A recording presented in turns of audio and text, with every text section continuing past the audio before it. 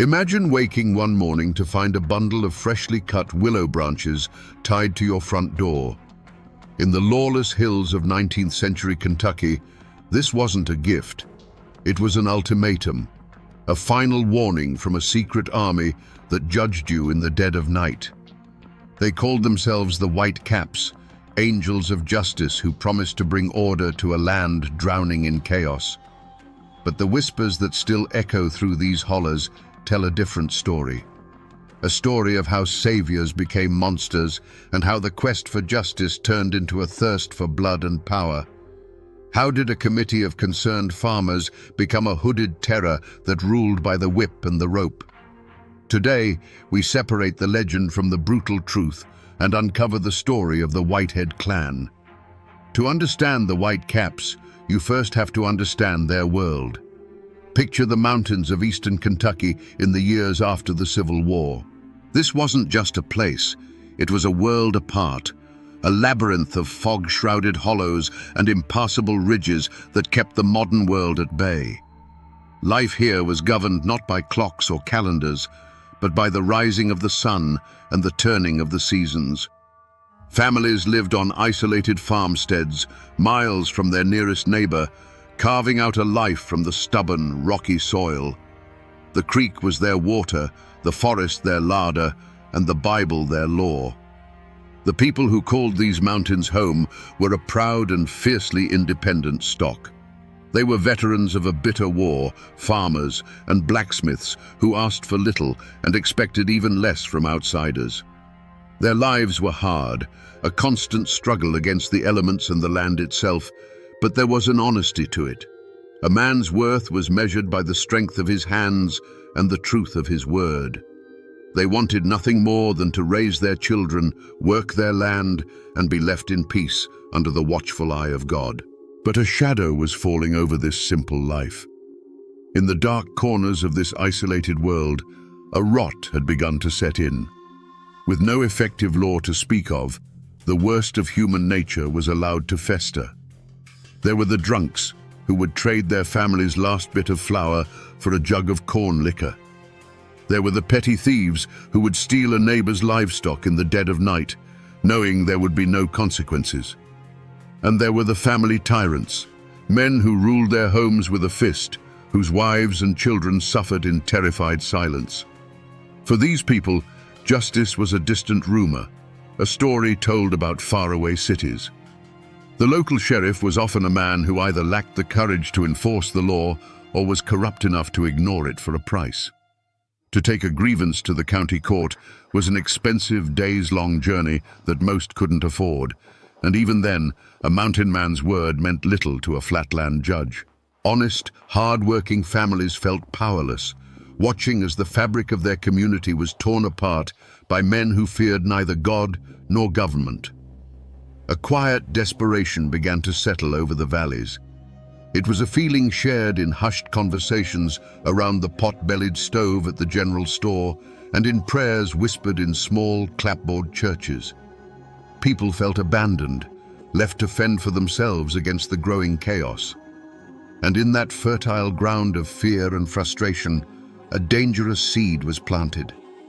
It was the old mountain idea that when the law fails, men must make their own. They didn't know it yet, but they weren't just seeking justice. They were about to unleash a terror far worse than anything they had ever known. The change didn't happen overnight. It didn't start with a gunshot or a hanging, but with a whisper. A whisper that traveled from farm to farm, a shared frustration that finally found a voice in a secret meeting in an old barn. They were respected men, farmers, veterans, even a preacher or two, men who had simply had enough. They decided that if the law wouldn't protect their families, they would become the law. They took a name for themselves, the White Caps, and for their uniform, they chose the simplest, most terrifying disguise imaginable, a plain white sack with holes cut for eyes. Their first target was a man known throughout the valley for his drunken cruelty, a man who beat his wife and starved his children while he spent his days in a stupor. One morning, he awoke to find that silent message on his door. a bundle of willow switches. It was a clear ultimatum, understood by everyone in the mountains. Straighten up or face the consequences. The man, arrogant in his belief that no one would dare challenge him, laughed it off. He threw the branches into his fire and went back to his bottle. It was the last mistake he would ever make in that county. A few nights later, the community learned what happened when a warning was ignored. A procession of silent riders, their faces hidden beneath those stark white hoods, descended on the man's cabin. There were no shouts, no threats. They moved with a chilling purpose, pulling the terrified man from his bed. They dragged him out into the cold night air, his wife's pleas echoing unanswered in the darkness. They tied him to a tree and one by one took up the same kind of willow switches he had burned and delivered their brutal judgment. It wasn't just a beating, it was a ritual of public shaming, a message delivered not only to him, but to everyone. When it was over, they gave him a new ultimatum: be gone by sunrise, or they would return. The next morning, the man, broken and bleeding, gathered his few belongings and left the county forever. And a strange quiet fell over the valley. The theft stopped. The town drunkards stayed home. For the first time in years, there was a sense of order. The Whitecaps had proven that their methods worked. They had tasted power, the absolute power to inspire fear and enforce their will. And in that moment of victory, without realizing it, they had crossed a line from which there was no return. The first drops of blood had been spilled not to kill, but to correct. Yet they had watered a seed that would soon grow into a monstrous tree. The taste of power is a poison, and it didn't take long for it to blacken the souls of the Whitecaps.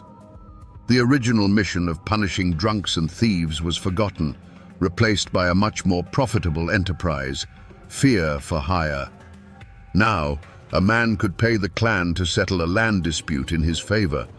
A jealous husband could arrange a visit for a rival. The white hood was no longer a symbol of justice. It had become a mask for greed, revenge, and pure, unadulterated terror. The willow switch was no longer enough. The lessons they taught now were final. Their new reign was cemented not by punishing the guilty, but by making an example of the innocent. Consider the story of a farmer, a man respected for his honesty and hard work. His only crime was courage. He had stood up in a public place and called the Whitecaps what they had become: a gang of cowardly bandits who hid their faces. He refused to join them, refused to be silent. He knew the risk, but his mountain pride would not let him bow to them. The Whitecaps heard his words, and a death sentence was passed in the shadows. One moonless night, the family's dogs, usually fierce protectors, let out a single terrified yelp before falling silent. A moment later, the cabin door didn't just open, it exploded inward, splintering off its leather hinges. Silent figures, more like ghosts than men in their white hoods, filled the small room. They said nothing. They simply pointed a finger at the father of the house, who had just sat up in his bed. The children, frozen in terror in their small cots, could only see flickering shadows and hear the sounds of a nightmare that would be seared into their memory forever. His wife threw herself at the intruders, begging, pleading, but she was thrown aside like a rag doll. They dragged the man from his home, his bare feet scraping on the cold, hard-packed dirt of the yard.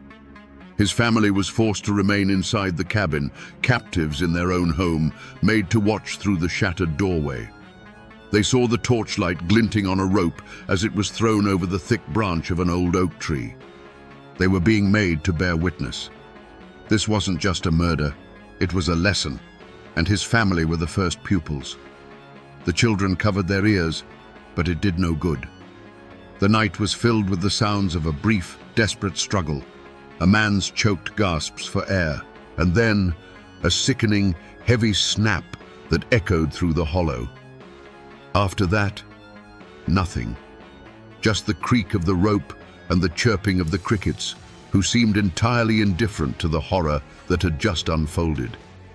The world had turned into a hell of screams, followed by a ringing, absolute silence that was somehow even worse. The hooded figures didn't linger. They melted back into the woods as silently as they had come, leaving the torch sputtering in the dirt. They left behind a grieving family and a dark shape twisting gently in the night breeze. When the first grey light of dawn touched the mountain, the neighbors would find the scene. They would see the unspeakable trophy hanging from that oak tree, and they would understand the Whitecap's new gospel. Keep your head down, keep your mouth shut, because in these mountains, speaking the truth was a sin punishable by death. When the sun finally rose, its light did little to chase away the darkness. It only served to illuminate the horror. The first neighbor to pass by stopped dead in his tracks, his breath catching in his throat. He didn't run for the sheriff. He didn't cry out in alarm. He simply turned his wagon around and went to fetch other men, speaking in low, grim whispers. There was no question of who had done this. The sight of the body, a terrible monument to the price of defiance, was a signature left by the Whitecaps. Quietly, with grim reverence, the men cut him down and carried him back to his grieving family, their faces hard masks of fear and fury they dared not express. For the widow and her children, the world had ended. Their home was no longer a sanctuary, but a tomb haunted by the final moments of a man they loved. Every creak of the floorboards, every rustle of leaves outside was a fresh wave of terror. They couldn't stay. There was no justice to be found here, only the constant, suffocating presence of the murderers, who could be any of the men they saw every day. Their fight was not for justice, but for survival. Within a week, they packed what little they could carry, abandoned the farm their family had worked for generations, and disappeared, becoming refugees from their own home.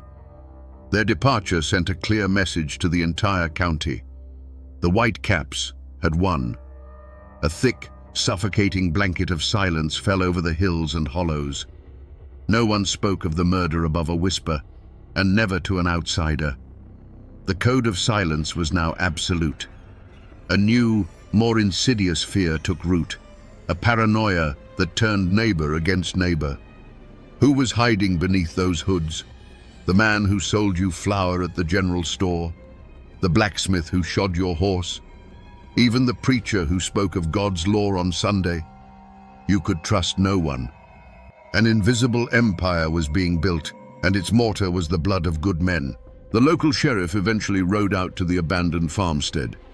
He looked at the rope burns on the oak branch, asked a few half-hearted questions to neighbors who suddenly couldn't remember a thing, and wrote a report he knew would lead nowhere. Perhaps he was a coward, too afraid of the hooded men to conduct a real investigation. Or perhaps, and this was the most chilling thought of all, he was one of them. His badge just another mask he wore during the day. His visit was a formality, a hollow gesture that only proved one thing: the law of men had no power here anymore. The hunt for the culprits never began. How could it? You can't arrest a ghost, and the Whitecaps had become something more than men in the terrified minds of the people. They were specters of vengeance, ghost riders who emerged from the night fog to enforce their own brutal commandments. The story of the murdered farmer became a cautionary tale whispered to children, a local legend born from a truth too terrible to confront directly. The ashes of his life had fertilized the soil of their fear, and from it, the Whitecaps' reign of terror would grow unopposed, casting a long, dark shadow over the mountains. Terror cannot last forever.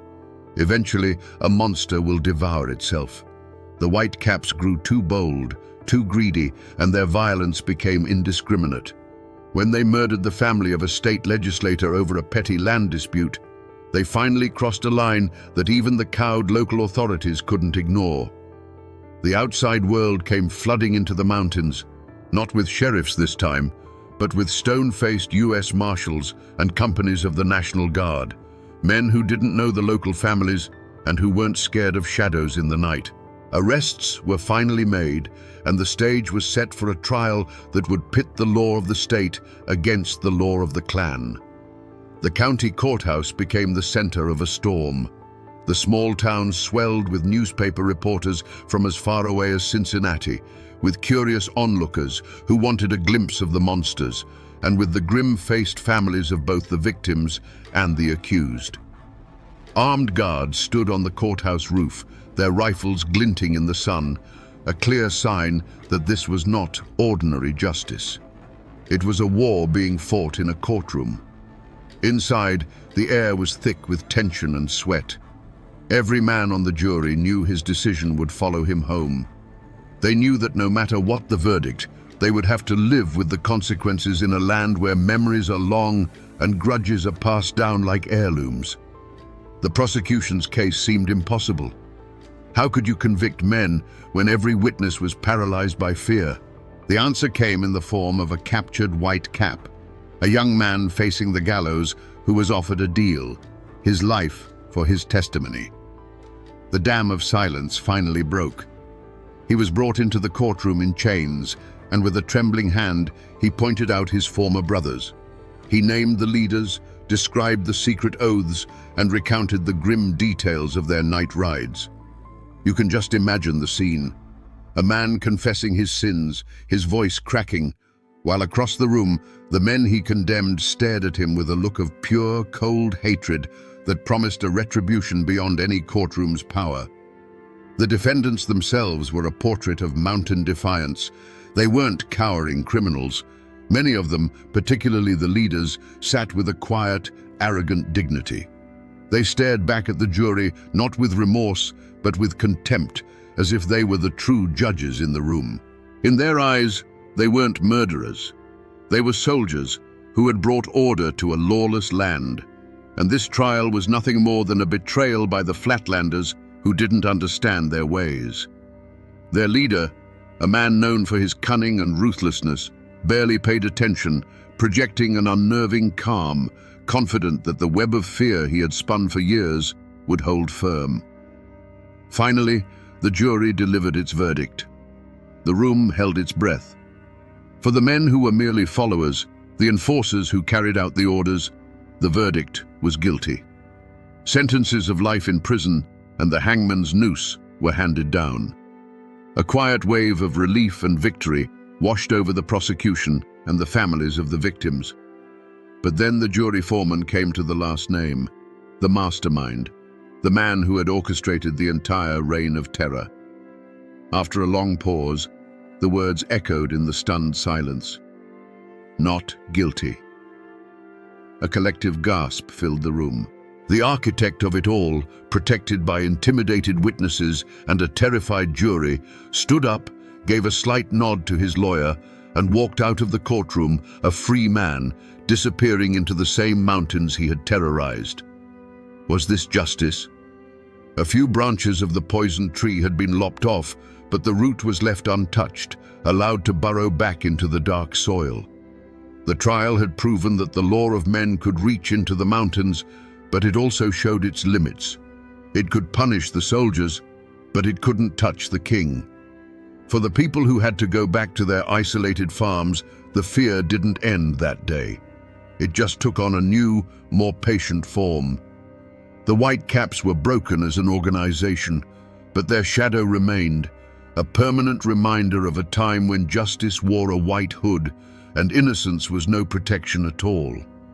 The trials that broke the Whitecaps are now just faded ink in dusty courthouse ledgers. The men who were sent to the gallows have long since turned to dust, their names a footnote in a violent chapter of Kentucky's history.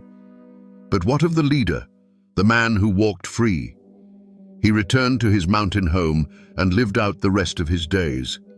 Officially, he died a peaceful old man in his own bed. But the old-timers in these mountains tell a different story. They say that while the law of men couldn't touch him, the justice of the mountains is patient. They whisper that his final years were haunted by the faces of those he condemned, and that his name, once spoken with fear, is now spoken with a quiet, knowing curse. The scars left by the Whitecaps run deeper than a single generation. To this day, there are family names in those hollows that carry the weight of that time. Descendants of the Whitecaps live alongside the descendants of their victims. The story is a ghost that sits at their dinner tables. For some, it's a source of quiet shame, a dark secret to be kept buried. For others, it's a painful heirloom, a reminder of a resilience forged in terror and loss. The blood feuds may be over, but the memory lingers in the bloodline, a quiet rift that separates neighbor from neighbor even now. You can still find the physical traces of that time if you know where to look. The old county courthouse still stands, its brick walls a silent witness to the drama that unfolded within. On a quiet afternoon, you can almost hear the echoes of the prosecutor's accusations and feel the weight of the jury's fear. Not far from there, in a small, overgrown cemetery, you can find the tombstones of the men the Whitecaps murdered. The weathered inscriptions are simple and direct, telling you the day they were born and the day they died, but they leave out the most important part of the story: how they died and why. The oak tree where the farmer was hanged may or may not still stand, but its legend does, a dark landmark in the collective memory of the community. Most people have forgotten this story. The world has moved on, and the violent nights of the Whitecaps seem like a tale from another world. But the mountains remember. They hold these stories in the deep shadows of their hollows and in the rustle of the leaves on a moonless night. The official histories may have been written, but the true story, the human story of terror, courage, and survival, is preserved in the oral tradition passed down from one generation to the next. It has become a part of the landscape itself, a ghost that walks these hills, reminding us that the past is never truly gone. It's just waiting in the silence to be heard.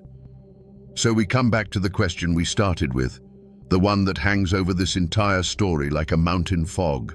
How did a group of men who only wanted to protect their families become the very monsters they sought to destroy?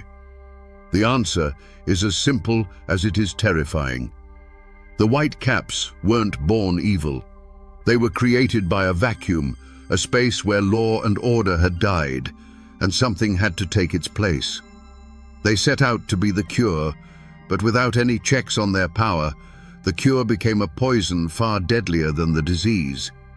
They learned that the power to punish is the power to control, and the power to control is the most addictive drug on earth. This isn't just a story about a band of hooded night riders from a bygone era. It's a timeless warning about the darkness that lies dormant in the human heart, waiting for the right circumstances to be unleashed. It's a testament to the fact that the road to hell is truly paved with good intentions. The Whitecaps are a brutal lesson in how easily the thirst for justice can curdle into a lust for blood, and how the hero who slays the dragon can, in time, grow scales of his own. It's a story of the indomitable Appalachian spirit, yes, but it reveals the dark side of that spirit, a fierce, unforgiving independence that, when twisted, respects no law but its own. The men who wore those white hoods are long gone. The ropes have rotted, and the willow trees they used for their warnings have grown old and died. But the story remains. It's been passed down, whispered from father to son, a chilling bedtime story that just happens to be true. It serves as a permanent reminder, etched into the very soul of these mountains, that the most dangerous men are often those who believe they are doing God's work. They teach us that fear is the cruelest of masters, and that true justice can never, ever be found hiding behind a mask. Imagine you are lost, stripped of everything you love, dragged hundreds of miles from your home, and forced to watch as your children are torn from your arms. Now, imagine it's October. The Appalachian winter is closing in like a fist, and your only way home is a 600-mile walk through an untamed wilderness. You have no food, no map, and no weapon but your own will to live. How far would you go to get back?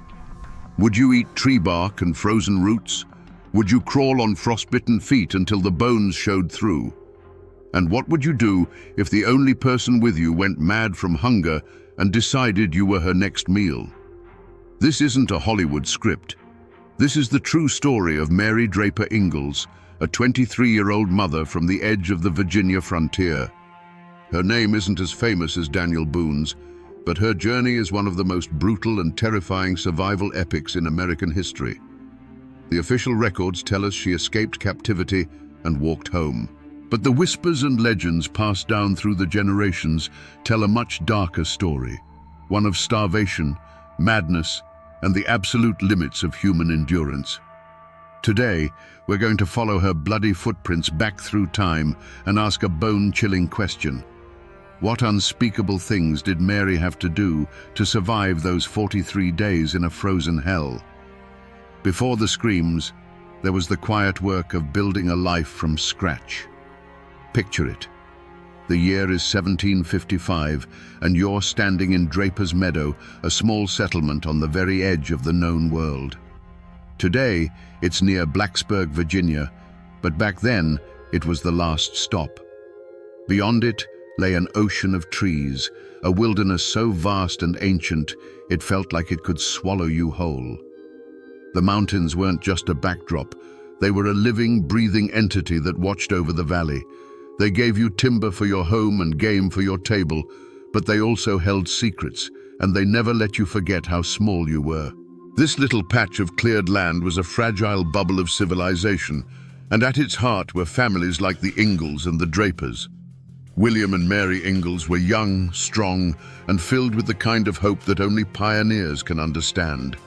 They weren't looking for gold or glory, they were looking for a future. Their days were measured by the sun and the seasons. William's hands were calloused from the axe and the plow, carving a farm out of the forest. Mary, just 23 years old, ran the home, her life a steady rhythm of mending clothes, tending the garden, and raising their two little boys, 4-year-old Thomas and 2-year-old George.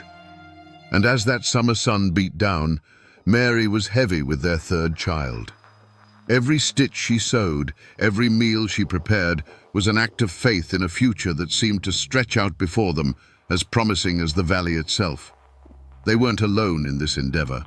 A community is a fortress built of people, and Draper's Meadow was a tight-knit clan. When a new cabin needed to be raised, every man lent his back. When sickness came, the women shared remedies and watched over each other's children. They were bound together by hardship, by faith, and by the shared, unspoken understanding that their survival depended on one another. But beyond their cleared fields, the world was on fire. The French and Indian War wasn't some distant conflict fought by men in red coats. Here, on the frontier, it was a phantom war fought in the shadows. The French, desperate to halt the westward push of the British colonies, had forged alliances with native tribes, including the powerful Shawnee. They armed them, paid them, and pointed them east, urging them to unleash chaos on the remote settlements.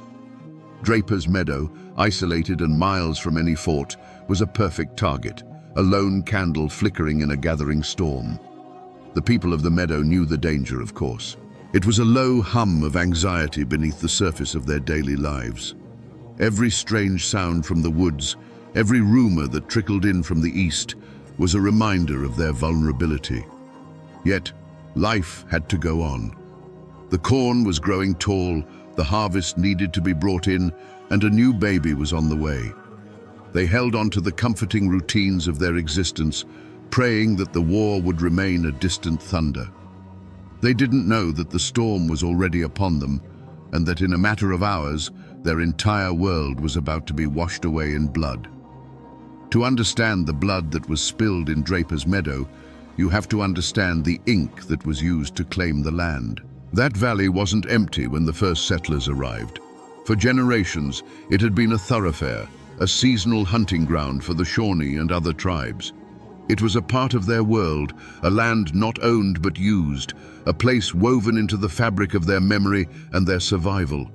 The streams had their names, the mountains held their spirits.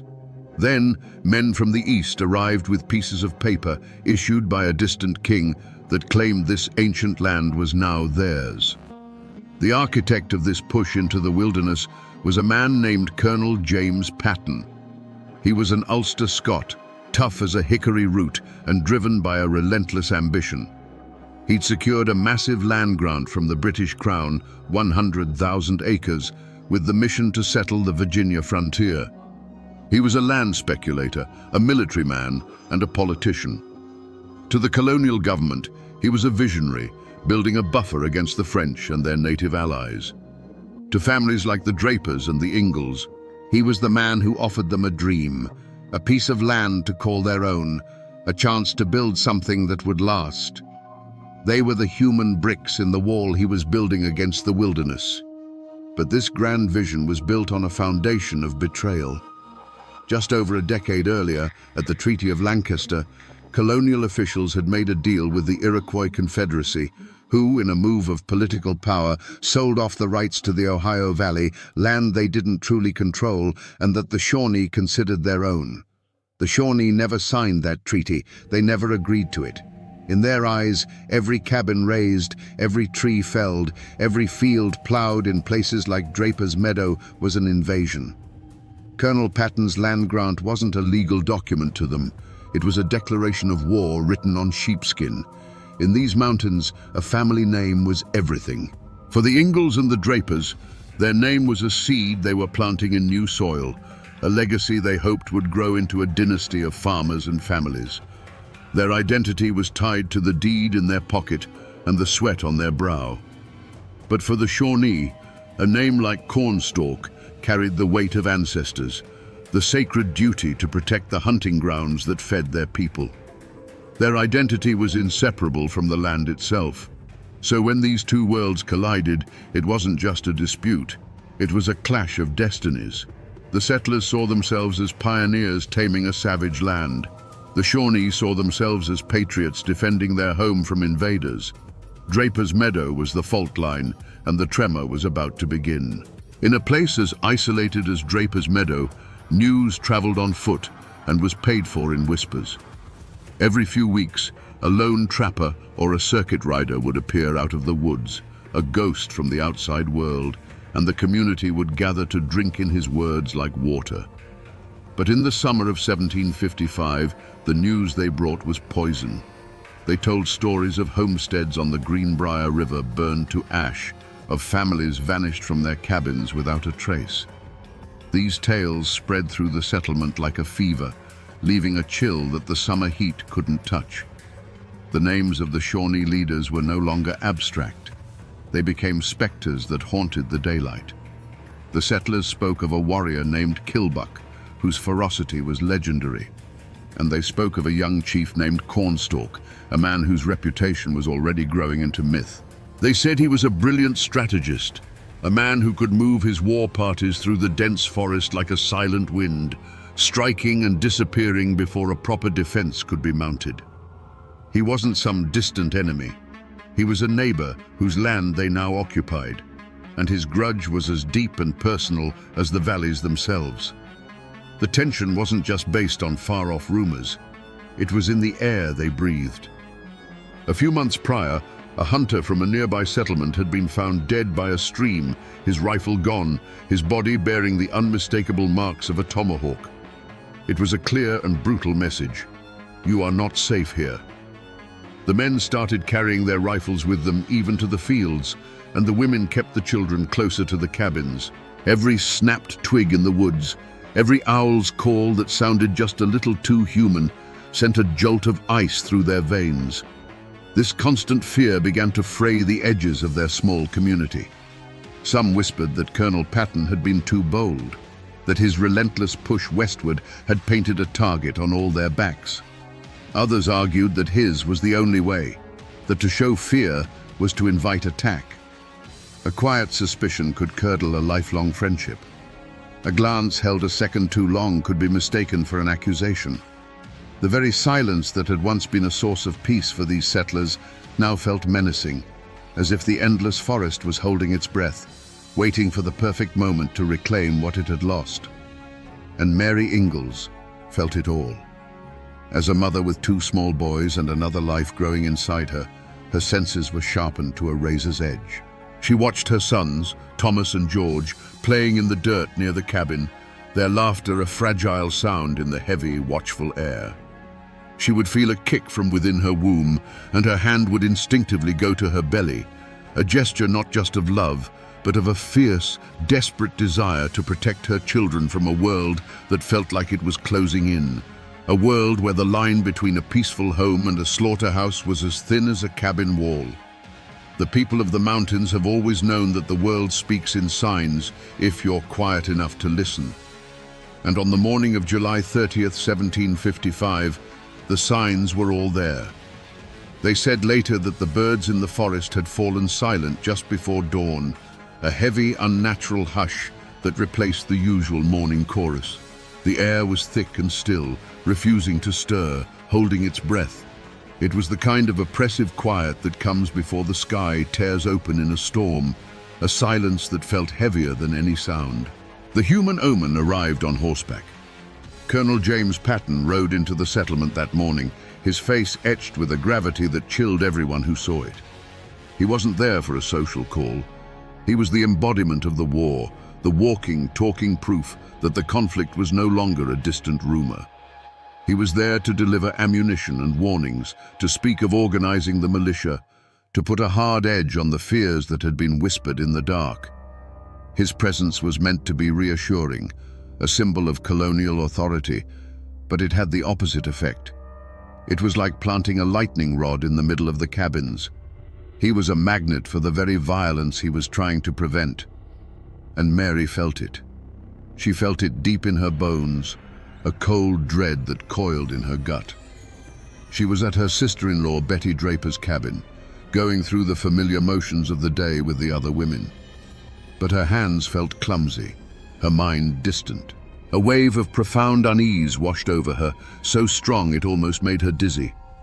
She looked out the cabin door at her sons, Thomas and George, playing near the edge of the woods. In that moment, their small, innocent forms seemed terribly fragile, like ghosts already fading into the deep green shadows. She tried to dismiss the feeling, blaming it on the heat and the weight of her unborn child. But the premonition was a physical thing, a cold hand gripping her heart, whispering that the world as she knew it was about to end. The men of Draper's Meadow were in the fields, their backs bent to the harvest. The rhythmic swing of the scythe, the feel of the sun on their necks. It was the hard, honest work that had defined their lives. They were far enough from the main cabins that the sounds of the settlement were just a faint murmur on the summer air. William Ingalls worked alongside his brother, his mind on the harvest, on the coming winter, on the new baby his wife Mary was due to deliver any day. Suddenly, a sound ripped through the tranquility. It wasn't a bear or a mountain lion. It was the unmistakable, terrifying crack of a rifle shot, followed instantly by another, and then a chorus of them. But it was the sound that came next that froze the blood in their veins. A human scream. A woman's scream, high and sharp with pure terror, cut short. Then another, and the chilling war cries of the Shawnee warriors, a sound they had only heard in frightened tales around the fire. William dropped his scythe. For a heart-stopping second, he was paralyzed, his mind refusing to process the horror. Then instinct took over. He and the other men broke into a desperate sprint toward the cabins, their hearts hammering against their ribs. They were farmers, not soldiers. Some had rifles, but they were leaning against a fence line 100 yards away, useless. All they could do was run, fueled by a primal terror and a desperate need to protect their families. They burst through the tree line just in time to see hell itself. Their homes were wreathed in smoke and flame. The Shawnee warriors, their bodies slick with sweat and paint, moved with brutal efficiency. William saw it all in a horrifying slow-motion tableau. He saw Colonel Patton fall, a tomahawk cleaving his skull. He saw his neighbor, Caspar Barger, cut down as he tried to flee. But the image that would be burned into his memory forever was of his wife, Mary. He saw her being dragged from a cabin, her face a mask of shock and terror. He saw his two little boys, Thomas and George, crying, being herded like livestock by the warriors. And he saw his home, the cabin he had built with his own two hands, beginning to burn. He was 100 yards away, unarmed, helpless. To charge forward was suicide, To stay was to witness the end of his world. He could only watch in impotent agony as the raiding party gathered its terrified captives and melted back into the shadows of the forest, leaving behind a scene of carnage, silence, and smoke. The first drops of blood had become a flood, and for the survivors of Draper's Meadow, there was no going back. Inside Betty Draper's cabin, the world was small and safe. The women worked, their movements familiar, the air filled with the quiet sounds of domestic life. Then, the sound came. It wasn't thunder. It was the sharp, flat crack of a rifle, so close it made the floorboards vibrate. Before a single question could be asked, another shot echoed it, and the outside world erupted into a symphony of terror. The cabin door didn't open. It was obliterated, kicked in with a single violent motion. It was as if the forest itself had burst into the room, a whirlwind of painted faces, dark eyes, and the glint of steel. There was no negotiation, no warning. It was a storm of pure, calculated violence. Time seemed to stretch and warp. A minute of chaos felt like an eternity. The air filled with the coppery smell of gunpowder and fear. Betty Draper instinctively clutched her infant child to her chest, a desperate, futile shield of a mother's love. A warrior moved towards her with a terrifying, fluid speed. There was a swift, brutal motion, a blur of action that the mind couldn't properly track, followed by a hollow thud against the cabin's log wall. The infant's desperate cry was instantly and unnervingly silenced. Betty's mouth opened in a scream that made no sound, her arms, suddenly light, falling empty to her sides.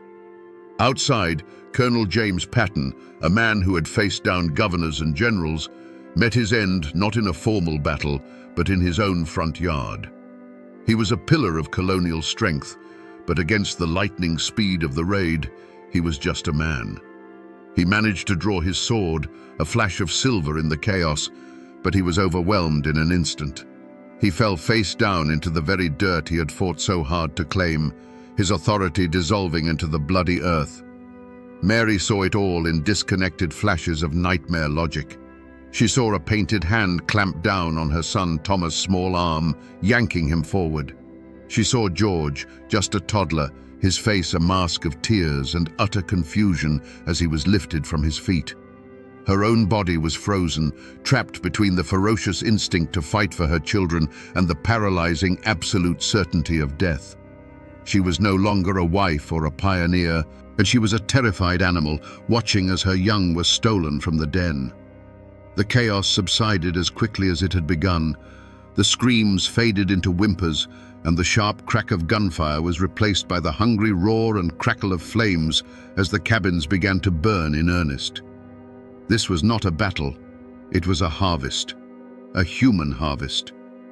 In the middle of the path, a small corn-husk doll lay face down in the dirt, a solitary, innocent witness to a horror it could not comprehend. The life they had built was gone, reduced to ash and silence in less time than it takes to say a prayer.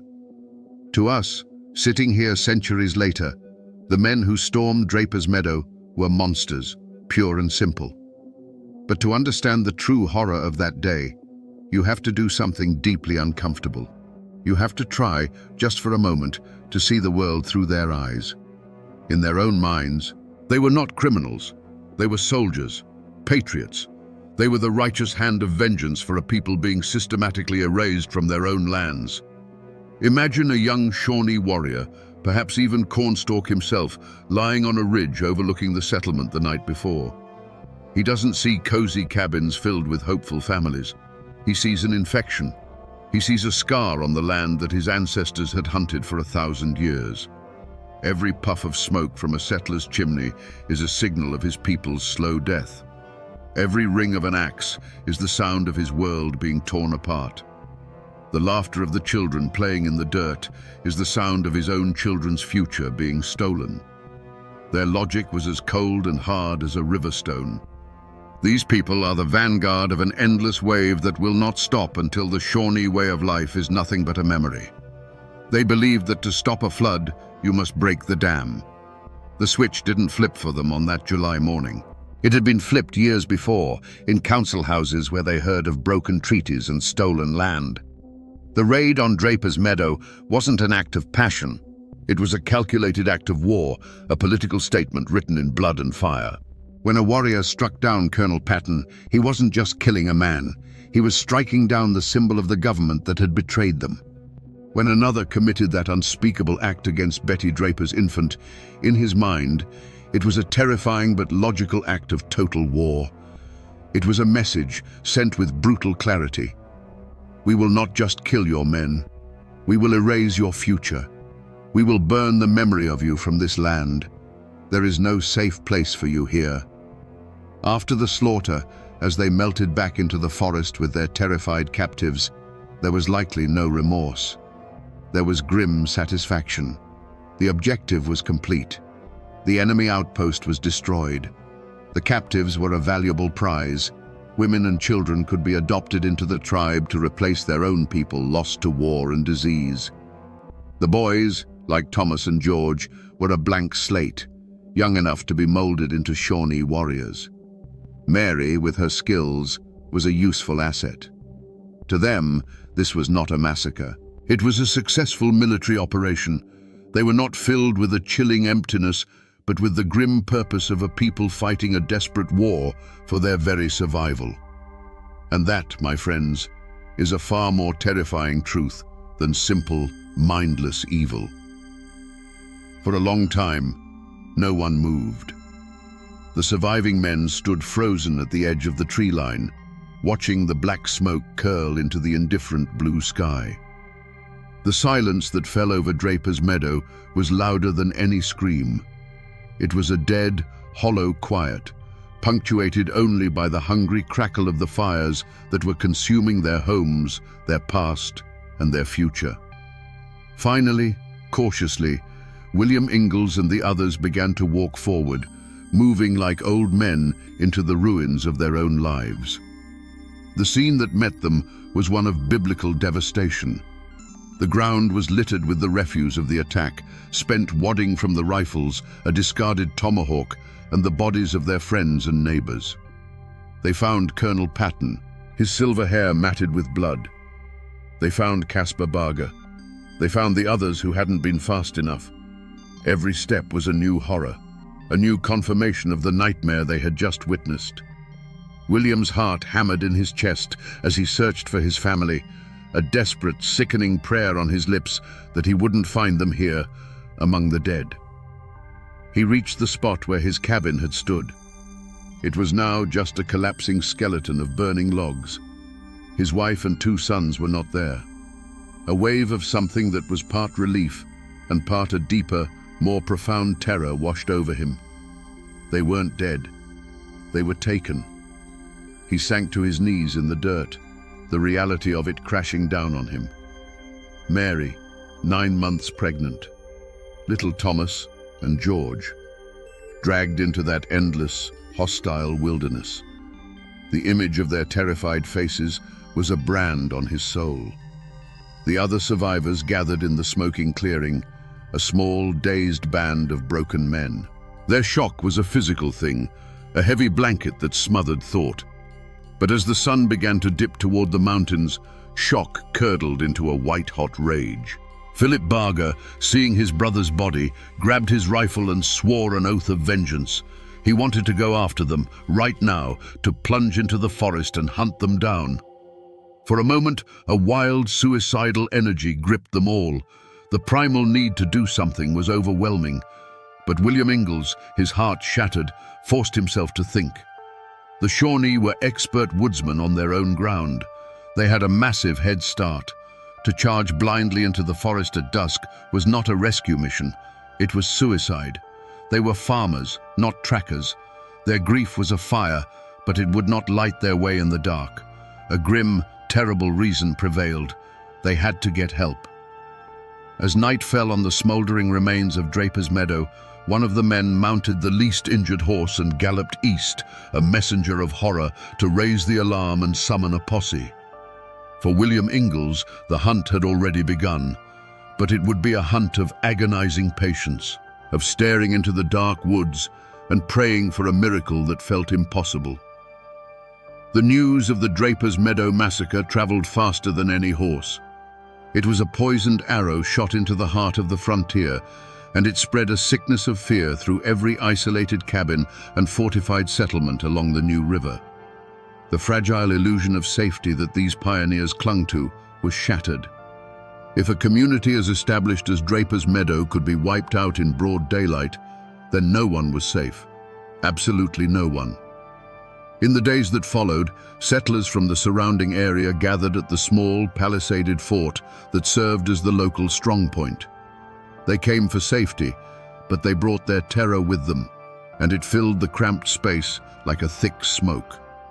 The community, once a fortress built on mutual reliance, began to crack under the strain. You see, my friends, a tragedy like this doesn't just unite people, it can also tear them apart, exposing the fault lines of fear and self-preservation that run beneath every society. Lines were drawn in the dirt, right there in the muddy courtyard of the fort.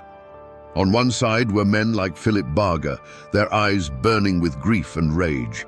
They demanded immediate bloody retribution. They wanted to form a war party right then and there, ride into the Ohio country and burn every Shawnee village they found. To them, caution was just another word for cowardice. On the other side were the older, more pragmatic men. They understood the futility of such a plan. They argued that a small, vengeful posse charging into the wilderness would be an ant marching into a hornet's nest. It would only lead to more death and leave their own homes defenseless. They urged patience, waiting for the official colonial militia for a proper, organized campaign. And then there was the third group, the largest group of all, the silent.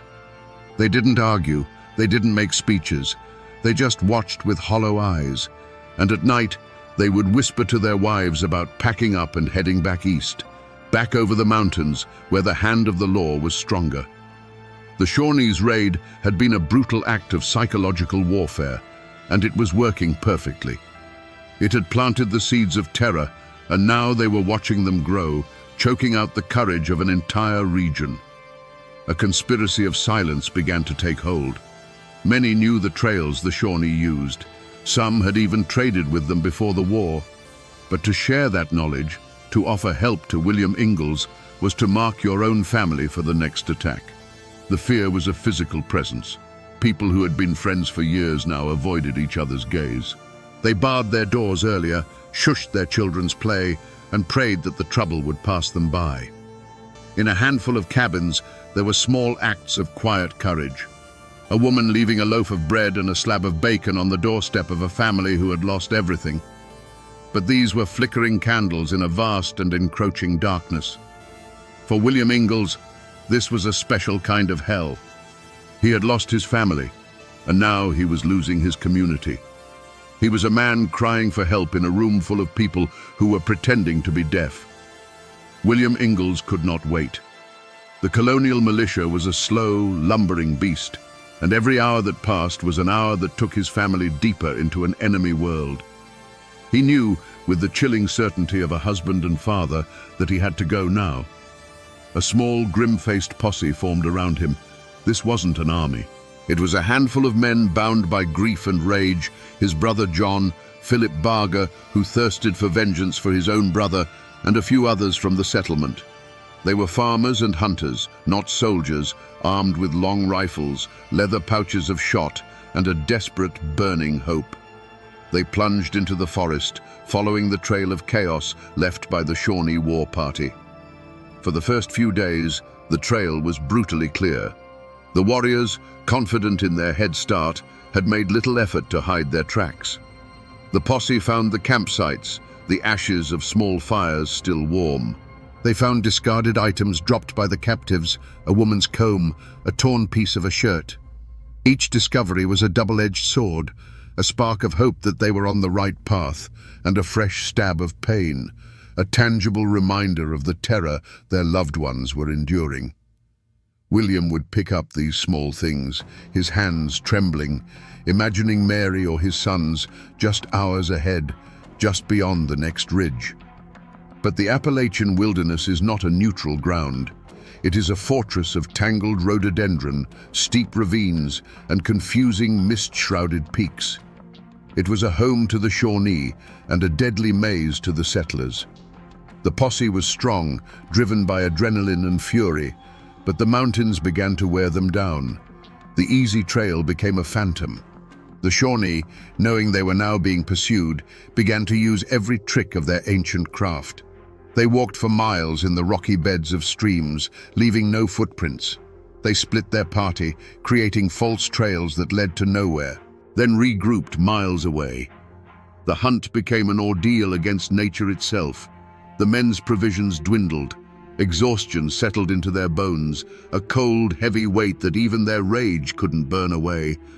They were chasing ghosts. The mountains seemed to swallow the trail whole.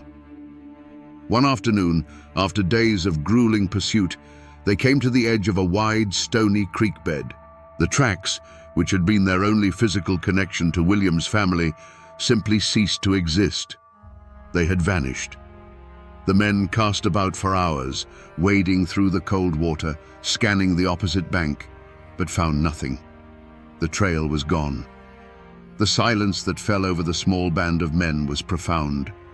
They stood in the middle of an infinite forest, defeated. The fire of their vengeance had been starved of air, and all that was left was the cold ash of despair. For William Ingalls, this was a moment of absolute soul-crushing failure. He had come so close, but the wilderness had chosen a side, and it was not his. There was no fierce firefight, no dramatic rescue. There was only the quiet, brutal realization that he had lost. The walk back to the ruins of Draper's Meadow was a funeral march. The men who had charged into the woods fueled by a righteous fury now stumbled home, hollowed out by their defeat. William Ingalls had lost his family in the massacre, and now, standing at the edge of that cold stream, he had lost them all over again. He returned not as a rescuer, but as a man condemned to wait and to wonder, a ghost haunting the edge of a wilderness that had swallowed his entire world. And so, my friends, if you're waiting for the part of the story where a sheriff slaps iron cuffs on the guilty men and hauls them before a bewigged judge, I have to tell you, that story doesn't exist. There was no grand trial for the warriors who fell upon Draper's Meadow. In the eyes of the colonial government, this wasn't a crime to be prosecuted. It was an act of war. The Shawnee weren't fugitives hiding within the law. They were an enemy nation with its own territory, its own leaders, and its own reasons for fighting. Cornstalk and Kilbuck would never see the inside of a Virginia courtroom. The only justice the law of men could offer was slow, clumsy, and distant. A reward was eventually posted for the return of the captives, a piece of paper that was meaningless hundreds of miles away in the Ohio wilderness.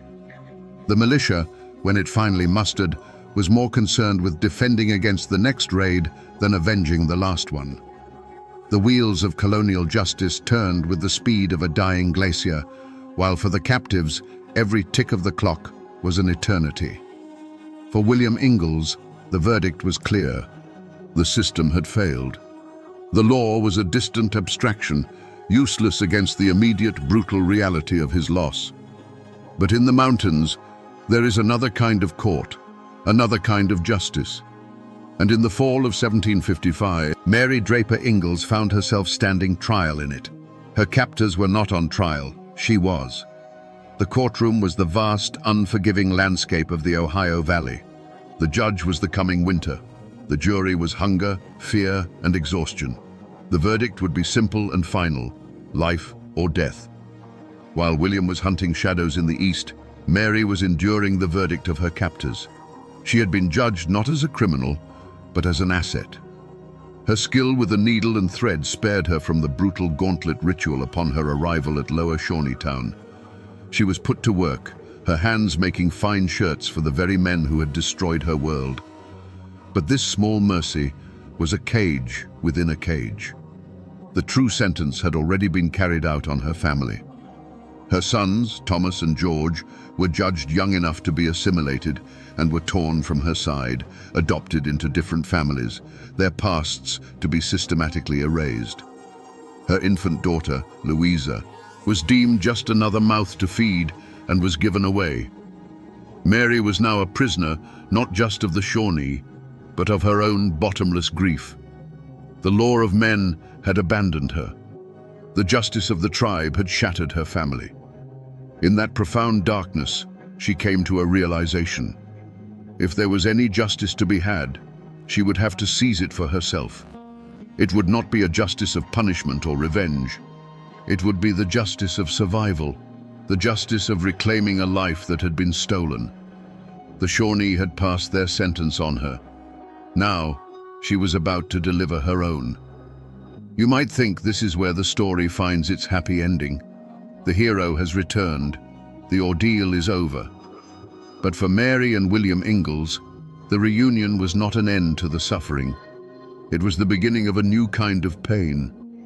When William finally held his wife, he was holding a stranger made of skin and bone, her eyes haunted by things he could never understand. The joy of her survival was a fragile light in the crushing darkness of their shared losses. She was alive, but her children were not with her. The verdict of her escape was life, but the price was a lifetime of remembering. They could not go back to Draper's Meadow.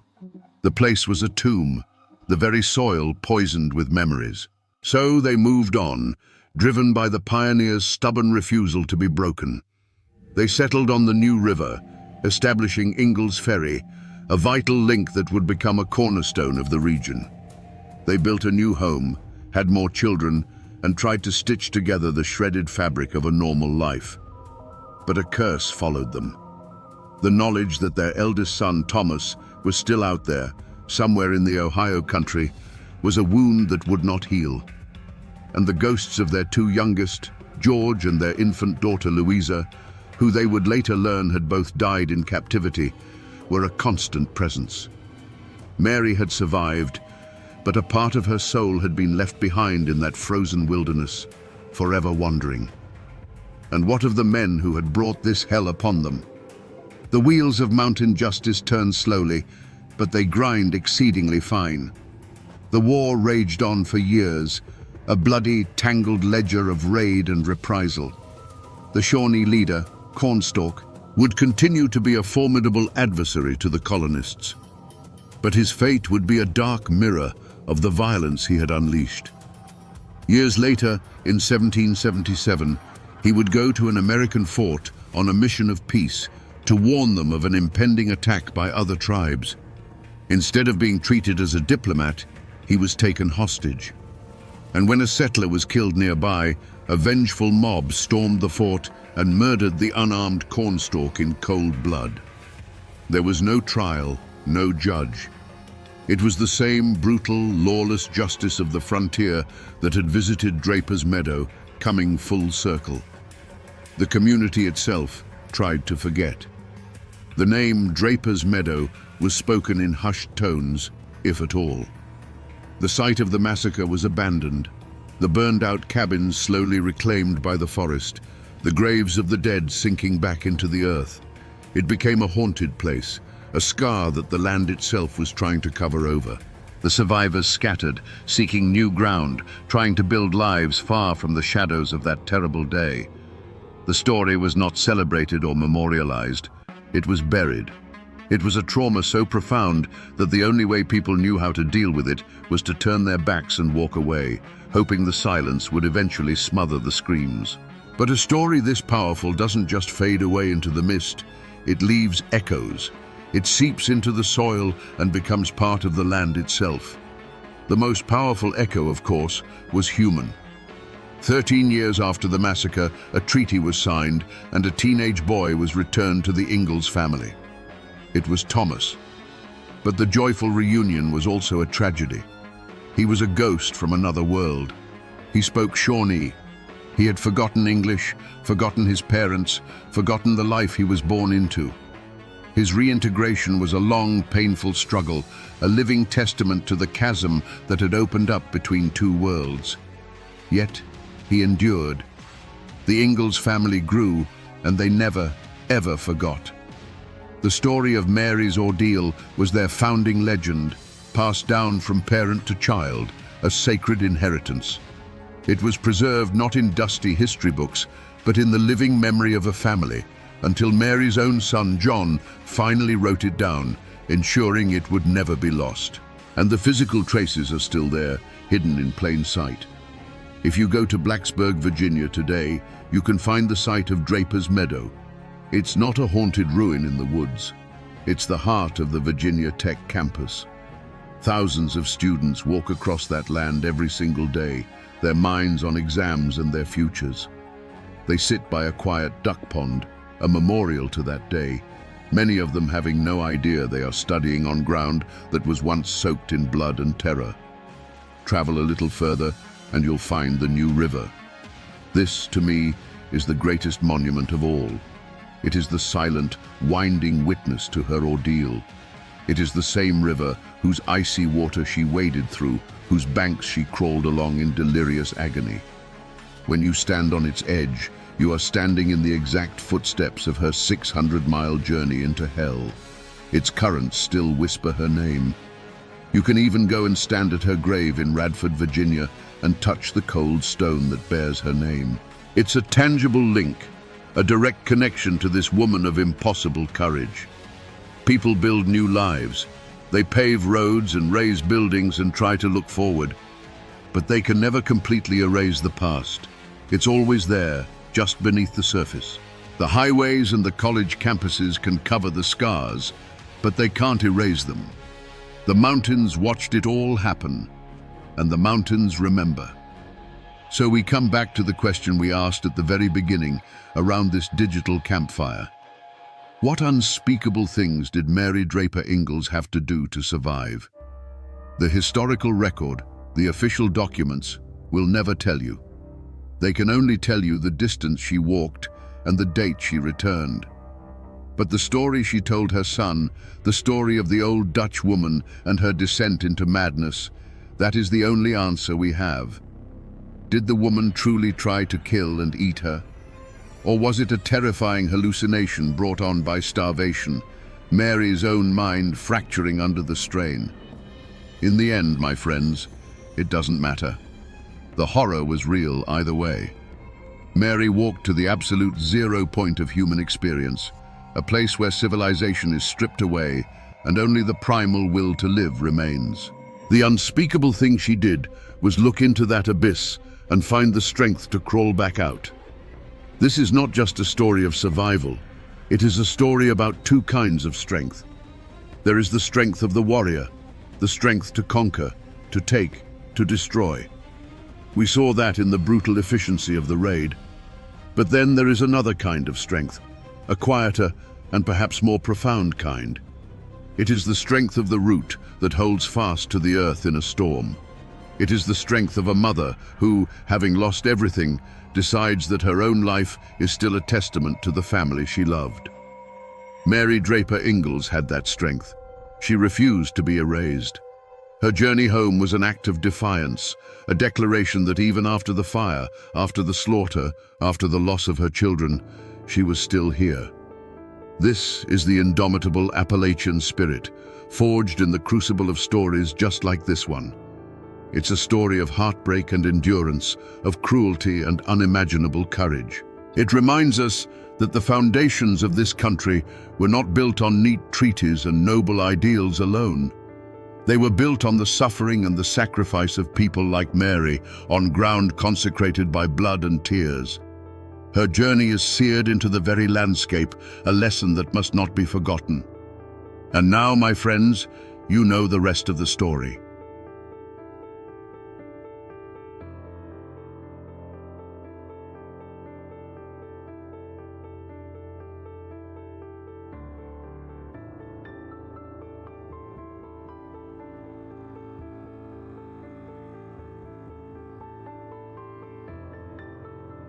When the gun smoke cleared over the Tug Fork River, one Hatfield lay dead on the ferry landing, put there by another.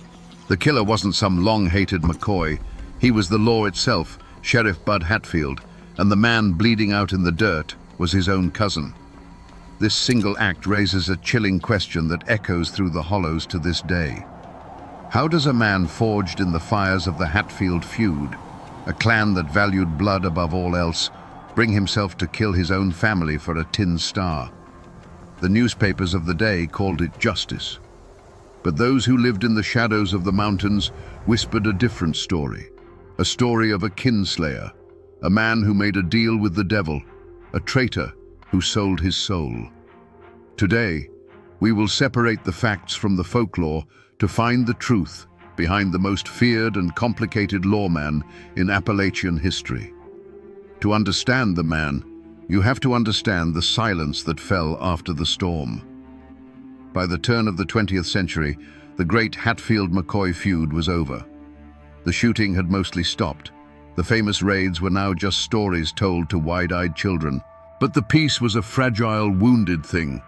It was a land of long memories and short tempers, where a man's last name was more important than any law written in a book. The Tugfork Valley was a world unto itself, a labyrinth of creeks and hollows where families lived by codes carved into their very bones over generations.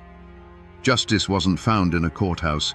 It was settled in a cornfield, on a riverbank, or at the dark end of a lonely mountain path. In this world of simmering grudges lived William Anderson Hatfield, known to all as Bud. He was not a patriarch like his famous cousin, Devil Anse. He was a younger man, molded by the feud's final bloody years. He had seen the cost of hot-blooded pride firsthand.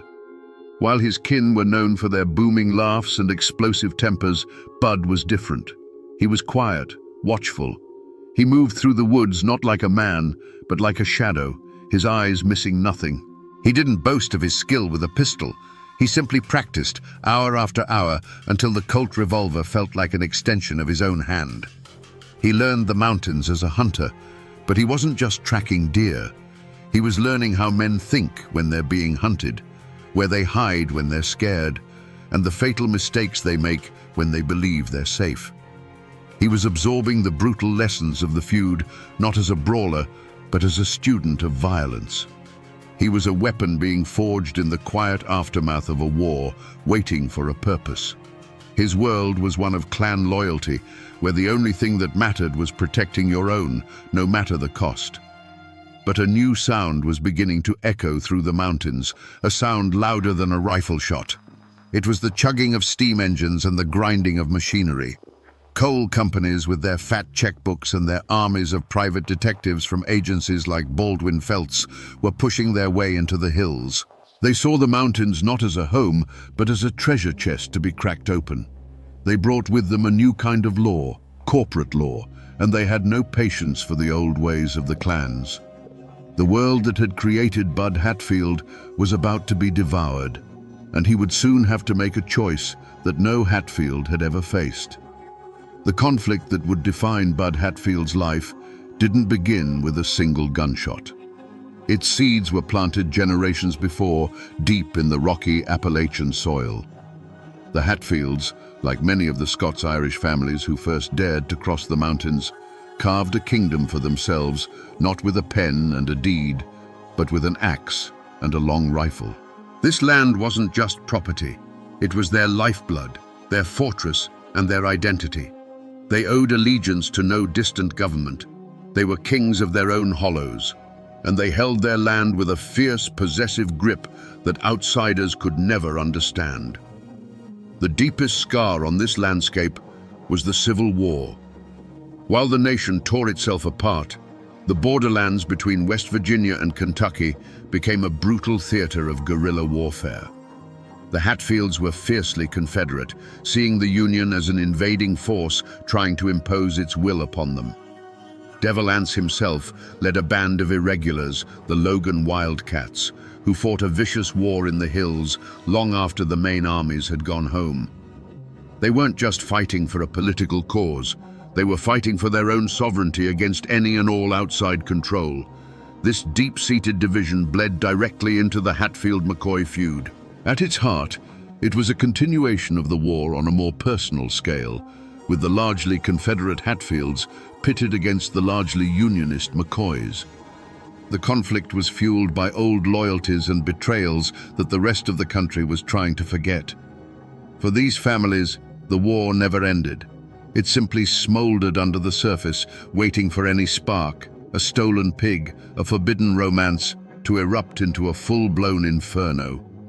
In this world, a family name was everything. It was a heavy cloak of obligation and pride worn from birth. And to be a Hatfield meant you lived by an unwritten, unbreakable code. It meant you stood by your kin, right or wrong. It meant you settled your own scores, answered insults with your fists or your gun, and never backed down from a fight. Above all, it meant you never, ever turned to an outside lawman for justice, and you certainly never became one. The law was the enemy, the outsider, the threat to the clan's power. This was the legacy Bud Hatfield was born into, a legacy of fierce independence, deep suspicion, and a sworn duty to put blood before all else. The end of the feud didn't bring unity. It left a vacuum. With no common enemy to fight, the old clans began to turn on themselves. The Tugfork Valley became a tangled web of personal slights and simmering resentments. The supporting cast wasn't just Hatfield and McCoy anymore. It was the Hatfields who sold timber rights to the coal companies versus the Hatfields who refused. It was the families who wanted schools and roads versus the families who saw every change as an invasion. It was a community teetering on a knife's edge where everyone was watching everyone else, waiting for the first sign of weakness or betrayal.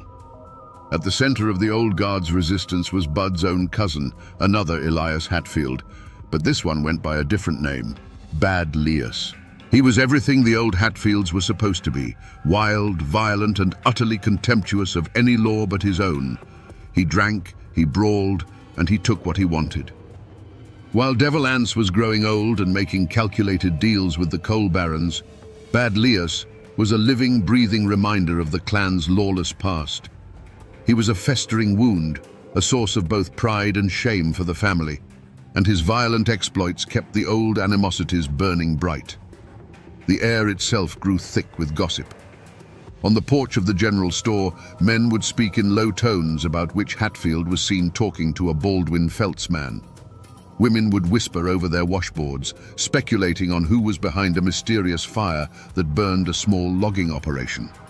The McCoys and their allies, though quiet, were watching with hungry eyes.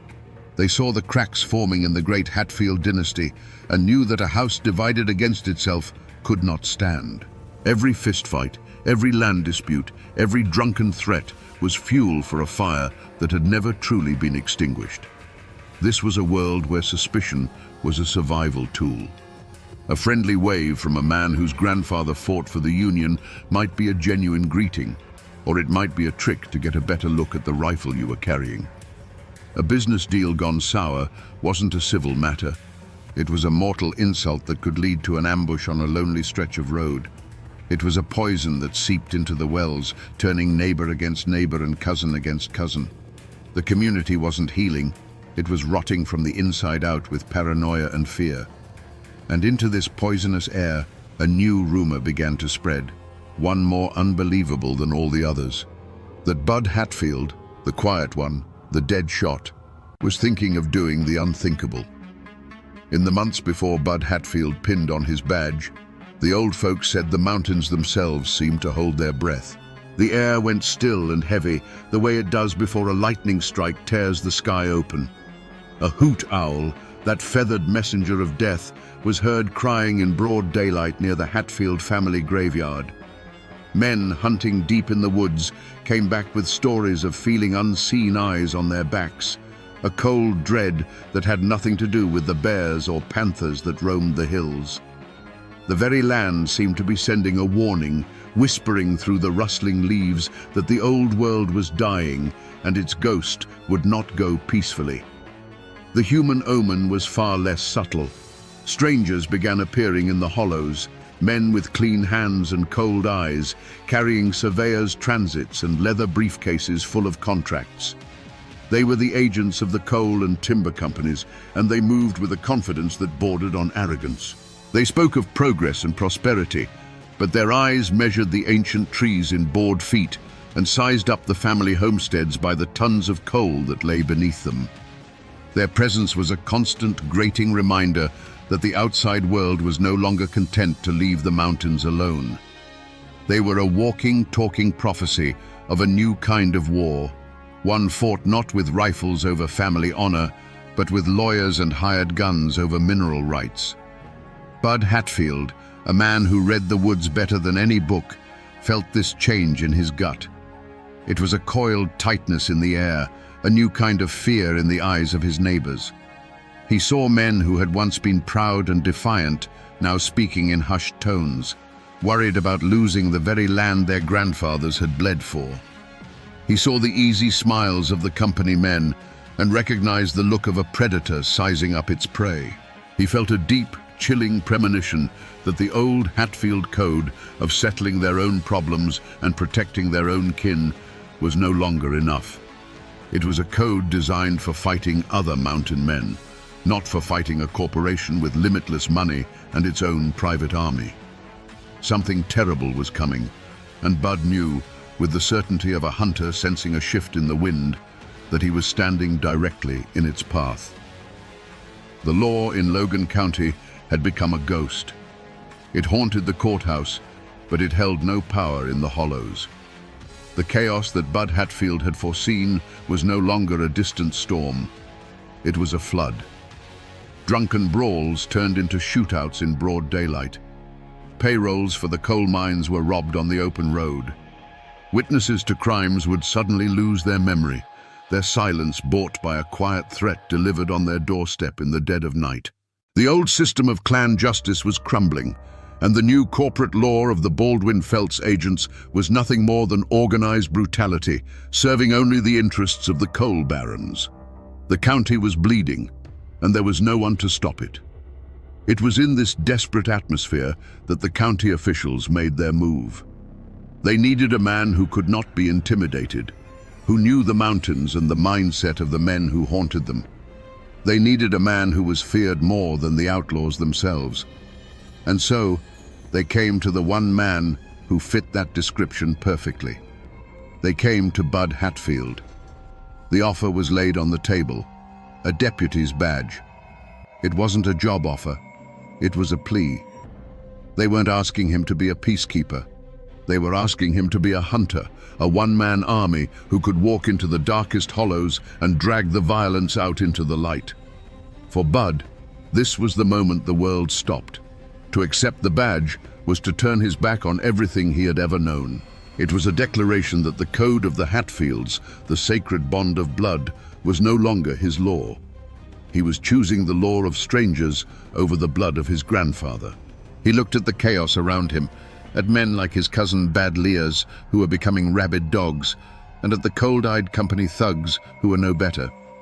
He saw two paths leading to the same ruin, and in that moment he chose a third. With a steady hand, he reached out and took the small piece of tin. He pinned it to his chest. The word spread through the hollows like a pestilence. A Hatfield was the law. To his family, it was the ultimate betrayal. Whispers of traitor followed him like a shadow. Uncles and cousins who had known him since birth now looked at him with a mixture of fear and contempt.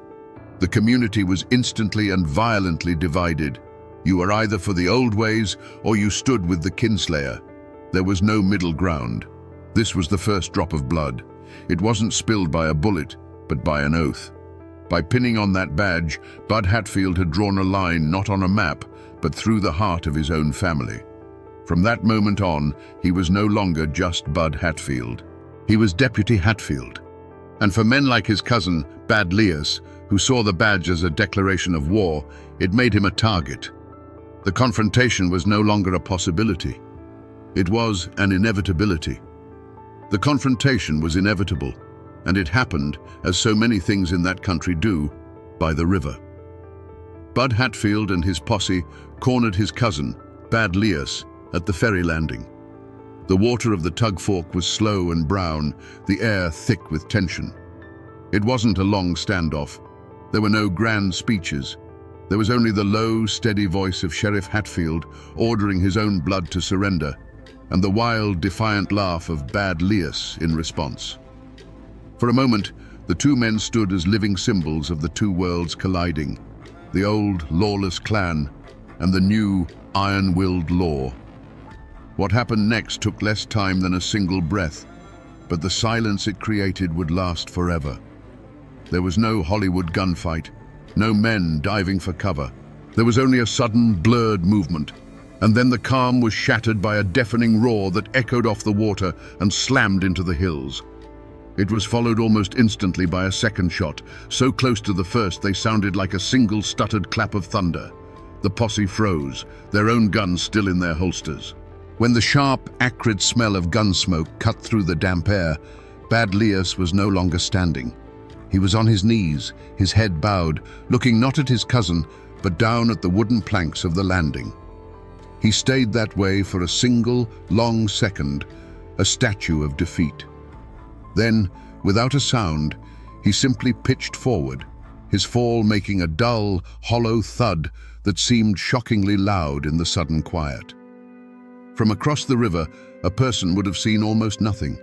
Just two men facing each other, a puff of white smoke quickly stolen by the breeze, and then one man falling. They would not have seen any blood. They would only have seen a dark stain begin to slowly spread across the back of the fallen man's shirt, like a shadow growing in the afternoon sun. The true horror wasn't in the wound, but in the stillness that followed. Bud Hatfield walked forward, his boots making heavy, deliberate sounds on the ferry landing. He stood over the body of his kinsman, his own pistol still smoking in his hand.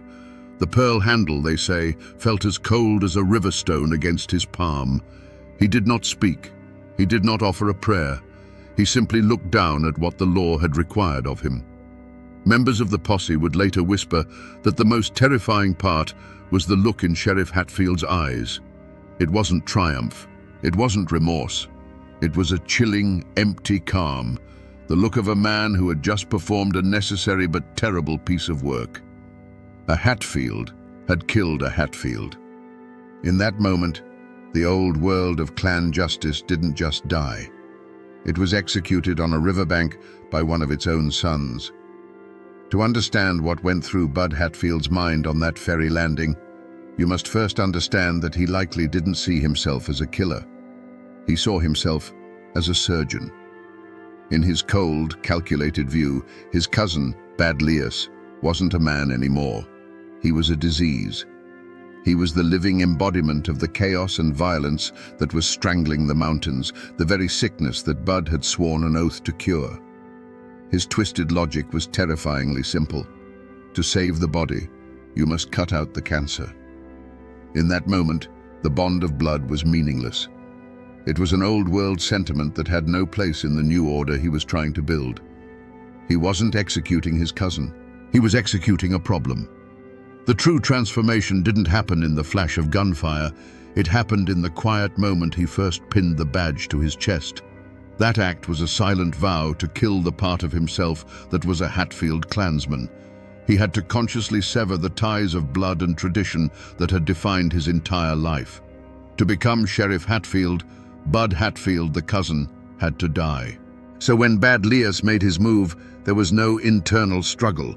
There was no hesitation. The switch had been flipped months ago. He was no longer acting as a man, but as an instrument of the law he had chosen to serve, and instruments do not feel conflict. As he drew his pistol, the world would have narrowed to a single point, the threat in front of him. His years of relentless practice took over, his mind becoming a place of chilling calm. There was no anger, no hatred, not even a flicker of sadness for the boy he once knew.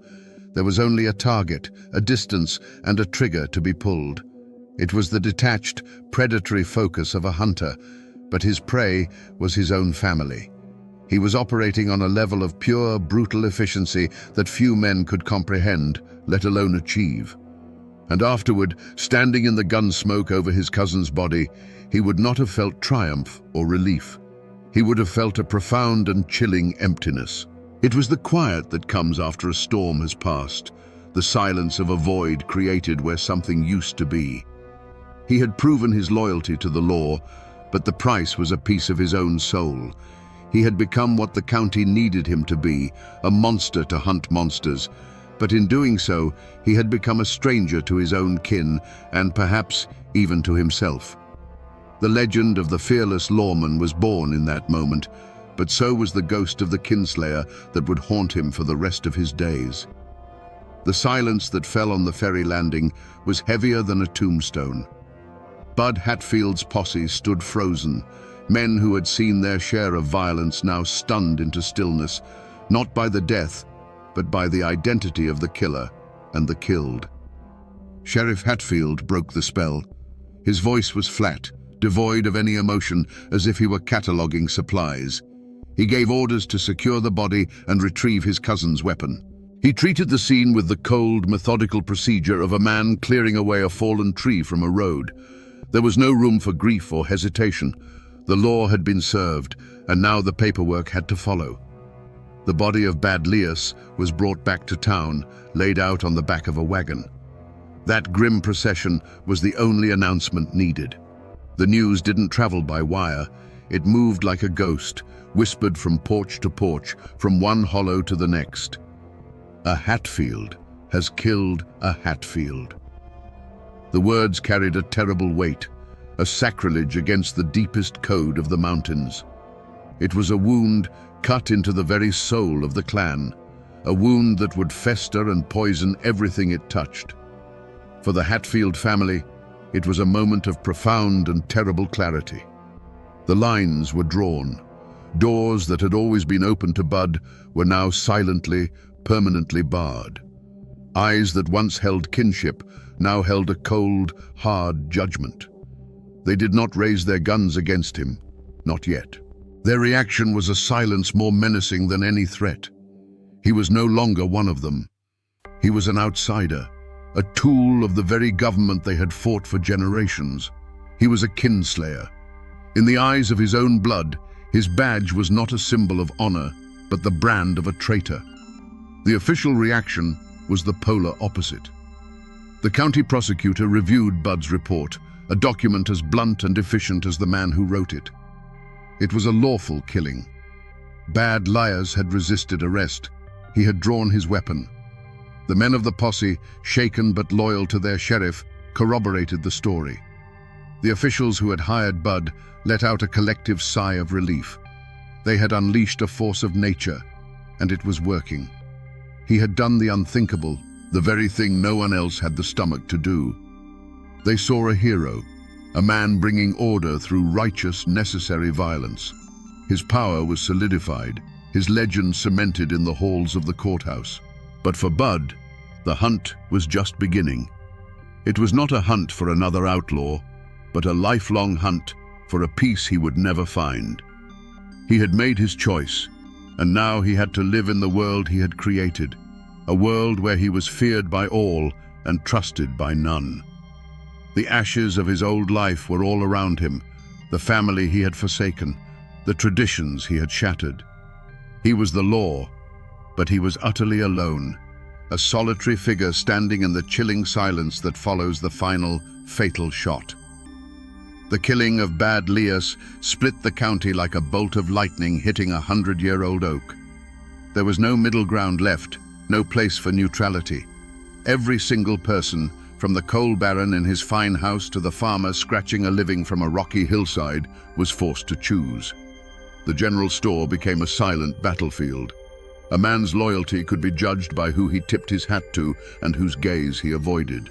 A woman buying flour would fall silent if a known supporter of the sheriff walked in, the friendly chatter dying as if a cold wind had blown through the room.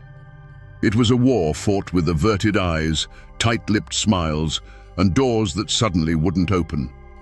An unspoken conspiracy of silence descended upon the hills. Many knew the official story of the shooting was too clean, too simple. They'd heard whispers of a different tale, that Bad Lias was trying to surrender, that the second shot was unnecessary. But who would dare say so? To speak against Sheriff Hatfield was to invite a visit in the dead of night. People who had once been proud and outspoken now looked at their own children and chose to hold their tongues. Fear was a more effective lawman than Bud Hatfield could ever be, and it kept the community locked in a state of terrified paralysis. The truth, whatever it was buried alive under the weight of that silence. But even in the deepest fear, there were small acts of courage and cowardice that revealed the true heart of the people. A merchant, once a friend of Bad Lias, now made a point to give Sheriff Hatfield a discount. a public display of his newfound allegiance.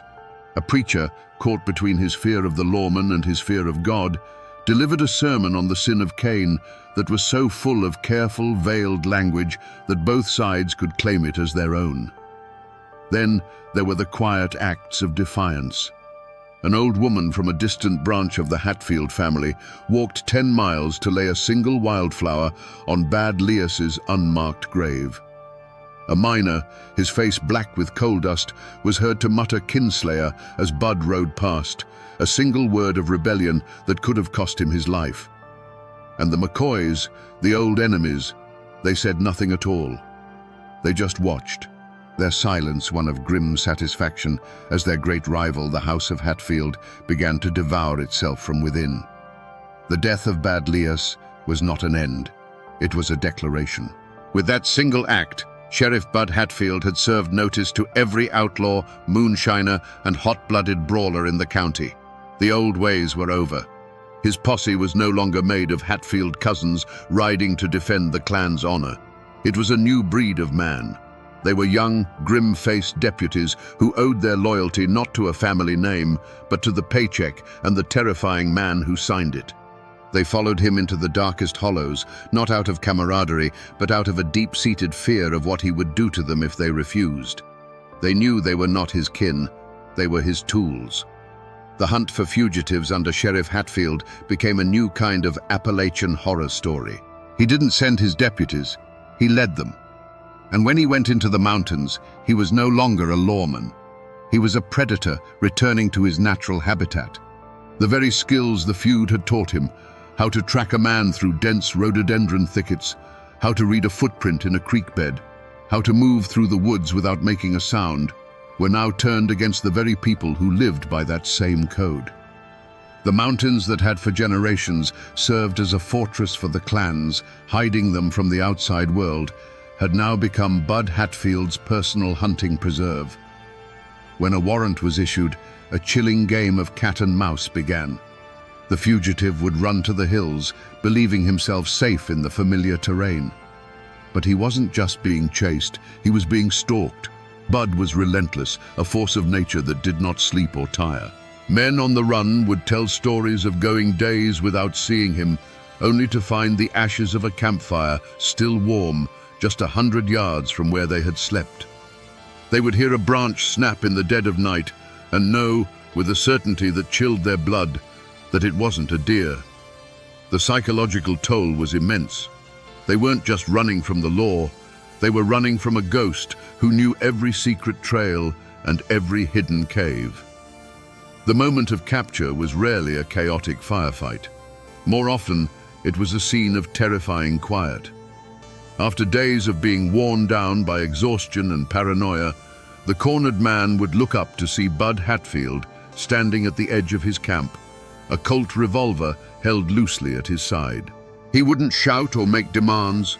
He would just stand there, his eyes flat and cold, his presence promising a swift and final violence if the wrong choice was made.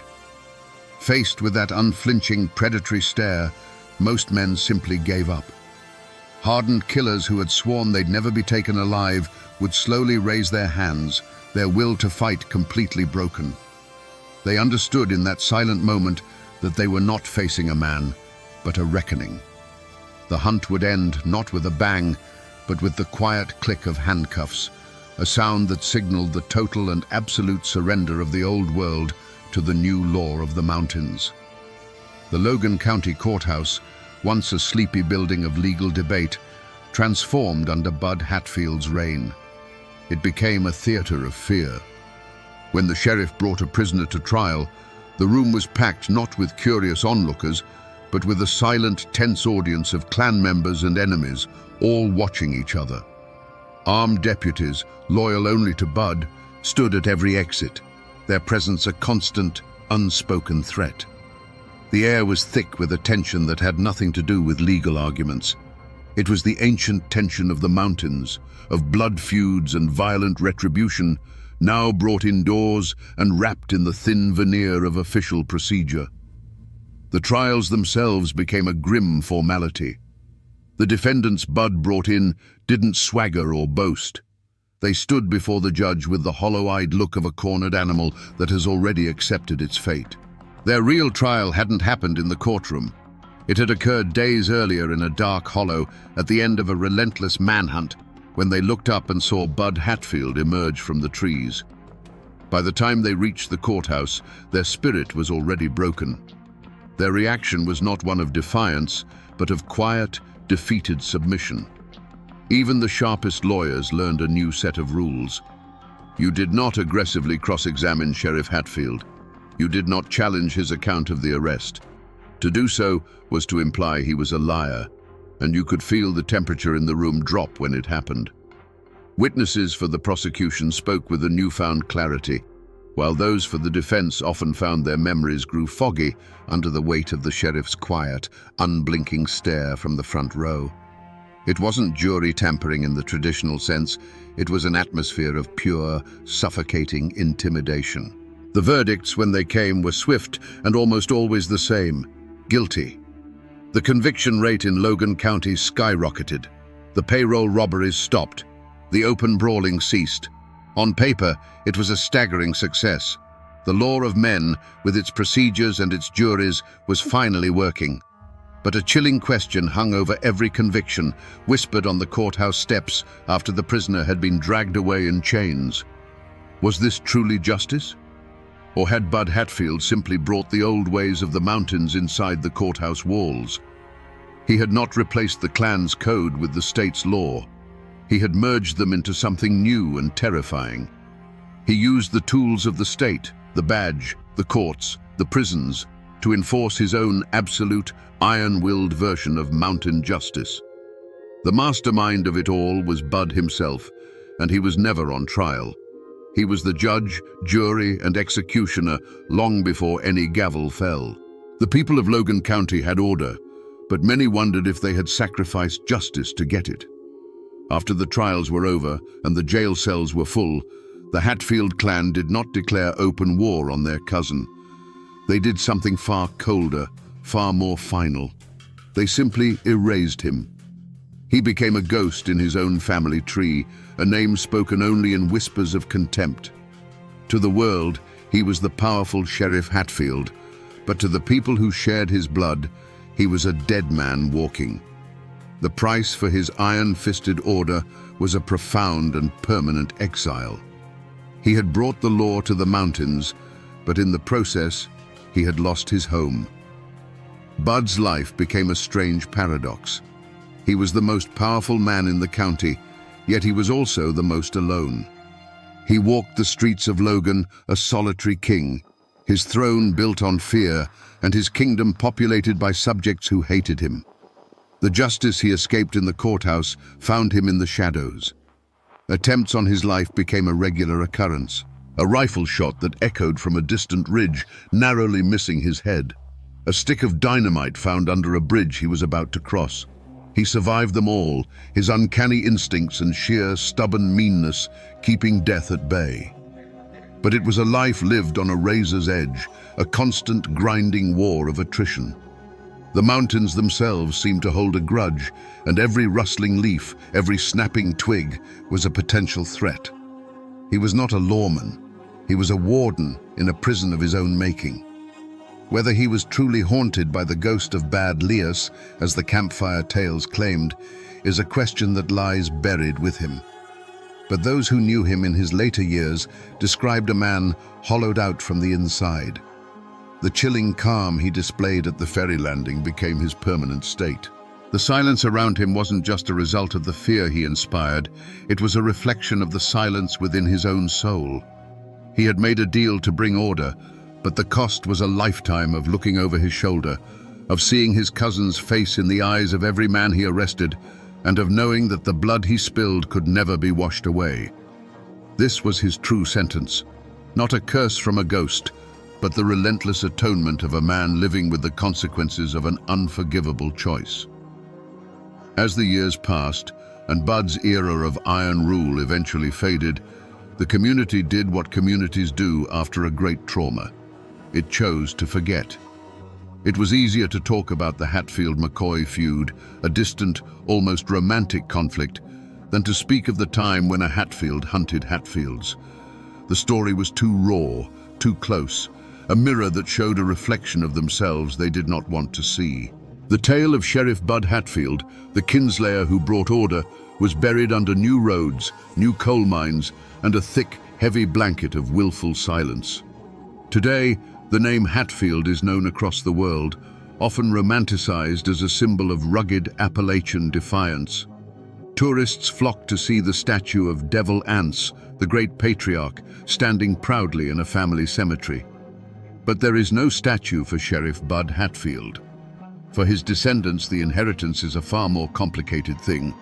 They carry a name associated not with a legendary feud, but with a kinslaying. It's a legacy of uncomfortable silence, a chapter of the family history that is rarely spoken of, a ghost that still lingers at the edge of family gatherings.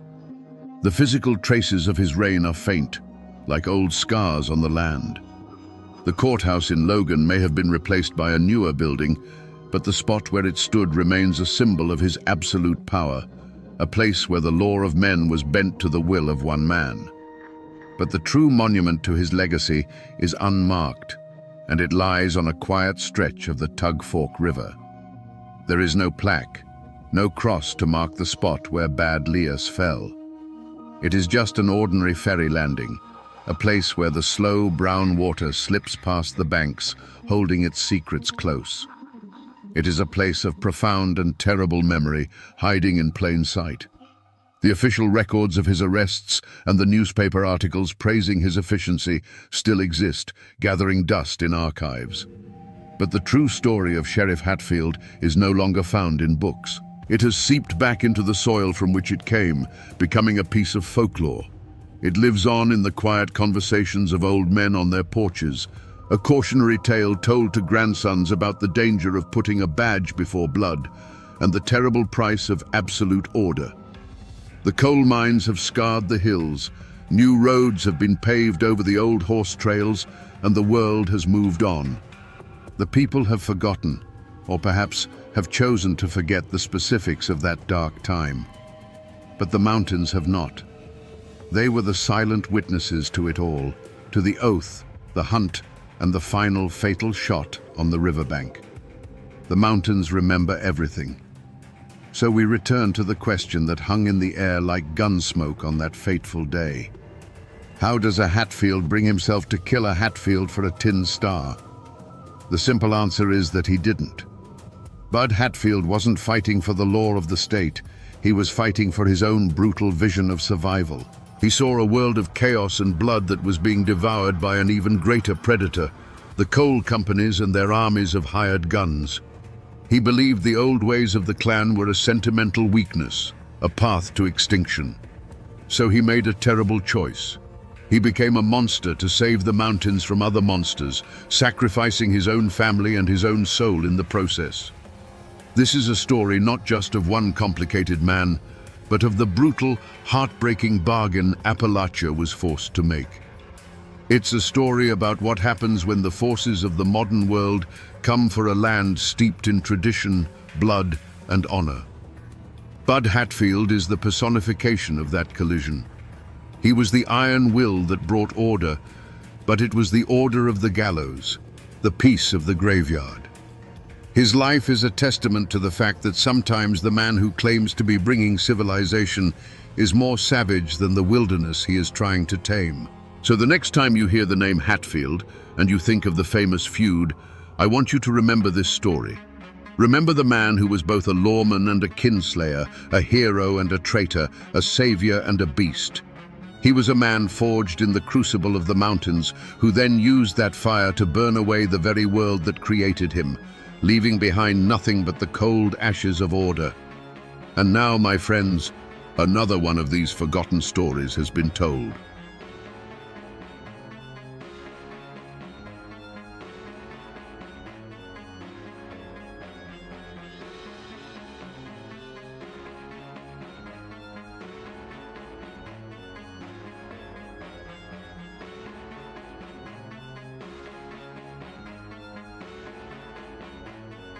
Imagine the scene. A lone cabin in the backwoods of North Carolina, burning against the blackness of a moonless night. Inside, amidst the smoke and embers, an entire family has been slaughtered. The father, the mother, 4 small children, all gone. But when the neighbors finally pull a body from the flames, they discover the impossible. The mother, Polly Weston, is still breathing, but a fire of pure vengeance is keeping her alive just long enough to whisper 2 names. The newspapers called it the Weston House Massacre. But those who lived in these mountains knew the official version was just the tip of the iceberg. It was a story of a fatal glance, a blood oath, and a question that still hangs in the air today. What truly brought the wrath of the Adair brothers down upon that little family? Today, we will sift through the ashes of that cabin, separate the facts from the folklore, and find out what really happened on that fateful night. To understand the tragedy, you first have to understand the world it destroyed. This was Rutherford County, North Carolina, in 1871. The scars of the Civil War were still raw and weeping across the South. In these hills and hollows, the official law was a distant whisper, easily drowned out by the crack of a rifle or the sizzle of a moonshine still. It was a land of breathtaking beauty and brutal hardship, a place where good men tried to carve out a life while monsters roamed the shadows. In this world lived Silas Weston. He was not a hero of legend or a man of great wealth. He was a man of the earth. His hands were calloused from the plow, his face weathered by the sun, but his heart was full. His treasure wasn't gold. It was the sound of his wife Polly singing in their small cabin and the laughter of his 4 children playing in the yard. Their life was a simple one, governed by the seasons and the sweat of their brow. They were humble people, asking for nothing more than what they could earn from the soil, a small island of warmth and light in a cold, uncertain time. But this land was also home to a different kind of man, men like Grover and Columbus Adair. They were not men of the earth, they were predators of the forest. Where Silas saw a field to plant, they saw a place to bury a body. They were the dark reflection of the Appalachian spirit, fiercely independent, but twisted into something malevolent by greed and a thirst for power. Their names were spoken in hushed tones, a local plague that everyone knew about, but no one dared to cure. They were the kings of the backwoods, their throne built on fear. Grover was the mind of the operation, cold and sharp as a winter wind. He planned the robberies, managed the illegal whiskey trade, and passed judgment on anyone who crossed them. Columbus was his brother's fury made flesh, a brute of a man, quick to anger and terrifying in his rage. Together, they were a perfect engine of destruction. They didn't just break the law, they considered themselves to be the law in the dark corners of the county where the sheriff's authority couldn't reach. These 2 worlds, the simple sunlit life of the Westons and the violent shadowy empire of the Adairs, existed side by side, separated by only a few miles of woods and a moral chasm as wide as the ocean. They were 2 forces of nature bound to collide. For Silas Weston, a man who lived by honesty and hard work, was unknowingly walking a path that led directly into the heart of the Adair's darkness. And he was about to learn that in this fractured land, a single glance could be a death sentence for an entire family. The spark that ignited this hellfire wasn't a land dispute or a family feud. It was something far simpler and far more terrifying, a man taking a wrong turn on his way home.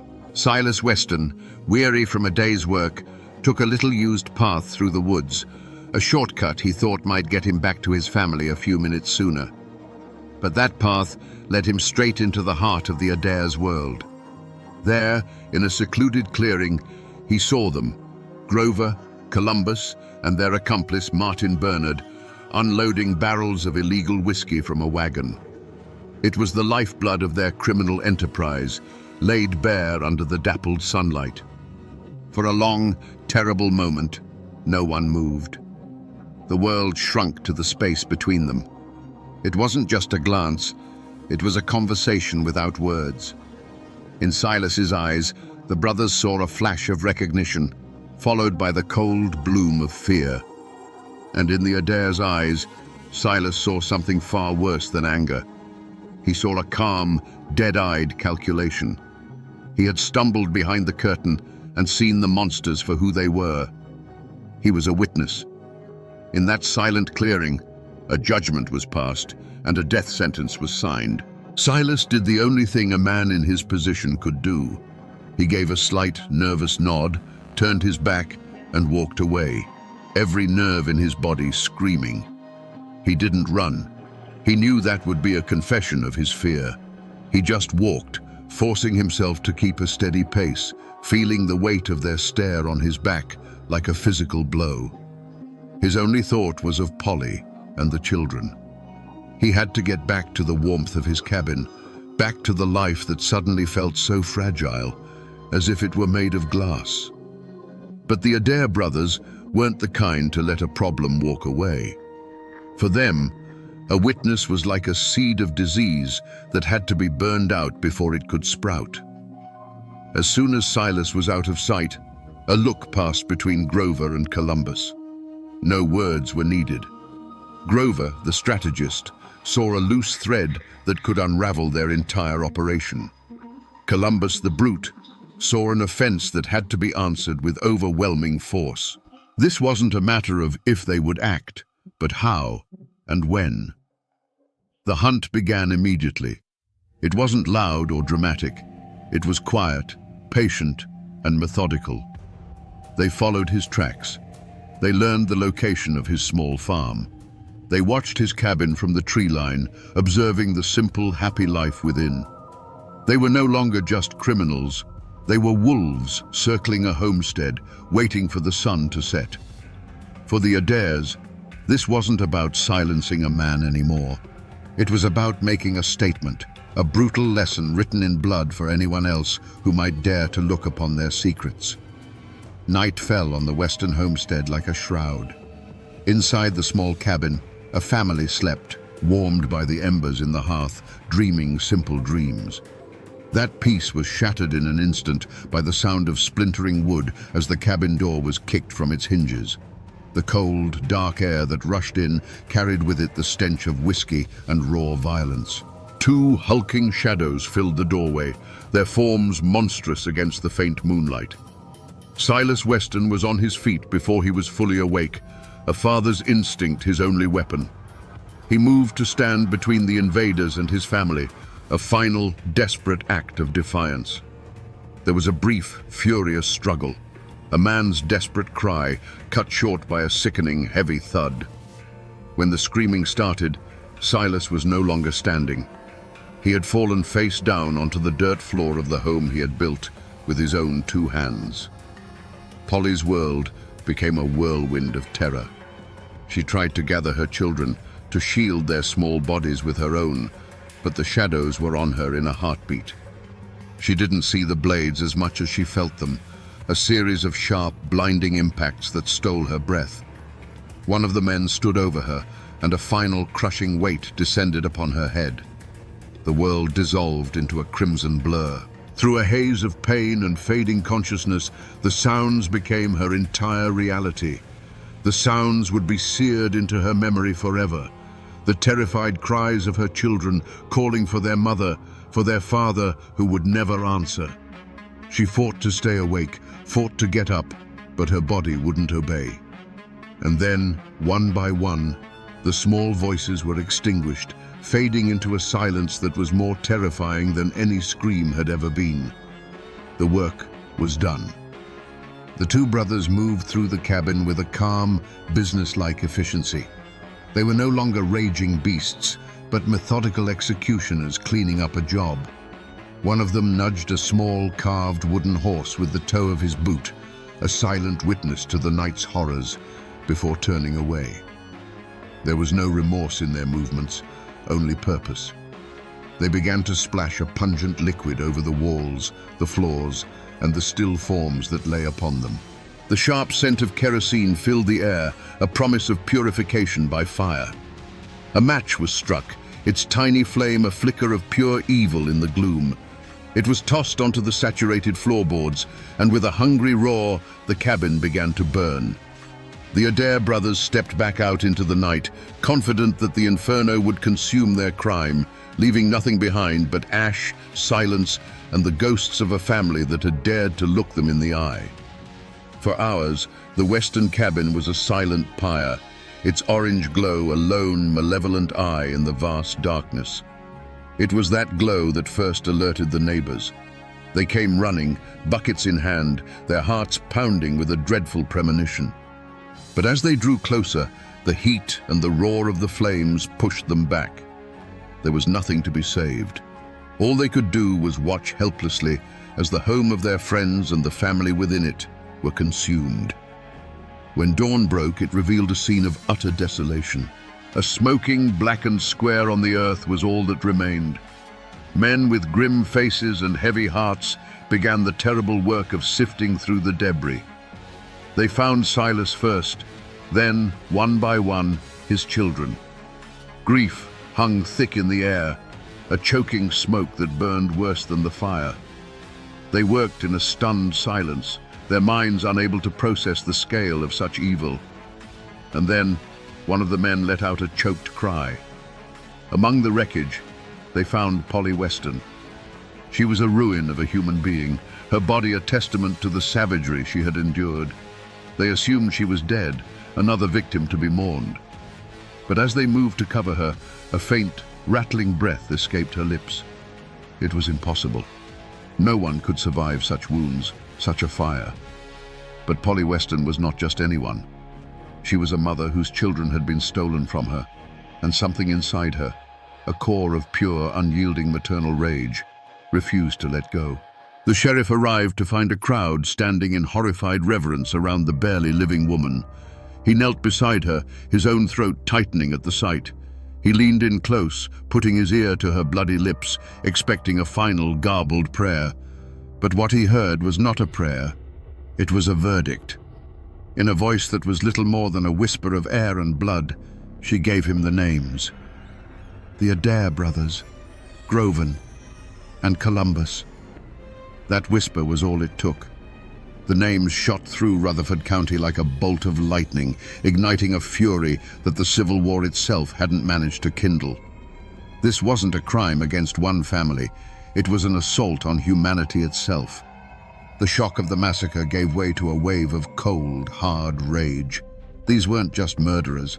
They were a cancer that had been allowed to fester in the dark hollows for too long. Now, it was time to cut it out. Within hours, the county transformed. Farmers left their plows rusting in the fields and took up their hunting rifles. Veterans who had fought at Gettysburg and Antietam formed posses, their old military discipline snapping back into place. A formal reward was offered, but for these men, it wasn't about money. It was a debt of blood, and the entire community was rising as one to collect it. The Adair brothers, who had been the hunters just the night before, were now the most sought-after prey in the state of North Carolina. The manhunt was brutally efficient. The Adair brothers, who had moved through these woods like vengeful spirits, were found to be nothing more than flesh and blood. They were cornered, captured, and dragged back to town to face the community they had terrorized.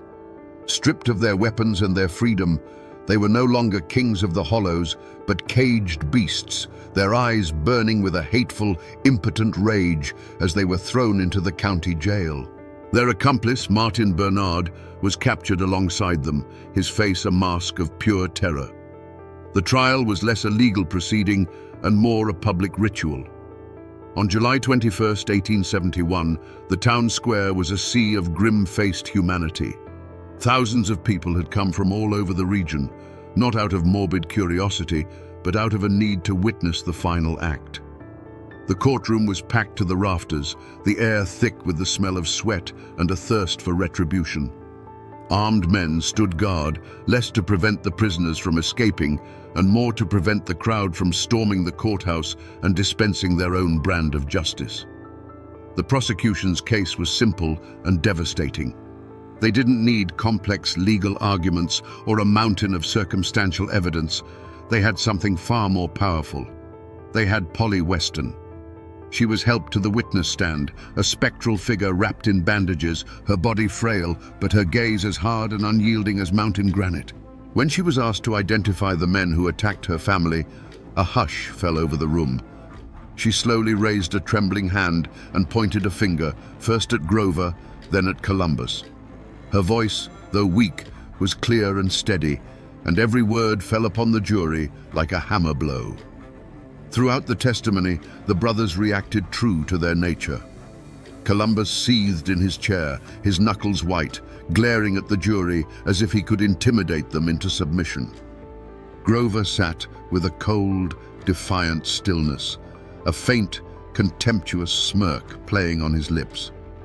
There was no remorse in their eyes, no flicker of regret, only a profound arrogance, an unshakable belief that the world was theirs to break. They seemed offended not by the accusation of murder, but by the sheer audacity of these simple farmers daring to hold them accountable. The jury barely needed to deliberate.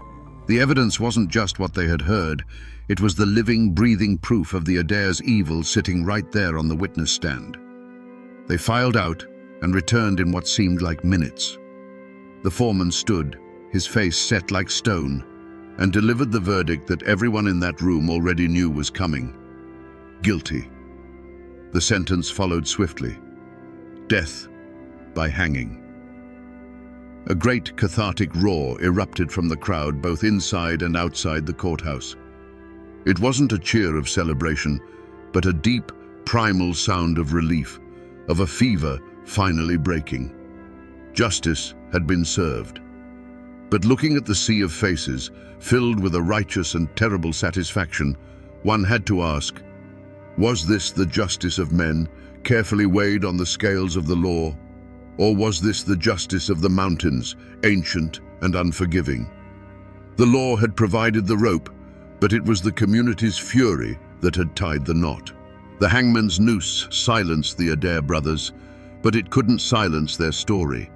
In fact, their deaths were just the beginning. The tale of the Weston massacre immediately began to grow roots, sinking deep into the soil of local legend, and some of those roots can still be traced today. The first and most baffling loose end was the third man, Martin Bernard. While awaiting his own execution, his wife came for a final visit. In an act of incredible daring, they swapped clothes. Bernard, hiding his face behind a woman's veil, walked calmly out of the jail while his wife remained in the cell. He was never seen again, vanishing into the mists of history and leaving a question mark that hangs over the story to this day. Bernard's mysterious escape gave birth to another enduring legend, the Adair treasure.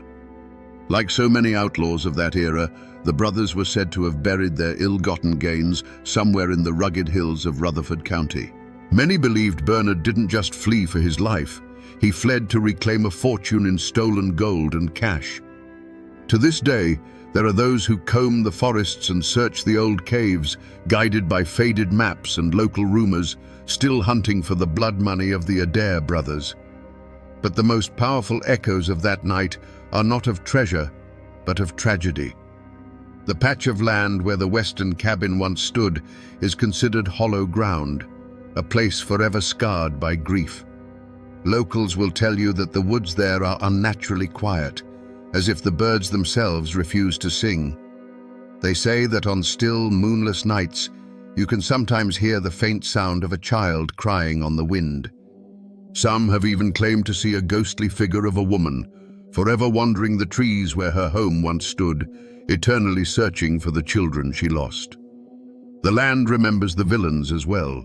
For decades, the tree on which the brothers were hanged, or the ground where the gallows stood, was a place of superstition and dread.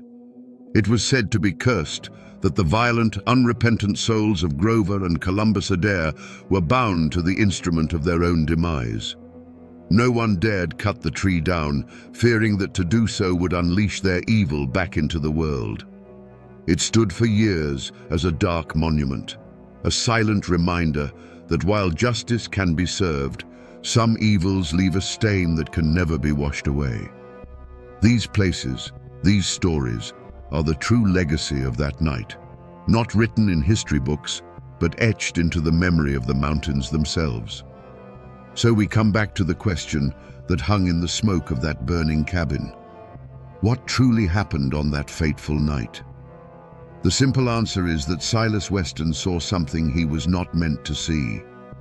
But the deeper truth is that for men like Grover and Columbus Adair, his innocence was his crime. They didn't just kill a witness, they sought to annihilate a world that was the complete opposite of their own, a world of family, honesty, and light. There is, of course, a darker whisper, a rumor with no proof, that Silas was a former partner who tried to walk away. We may never know for certain, but in the end, it doesn't change the outcome, only adds another layer of tragic shadow to the tale. This story, etched into the history of Appalachia, is not simply a tale of monstrous cruelty, it is a testament to an almost superhuman will. Polly Weston, broken and left for dead, became the instrument of a justice more powerful than any lawman's badge. Her survival, fueled by a mother's rage, is what transformed a hidden crime into a public reckoning. This is the enduring lesson of the blood brothers of Adair, that while evil can be absolute, the strength of the human spirit, the will to live, to fight, and to see justice done for the ones we love can sometimes be even stronger. The Adair brothers are long gone, their bodies turned to dust. The treasure, if it ever existed, likely remains lost to the earth. But the story endures, passed down from one generation to the next, a chilling campfire tale with roots buried deep in the hard soil of truth. It serves as a brutal reminder of the darkness that men are capable of, and the incredible, impossible strength that can rise from the ashes of tragedy. The official records are closed, the graves have settled, but in the hills of North Carolina, the story is never truly over.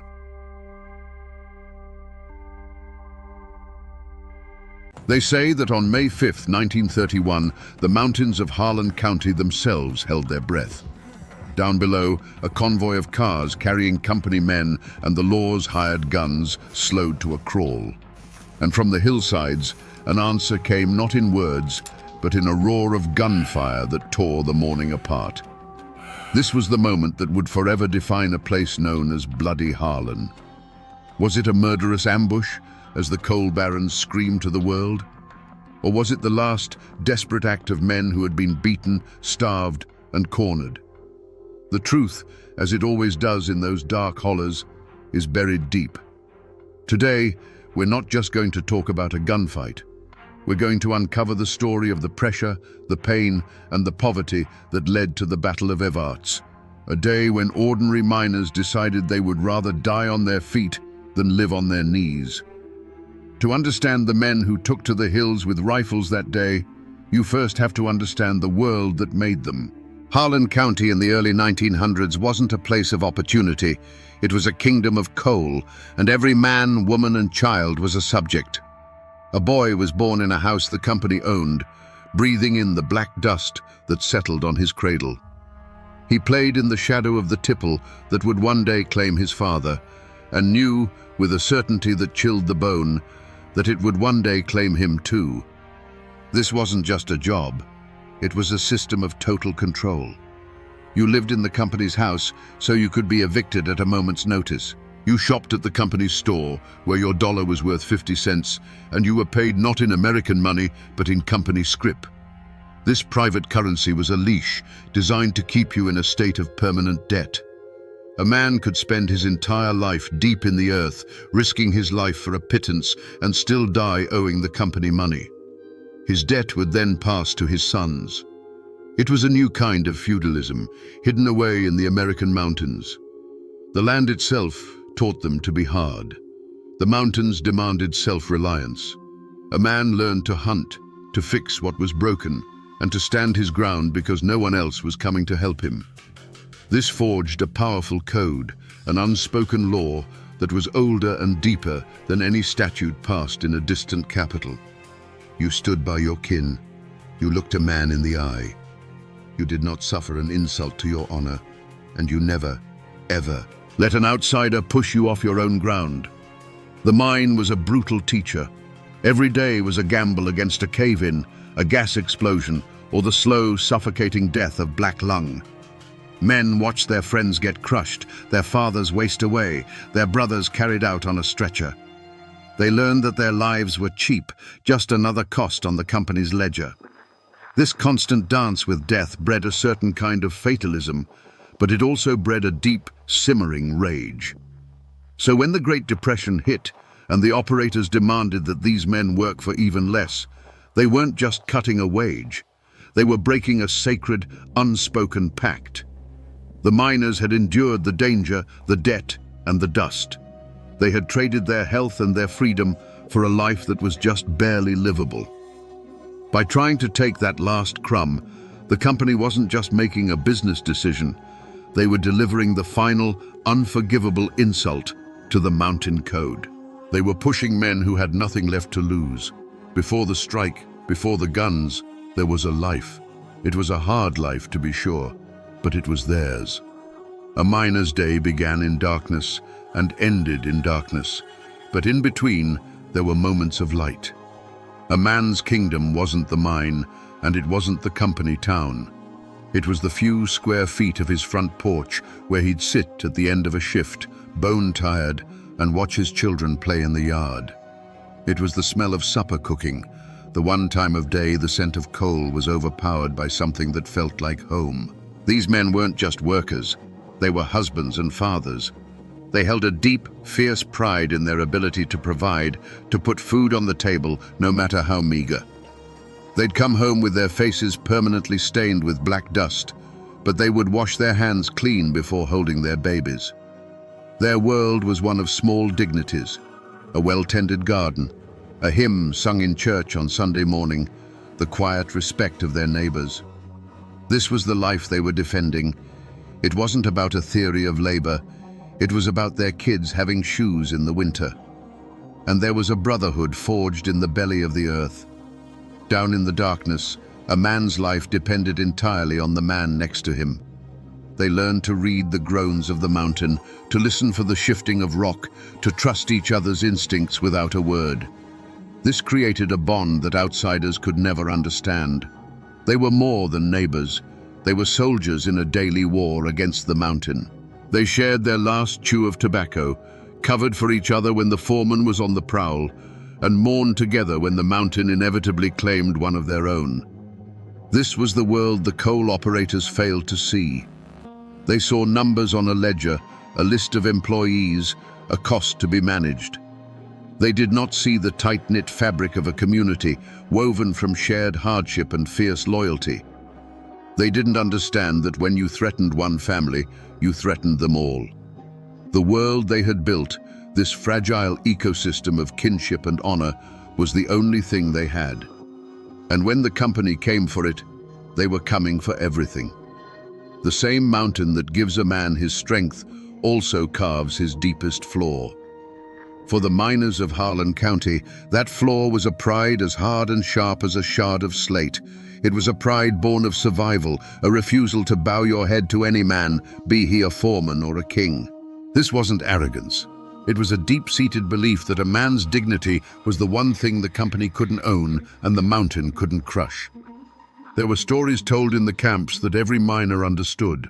A story of a man who put down his tools and walked out of the mine, sacrificing his job and his family's next meal, all because a young foreman from up north had called him boy. He wasn't being defiant for the sake of it. He was upholding a code. To accept the insult would be to admit that the company owned his spirit as well as his labor, and that was a line he would not cross.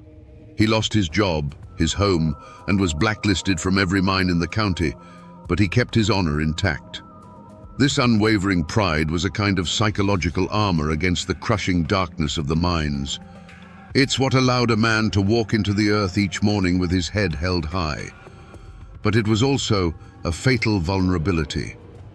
The operators, in their distant offices, may not have understood the men, but their enforcers on the ground, the gun thugs and the sheriffs, they understood this pride perfectly. They learned it was a button they could push. They knew that these were not men who could be shamed or intimidated into submission indefinitely. They were men who would bend and bend and bend, absorbing every hardship with a stoic silence. But when you pushed them past that breaking point, when you made it a question of their honor as men, they would not break. They would explode. This pride, this absolute refusal to be seen as less than a man, was the powder keg sitting in the heart of Harlan County. All it needed was a spark. The first affront was the wage cut, a cold dismissal of their worth. The next was the company's response to the union. Any man who joined was fired, his name put on a blacklist that was a death sentence to his career. But the deepest cut, the one that went past the wallet and into the soul, was the evictions. Miners and their families, with nowhere to go, were thrown out of their company shacks, their belongings piled in the muddy road. It was an act of calculated cruelty, designed not just to punish the men, but to break their wives and starve their children. The pressure built until the air in Harlan felt thick enough to ignite. And on the morning of May the 5th, 1931, the company provided the spark. They decided to make a statement.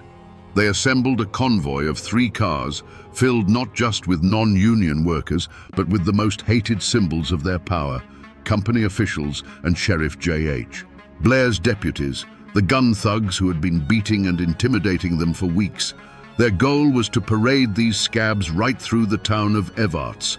This was not a logistical move. This was a deliberate act of humiliation.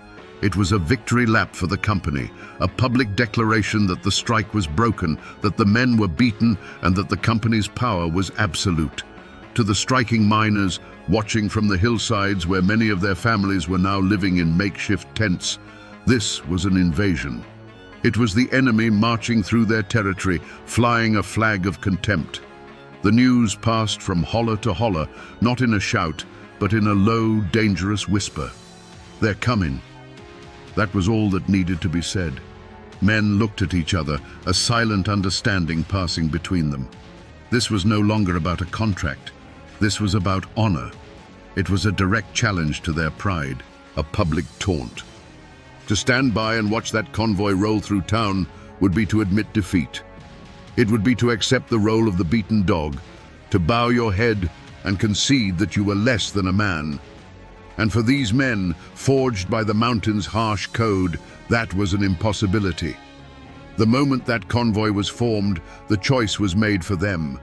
Their pride, the very core of their identity, demanded a response. And in Harlan County, a response like that only came from the barrel of a gun. There were voices of reason, you see. There always are. Union organizers, men sent down from the national office, understood the danger.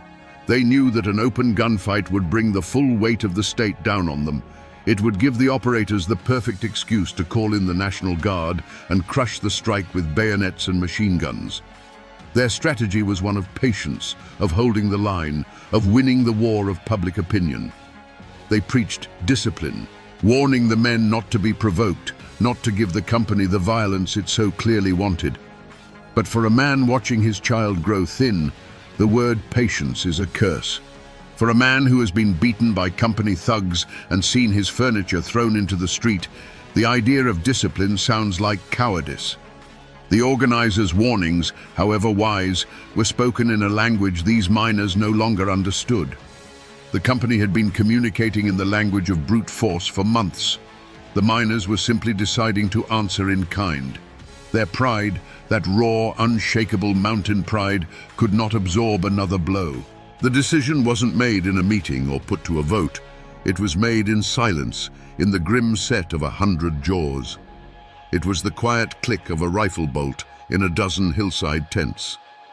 It was a man giving his wife a look that said everything before taking his old shotgun down from the wall. One by one, then in small groups, they began to move. They slipped away from the desperate little camps and filtered down through the woods, their movements quiet and purposeful. This wasn't a mob, it was an army assembling. They knew the convoy's route. They knew the land better than any deputy, and they knew the perfect spot, a place where the road narrowed and was forced to cross the railroad tracks at the edge of Evarts. It was a natural choke point, a place where the cars would have to slow to a crawl. They took up positions on the wooded hillside overlooking the road, some behind trees, others in the shallow ditches. They were no longer just striking miners, they were choosing a battlefield. Every man who took his place on that hillside was consciously rejecting a path of peace. He was ignoring the warnings of the organizers. He was turning his back on the slim hope of a negotiated settlement.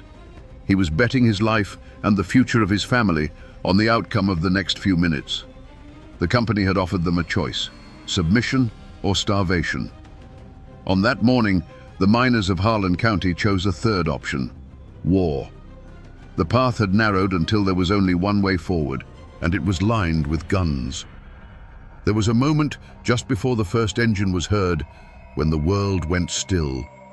The men lay hidden on the hillside, the cool earth pressed against them, the weight of their rifles familiar in their hands. The sun was climbing, casting long shadows through the trees. A bird sang somewhere nearby, oblivious. In that sliver of time, there was a profound silence. And that silence was the final off-ramp. It was the last chance for any man to back away, to slip back through the trees and return to his family. In that quiet, what does a man think about? He doesn't think about labor law or economic theory. He thinks about the look on his wife's face that morning. He thinks about his daughter's worn-out shoes. He remembers the cold knot of shame in his stomach when he had to tell his family there was no food. Then, another set of images floods his mind. The sneering face of a deputy, the sight of a neighbor's furniture sitting in the rain, the memory of a beating behind the company store. This was the final crossroads, not an offer from the company, but a question each man had to ask himself. He weighed the two futures.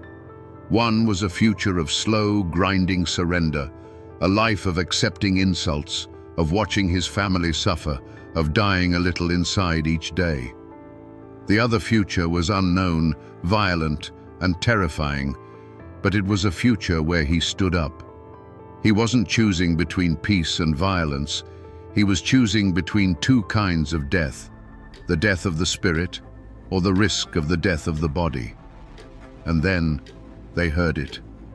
A low, distant rumble. The sound grew, becoming the unmistakable growl of automobile engines. That sound shattered the silence and ended the debate. It was the sound of the enemy, confident and arrogant, coming to rub their noses in defeat. Every doubt, every fear, every hesitation was burned away by that approaching sound. It was the final provocation. Along the hillside, you could feel the change. A man would shift his weight, settling the rifle stock more firmly against his shoulder. A thumb would quietly pull back a hammer, the soft metallic click barely audible. Eyes narrowed, focusing on the bend in the road. The final crossroads had been passed. The choice was made. The silence of peace was over, and the sound of the reckoning was on its way. The three black cars came around the bend, slow and arrogant. They looked alien against the green hills, like beetles crawling across a leaf. To the men watching from above, they weren't just vehicles. They were steel-skinned symbols of a power that had crushed them for a generation. As the convoy slowed for the railroad tracks, the air grew so tight it felt like the whole world was a clenched fist waiting to strike. Who fired first? The company swore it was an ambush, a cowardly volley from the trees. The miners swore a deputy in the lead car leveled his pistol, and a single sharp crack broke the morning peace. The truth was lost in the first echo, because that one shot was answered by a deafening chorus from the hillside. The argument that had raged for months in company offices and desperate tent camps was suddenly, permanently over. The time for talking was done. The world dissolved into noise. It wasn't the clean sound of a single shot, but a chaotic rolling thunder that battered the eardrums and shook the leaves from the trees. It was the roar of old hunting rifles, the heavy boom of shotguns, and the crack of pistols, all woven together into a single terrifying sound. The air filled with the sharp, bitter smell of gunpowder. Splinters of wood flew from the trees, and pockmarks appeared on the steel bodies of the cars as if from an invisible hailstorm. For each miner on that hillside, the world narrowed to a single point. It was the face of a man in a car, a man who represented the beatings, the evictions, the hunger. The kick of the rifle against a shoulder was a physical release of a year's worth of stored-up rage and helplessness. There was no strategy, no battle plan. There was only a raw, primal instinct to fight back, to finally answer force with force. Inside the cars, it was a trap. The world became a terrifying drumbeat of impacts against the metal frame. There was nowhere to run, nowhere to hide. One of the hated company guards in the lead car suddenly slumped forward without a sound. In another car, a company official cried out and went down. The illusion of their power, the authority that came from their guns and their money, was being shredded one bullet at a time. Then, almost as suddenly as it began, it stopped. The roaring faded into a few last, sporadic shots that echoed away into the mountains. A heavy, ringing silence rushed in to fill the void. Blue-gray smoke drifted through the trees, slowly clearing like a rising curtain. In the stillness, nothing moved. The birds were silent. The engines of the cars had stalled. A profound and terrible stillness had fallen over the choke point at the edge of Evarts. The battle had lasted only a few minutes, but it had changed everything. When the final tally was made, 4 men lay dead or dying on that dusty stretch of road. One of them was a miner, Jim Penland, who instantly became a martyr. The other 3 were from the company side. The convoy, shattered and bleeding, turned and fled in chaos, leaving their dead behind. The miners had held the ground. They had won the battle. For a long moment after the last car had vanished in a cloud of dust, nobody moved. The miners remained frozen on the hillside, phantom figures in the lingering gunpowder smoke. The only sound was the frantic ringing in their own ears. There was no cheering, no shouts of victory. There was only a cold, stark realization of what had been done. Below them, on the road, lay the undeniable proof.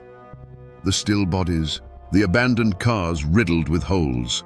They had faced the monster, and for the first time they hadn't flinched. They had fired back, and they had won.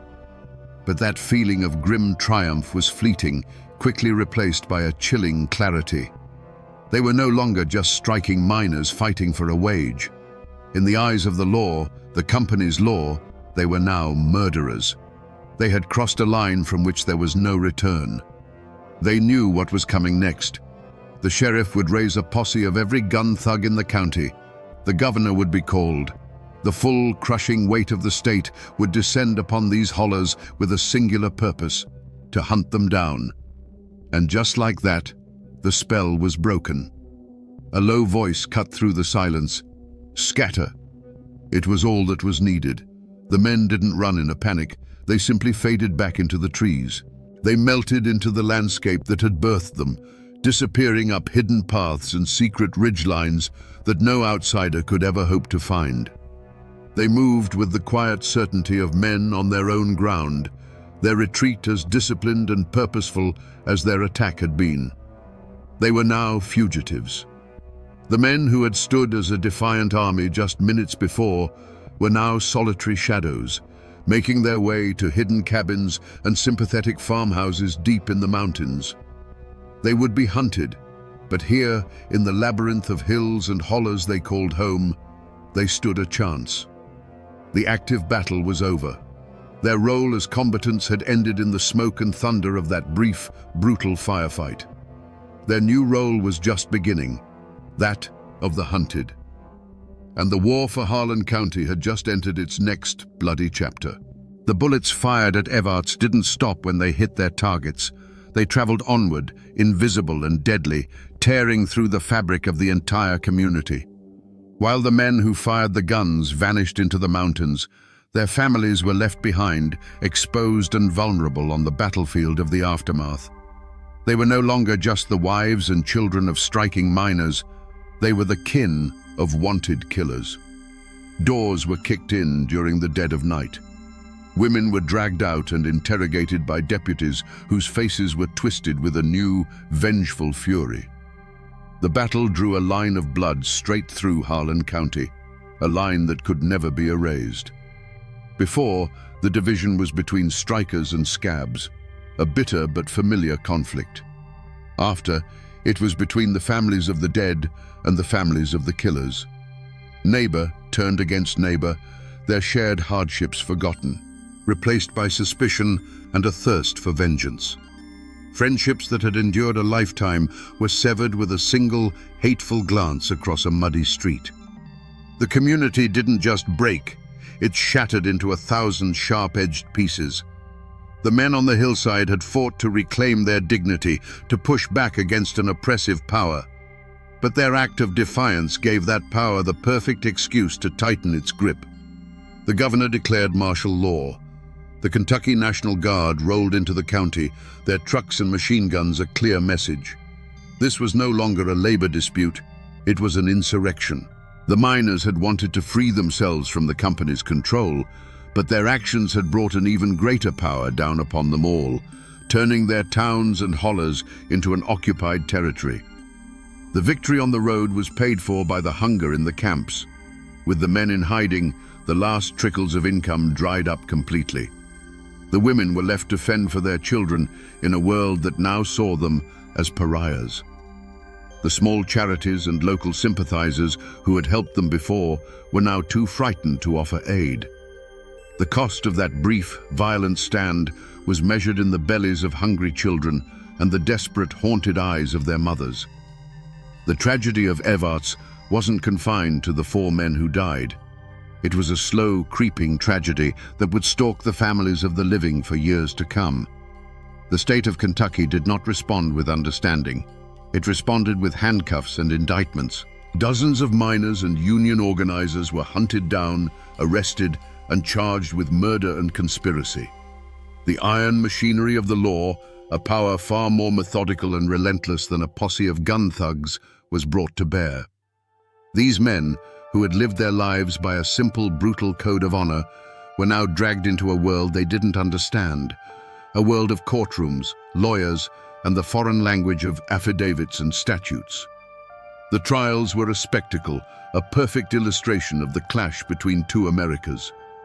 On one side stood the prosecution, funded by the coal operators and backed by the state, arguing points of law and presenting a clean, simple narrative of a cold-blooded ambush. On the other side stood a miner in a borrowed suit, his hands still bearing the calluses of the coal face. When he spoke, he didn't use legal terms. He spoke of starvation. He spoke of his children's hunger. He spoke of the endless provocations by the company guards. His defense wasn't written in a law book. It was etched on the faces of his neighbors. He was essentially saying, "They pushed us until we had no choice but to push back." In that courtroom, it wasn't just the men on trial, it was the mountain code itself. And the jury was made up of men who understood that code. They were farmers and small merchants from the surrounding counties. They may not have worked in the mines, but they knew the arrogance of the coal companies. They knew what a gun thug was. They heard the legal arguments, but they also heard the unspoken truth of the miners' testimony. They looked at the accused and didn't see killers. They saw men exactly like themselves, pushed to the absolute limit. And then came the verdict in the first major trial. Not guilty. The word landed like a thunderclap in the silent courtroom. It was a stunning, almost unbelievable victory. The state, with all its power and all its money, had failed to convince a jury of their peers that these miners were criminals. The verdict was a clear message from the community. The blame for the blood spilled at Evarts did not belong to the miners alone. It belonged to the system that had cornered them. Realizing they could never get a conviction, the prosecutors eventually dropped the murder charges against the remaining men. On paper, it was a victory for the Union, a moment of incredible triumph. But was it justice? The men were free, but the war was far from over. The gun thugs still patrolled the roads, the families were still starving, and the coal company's power, though challenged, had not been broken. The law had rendered its judgment, but the mountains had their own way of settling scores, and the violence in bloody Harlan was only just beginning. So, what became of the men who drove the convoy, the ones who held the whip hand? The law never came for Sheriff J.H. Blair. No grand jury ever convened to question the coal operators about the system of debt and violence they had created. While the miners were being hunted in the hills, the architects of their desperation sat safely in their offices, counting their profits and hiring more guards. The battle for them was not a tragedy. It was an inconvenience and a justification for even more brutality. In the immediate aftermath, their power seemed to grow. The presence of the National Guard gave them the cover they needed to systematically break the strike. Sheriff Blair and his deputies, far from being investigated, were emboldened. They now had a mandate to treat every Union man as a potential killer.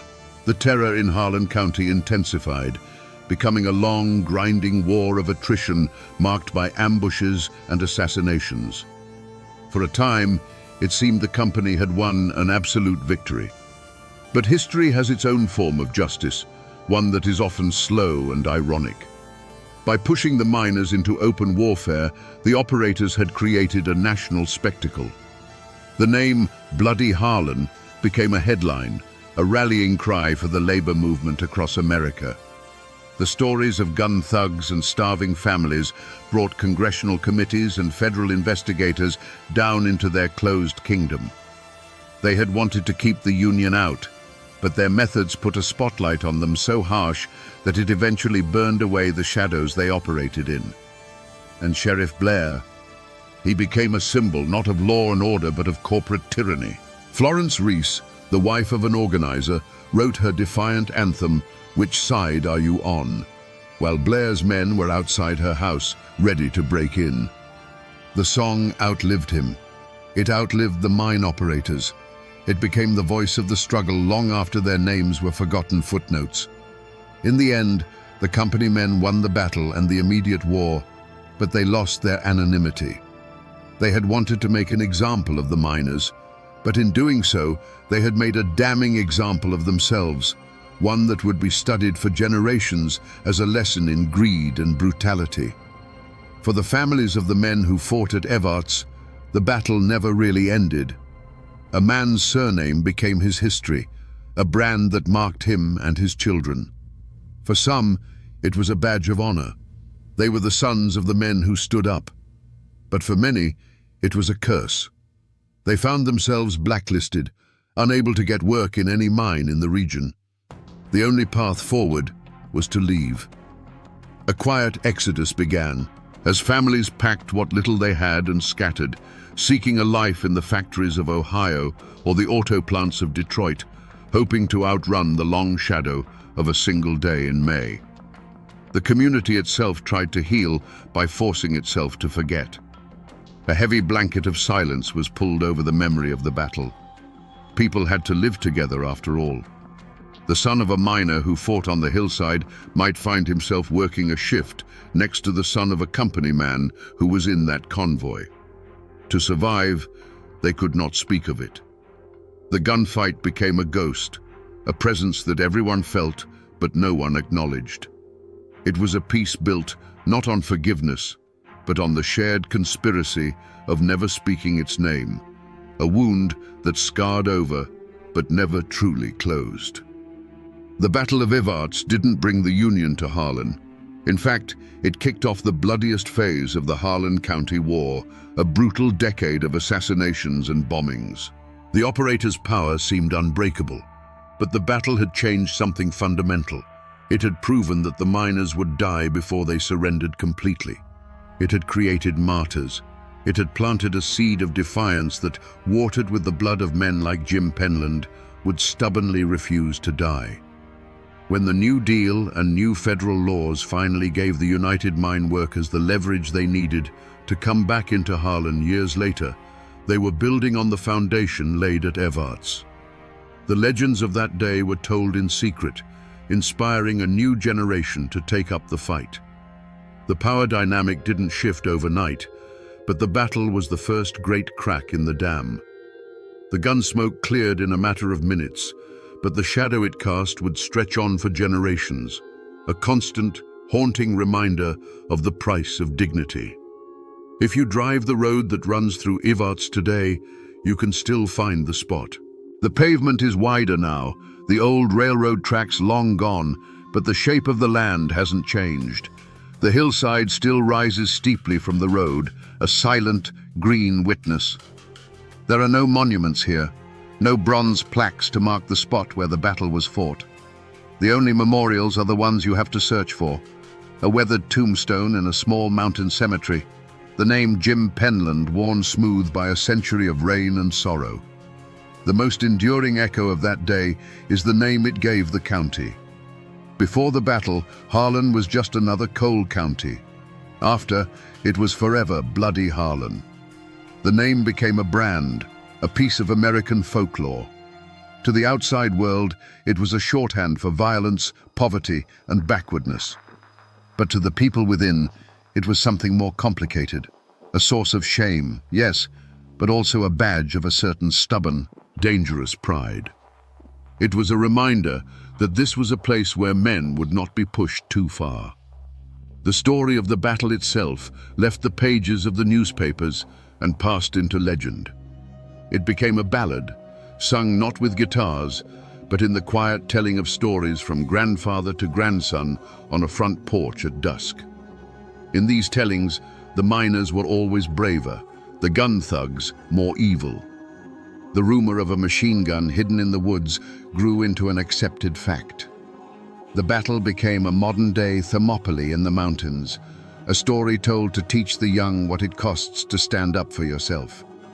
And its anthem, born from the terror that followed, became Florence Reese's immortal question: which side are you on? That question still hangs in the air in Harlan County. The coal companies may not hold the absolute power they once did, the gun thugs are gone, but the fundamental struggle remains. The fight against outside forces that seek to extract the wealth from the mountains while leaving the people with nothing is a story that has never ended. It just changes its name and its face. The spirit of defiance that rose up on that hillside in 1931 is still there, sleeping just beneath the surface. The men who fought at Evarts are all gone now. Their bodies returned to the same earth they once mined. But their ghost has not left these hills. It's in the stubborn set of a jaw when a man is told he can't provide for his family. It's in the fierce, protective love for this hard land. And it's in the understanding that sometimes, when you're pushed to the wall, the only answer the world seems to understand is the roar of a gun. So we return to the question that started it all, hanging in the smoky air of 1931. Was the Battle of Evarts a heroic last stand or a villainous ambush? The truth is, it was neither, and it was both. These were not heroes in shining armor. Their actions brought a reign of terror and hardship down on the very families they sought to protect. But they were not villains. They were the inevitable product of a cruel and calculated system. They were what Harlan County had made them.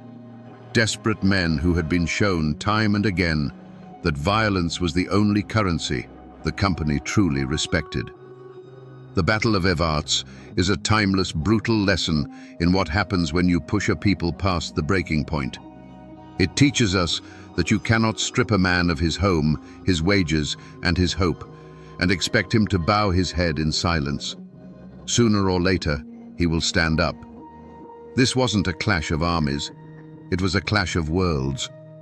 The cold, mathematical logic of profit ran headlong into the hot-blooded, unwritten code of the mountains, a code where a man's honor was worth more than his life. The 4 men who died that day were only the first casualties. The battle's true toll was measured in the years of fear, the families broken apart, and the legacy of bitterness that stained the ground for a generation. It stands as a monument, not of victory or defeat, but as a testament to the explosive power of wounded pride. And that, my friends, is the ballad of Bloody Harlan. A story not about a wage, but about what a man will do when his dignity is the last thing he has left to lose. The sound that first alerted the landlady wasn't a scream or a crash. It was the steady, unending hiss of a water tap left running for hours. Inside the bathroom of a modest New Jersey boarding house, a scene of quiet horror waited. A young woman, just 24 years old, lay submerged in the cold water of the tub, her head beneath the faucet. On a nearby chair, her clothes were folded with an almost chilling precision. A note sat on a small table, its shaky handwriting telling a story of despair and a life given up. To the world, it was a clear-cut tragedy. A troubled soul named O.C. Sneed had finally found a desperate peace. But for one man, the county physician who first examined the body, the scene wasn't one of tragedy, it was a stage. It was too neat, too perfect. And that raises the bone-chilling question we're here to answer today. If O.C. Sneed didn't write that note, who did? And if she didn't take her own life, who held her head beneath the water until it was over? Otelia Gilmer Sneed, known to all as Ose, was a ghost long before she died. She was the very picture of turn-of-the-century Southern beauty, delicate, with eyes that held a deep and searching sadness. For a brief, fleeting moment, she had a life of her own. She married a man she loved and gave birth to a daughter, a small flicker of warmth in what had been a cold and controlled existence. That little family was her world, her one chance at a life defined by her own choices and her own happiness. But O.C. was born into a dynasty in decay. Her mother, Caroline, and her two aunts, Virginia and Mary, were the last vestiges of a proud Virginia family whose fortunes had withered like autumn leaves. They lived on the edge of Appalachia, in a world where the memory of wealth was a heavier burden than poverty itself. They were women forged in the fires of Southern pride, a pride that could curdle into something monstrous when faced with the shame of destitution. They saw Oates's simple happiness not as a blessing, but as a betrayal of their ambitions. And so they began the slow, methodical work of dismantling her world. They were a trio of spiders, weaving a web of concern and manipulation around her. They convinced Osi that her husband was unworthy, that motherhood was too great a strain for her delicate health. They pried her away from her husband, and then, most cruelly, from her own child. They moved her from city to city, a traveling invalid with no anchor and no friends, only her three ever-present caretakers. The true poison they fed her wasn't in a bottle, it was in their whispers. They told her she was sick, and so she was. They told her she was a burden, and so she became one. They told her she was fragile, and her spirit became as brittle as spun glass. They isolated her from anyone who might offer a kind word or a dissenting opinion, until their voices were the only ones she could hear. This was the world that was lost, not just the life of a 24-year-old woman, but the life she was never allowed to live. She was a prisoner in a gilded cage of family duty, a beautiful, gentle soul who was systematically broken down by the very women who should have protected her. The tragedy wasn't just what happened in that bathtub. It was the slow, deliberate murder of her spirit that had been going on for years. To the first officers on the scene, it looked like an open and shut case, a sad but simple story written in the objects left behind. The laudanum bottle, nearly empty, the drinking glass, and the note, the final desperate period on a life sentence of sorrow. The scene was a still life of despair, carefully arranged and presented. But it was that very care, that meticulous neatness, that began to unravel the whole story. Suicide is an act of chaos, a final, violent tearing of the soul. This was something else entirely. It was clean. It was orderly. It was a performance. Dr. William Mackenzie, the county physician, was a man who understood death.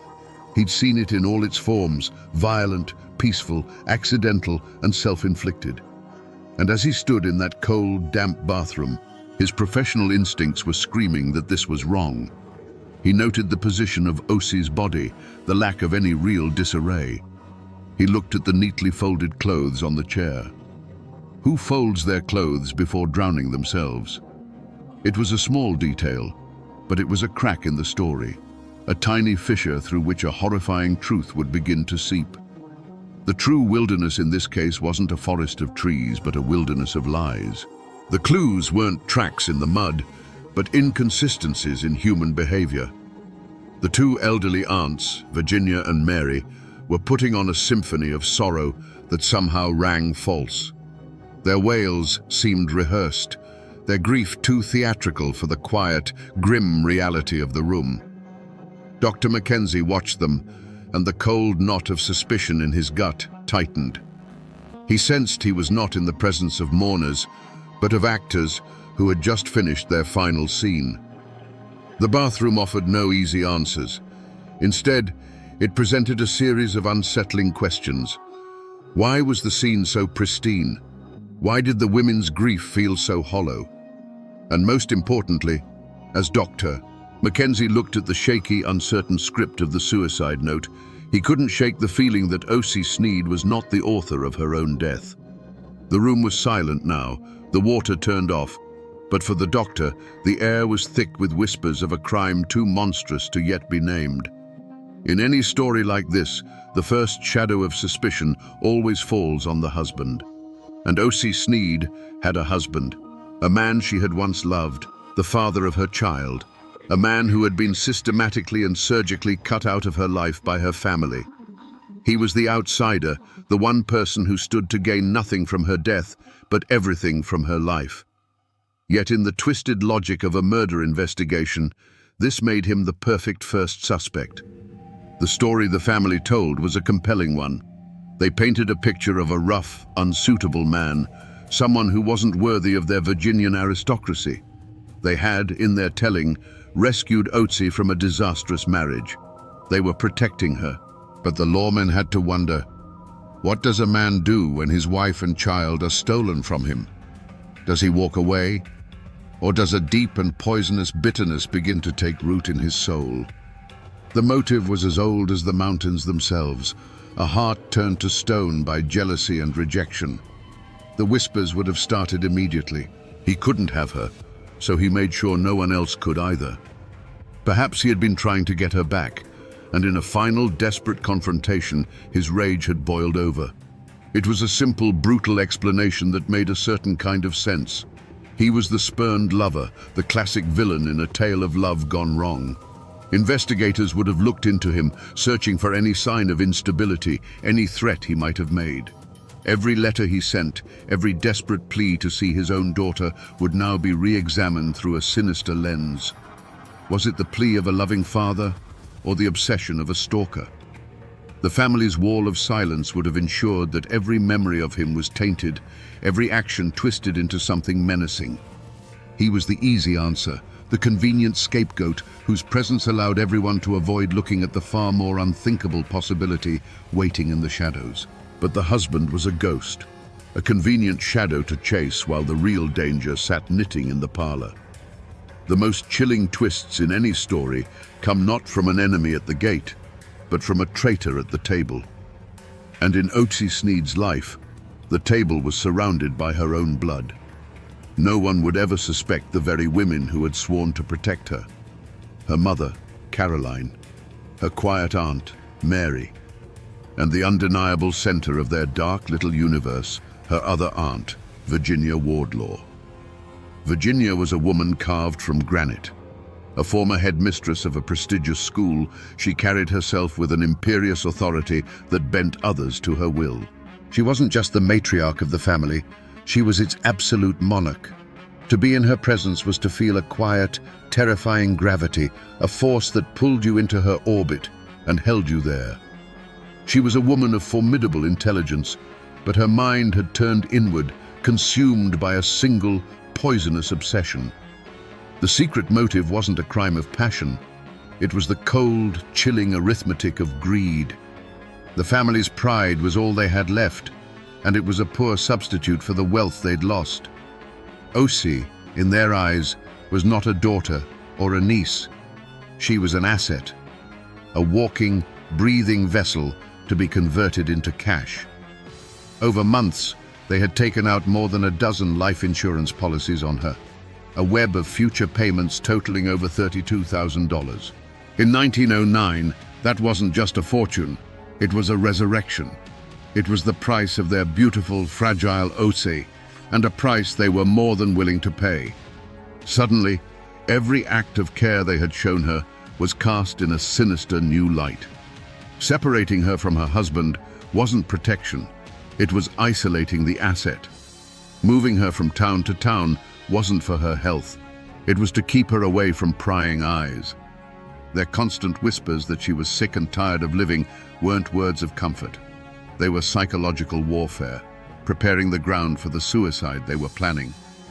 Their grief, which had seemed so theatrical to the doctor, was now revealed for what it was: the final, triumphant act of a play they had been writing for years. But there was a third player in this tragedy, a silent partner whose motives were not born of passion or family pride, but of cold, impersonal commerce. This threat didn't come from the shadowed hollows of Virginia, but from the gleaming office buildings of the North.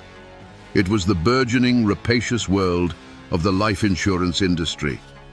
In the early 1900s, this was a new and powerful game in America, a system that allowed you to place a wager on a human life and, for the right price, profit from its end. This was not a single man in a city suit, but an army of them.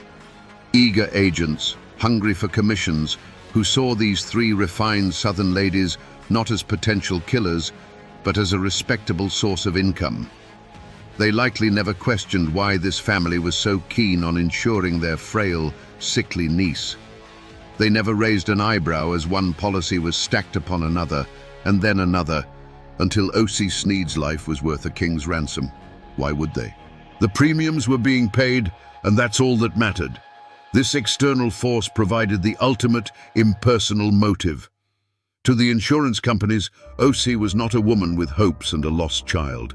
She was Policy 74B, a name on a ledger, a set of actuarial tables, a risk to be calculated. The system itself, in its relentless pursuit of profit, created the very weapon the family needed. It transformed Osei from a human being into a financial instrument, an investment waiting to mature. This corporate entity created a climate of deadly opportunity. It gave Virginia Wardlaw the tools and the incentive to turn her dark thoughts into a workable plan. The insurance men didn't hold Osei's head under the water, and they bore her no ill will. But their contracts, signed and sealed with a fountain pen, were the death warrant. They were the faceless, unknowing accomplices who built the gallows, handed over the rope, and then turned a blind eye, content to simply count their money. The law, my friends, tends to move in straight lines, and the straightest line of suspicion pointed directly at Osei's estranged husband. In the days following the discovery, the telegram wires began to hum with his name. Here was a man with a clear, understandable motive: the rage of a spurned husband and a father denied his child. A posse, either literal or figurative, was sent to track him down. They expected to find a monster consumed by rage. Instead, they found a man hollowed out by loss. The promising trail evaporated into a puff of cold Appalachian air. Osei's husband was hundreds of miles away, his presence confirmed by a dozen clock-punching factory workers who saw him every single day. His alibi wasn't just firm, it was ironclad. When questioned, his grief was raw and undeniable. The letters he'd sent, once viewed as the obsessive rantings of a potential killer, were now revealed for what they were: the desperate, heartbroken pleas of a man trying to claw his way back to the family that had been stolen from him. The lead wasn't just cold, it was a dead end that led to another victim of the family's cruelty. With their primary suspect cleared, the investigators in New Jersey hit a wall. They were left with the unsettling scene in the bathroom and three grieving women. But how do you accuse a mother and her sisters of such an unspeakable act? Virginia, Caroline, and Mary presented a united front of Southern gentility and profound sorrow. Their story was simple and, on the surface, unshakable. Osei was a troubled soul, and her fragile mind had finally broken. Who could prove otherwise? The investigation stalled. The days turned into weeks. The initial shock in the community began to curdle into a low-grade fear. The easy answer, the vengeful husband, was gone. Now, a more terrifying question hung in the air. If he didn't do it, who did? The authorities were frustrated, circling a truth they couldn't grasp. They had a strong suspicion, a gut feeling that the evil they were looking for was right in front of them, hiding behind black mourning veils, but they had no proof. The case was growing colder by the day, threatening to become just another sad, unsolved tragedy. The investigators soon discovered that the most formidable obstacle they faced wasn't the lack of evidence, but the suspects themselves. The community in this case wasn't a town or a holler. It was a closed, suffocating circle of 3 women. The Sneed and Wardlaw sisters had built a fortress around their secret, and its walls were mortared with Southern pride and a deep, ingrained contempt for the prying questions of outsiders. This wasn't the code of silence of the mountains where neighbors protect their own. This was the omerta of the family, a pact sealed in blood and greed. At the center of this wall was Virginia Wardlaw. Her iron will was the law that governed her sisters. Caroline, Osie's own mother, and the quieter Mary moved in her shadow, their thoughts and actions seemingly extensions of Virginia's own. To question one was to question them all, and to question them was to be met with a performance of wounded dignity and sorrow so convincing it was almost a work of art. They were a united front of black lace and quiet denial, a living embodiment of the Southern creed to never air one's dirty laundry in public, especially not for the benefit of Northern lawmen. Their silence was rooted in a profound arrogance. They believed they were intellectually and socially superior to the policemen and reporters who hounded them. The investigation, in their eyes, wasn't a righteous search for truth. It was a vulgar intrusion. They answered questions with condescending patience, as if explaining complex matters to a simple child. Every inquiry about Otes's life was met with a polished story of a tragic, depressive girl. Every query about their own actions was deflected with a sigh of grief. The psychological toll of this siege was immense, but it only seemed to harden their resolve. Interrogating them was like trying to punch through granite with your bare hands. There were no cracks, no whispers, no single moment of weakness. One sister's story perfectly mirrored the others. The pressure built, but the wall held firm. This steadfast, unified front created a profound fear in the investigation itself. The fear that these women, protected by their class, their gender, and their own unshakable will, might actually get away with it. They were hiding in plain sight, and their silence was the most damning evidence of all. The case, which had gone cold, was not broken open by a single dramatic discovery.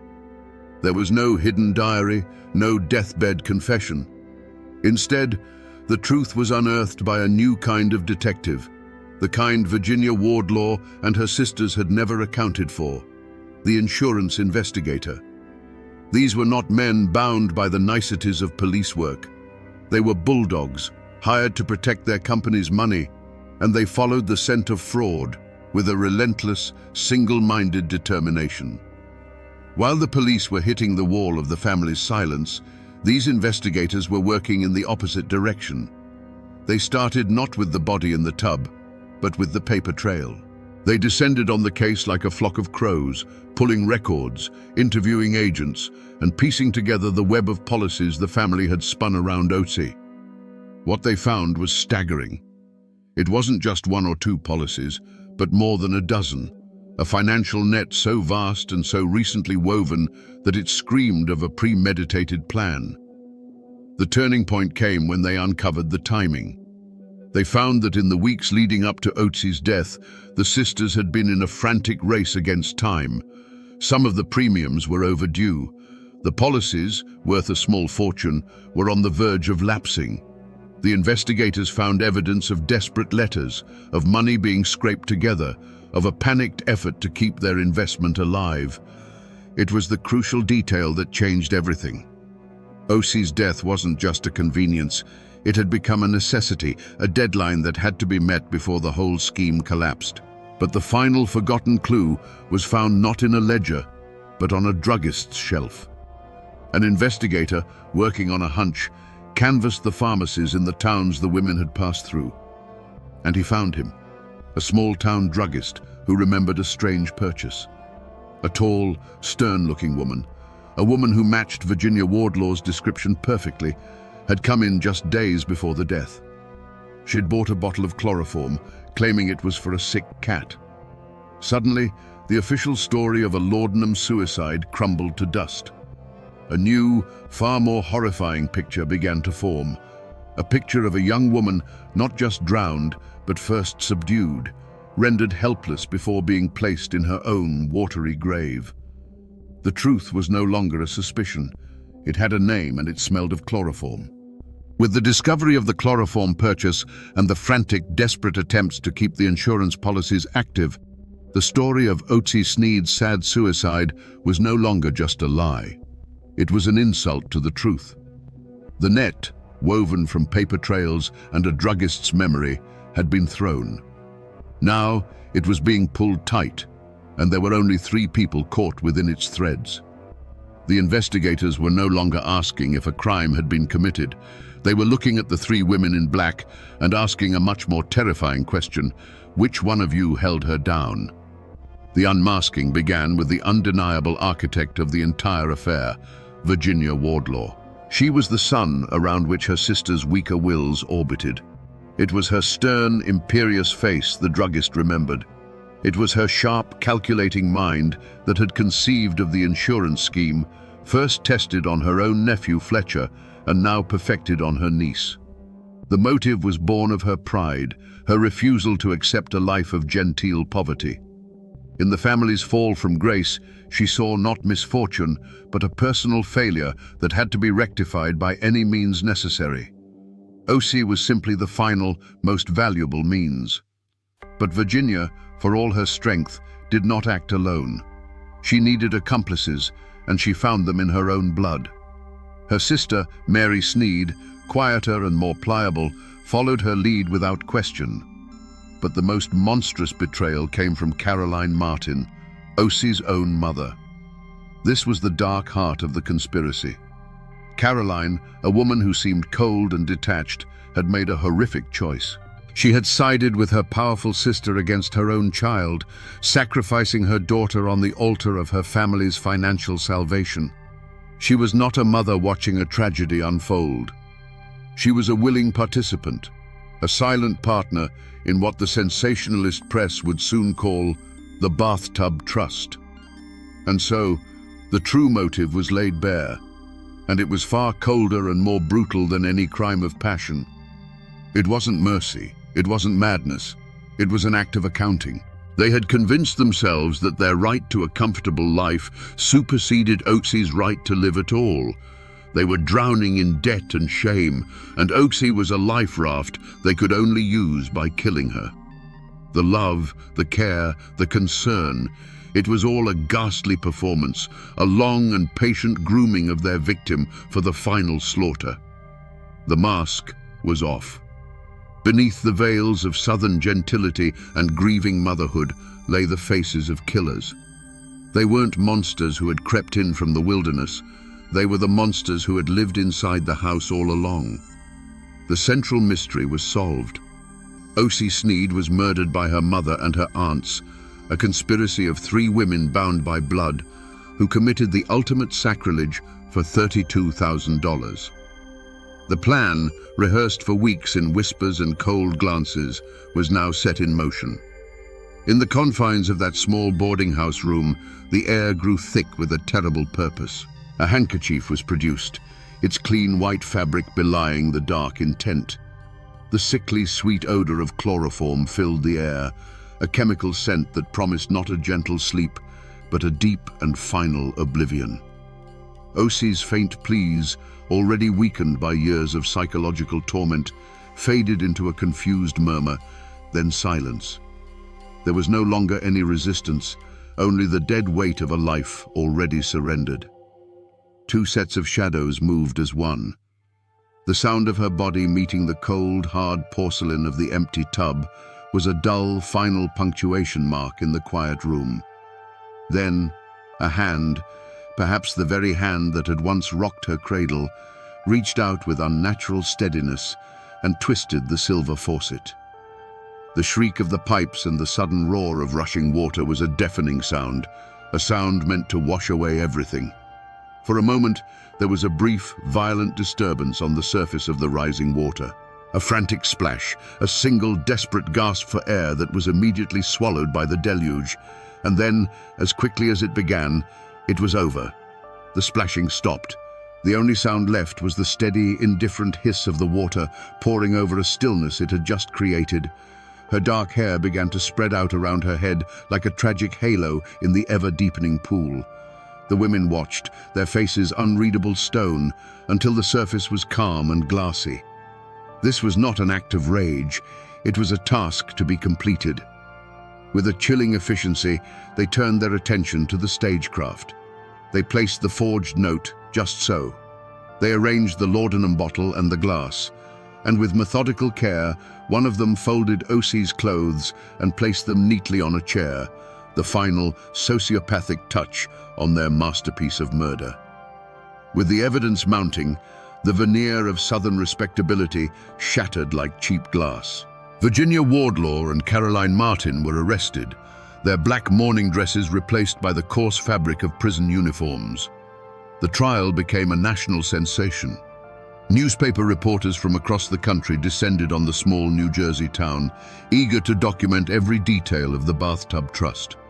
The courtroom was packed every day with a morbidly curious public, all craning their necks to get a look at the mother and aunt accused of a crime that defied comprehension. Caroline Martin, Osie's mother, seemed to shrink in the witness box. Her lawyers argued that she was not a monster, but a victim herself, a woman completely under the hypnotic spell of her domineering older sister. They painted a picture of a weak will eroded by a stronger one, claiming she was insane, incapable of distinguishing right from wrong under Virginia's powerful influence. Some in the courtroom pitied her. Others saw a coward trying to escape the consequences of her own terrible choices. But Virginia Wardlaw was a different matter entirely. Even in her jail cell, her indomitable will refused to be broken by others. She would author her own ending. Realizing the game was over and the full, sordid truth of their years of scheming was about to be laid bare for the world to see, she chose the final act of control. With a small, sharp pen, the same kind of instrument she might have once used to grade school papers, she wrote out a full confession. It was a masterpiece of manipulation, taking sole blame, exonerating her sisters, and framing the murder as a mercy killing for a girl who was tired of living. Then, with a surgeon's precision, she severed an artery in her arm and bled to death on the cold stone floor of her cell. Virginia's suicide note was her last, defiant move on the chessboard, and it worked. It cast enough doubt to save her sisters from the gallows. Caroline Martin was found guilty, but her plea of insanity was accepted. She was sentenced not to prison, but to 7 years in the New Jersey State Hospital for the insane. Mary Sneed, the quiet third sister, was also declared insane and institutionalized. Justice, in the end, was a murky affair. The mastermind was dead by her own hand, and her accomplices were hidden away from the world in asylums, leaving a verdict that felt profoundly unfinished, a story that still echoes with the injustice of it all. The ripples from that cold New Jersey bathtub spread far and wide, altering the course of every life the water had touched. For Osie's husband and her young daughter, the verdict was not a victory, but the beginning of a long, quiet haunting. He was a man vindicated, cleared of all suspicion, but his reputation in some circles remained unfairly stained. He was left to raise a daughter who would never know her mother, a child whose inheritance was not money, but a legacy of horror, a bedtime story too terrible to ever tell. They disappeared from the public record, seeking the anonymity that had been stolen from them, forever defined by a tragedy they had no part in creating. The families of the guilty were likewise shattered. The proud Wardlaw and Sneed names, once synonymous with Virginian aristocracy, were now whispered with a shudder, forever linked to a monstrous crime. Descendants for generations to come would carry the weight of what their forebears had done. They bore a silent shame, a darkness in their family tree that could never be pruned away. They lived with the knowledge that the blood of both a victim and her killers flowed through their own veins. And what of the women in the asylum? For Caroline Martin, the mother who sold her daughter's life, the state hospital became her tomb. She died there just a few years later, in 1913, her claims of insanity perhaps becoming a self-fulfilling prophecy in the grim reality of institutional life. Did she ever feel remorse? Did she see her daughter's face in the long, lonely nights? The asylum walls kept her secrets. Mary Sneed, the quiet accomplice, faded even deeper into obscurity, a footnote in her sister's grand, evil design, living out her days in the shadow of a crime that had consumed them all. The fortune they had killed for was eaten up by legal fees and clawed back by the insurance companies. In the end, their great scheme earned them nothing but death, madness, and infamy. If you travel to the old cemeteries of Lynchburg, Virginia, you can still find the stones that mark the end of this story. There, under the shade of ancient magnolias, lies the grave of O.C. Sneed. And not far away, you will find the final resting places of her mother and her aunts. They are all there together, a family united in death as they were in life, a silent, chilling tableau of victim and killers sharing the same sacred ground. The physical evidence of this tragedy has not vanished. It is carved in granite, a permanent record for anyone who knows where to look. But the story doesn't just live in stone, it breathes in the folklore of the region. For years after the trial, the people of Lynchburg spoke of the Wardlaws and the Sneeds in hushed tones, as if saying the name too loudly might invite the same darkness into their own homes. They spoke of a curse, a poison that ran through the family's bloodline. The convenient suicides of Colonel Sneed and O.C.'s brother Fletcher, followed by O.C.'s murder and Virginia's own final, violent act. It was too much to be a coincidence. It was the story of a doomed house, a family that was destined to consume itself. To explain the unthinkable, to understand how a mother could participate in the destruction of her own daughter, the most powerful legend of all was born, the myth of Virginia Wardlaw, the hypnotist. People whispered that her will was more than just strong. It was a supernatural force. They said she could bend people to her will with a glance, that her sisters were not truly accomplices, but puppets dancing on her invisible strings. It was a story that painted Virginia not just as a murderer, but as a sorceress of the mind, a Svengali in a Sunday dress. And of course, where there is great tragedy, there are always ghosts. Legends began to circulate of a weeping woman heard near the site of the old New Jersey boarding house. And back in the Lynchburg cemeteries, people claimed to see a sad, spectral figure in a white dress wandering among the tombstones on moonless nights. The lost soul of O.C. Sneed, forever trapped by her family's evil, unable to find peace even in the grave. These tales, passed down through generations, are the scar tissue left on the memory of a community that was forced to look into the face of an unimaginable evil. We began this story in a cold bathroom, with a still body in a tub and a simple, terrible question.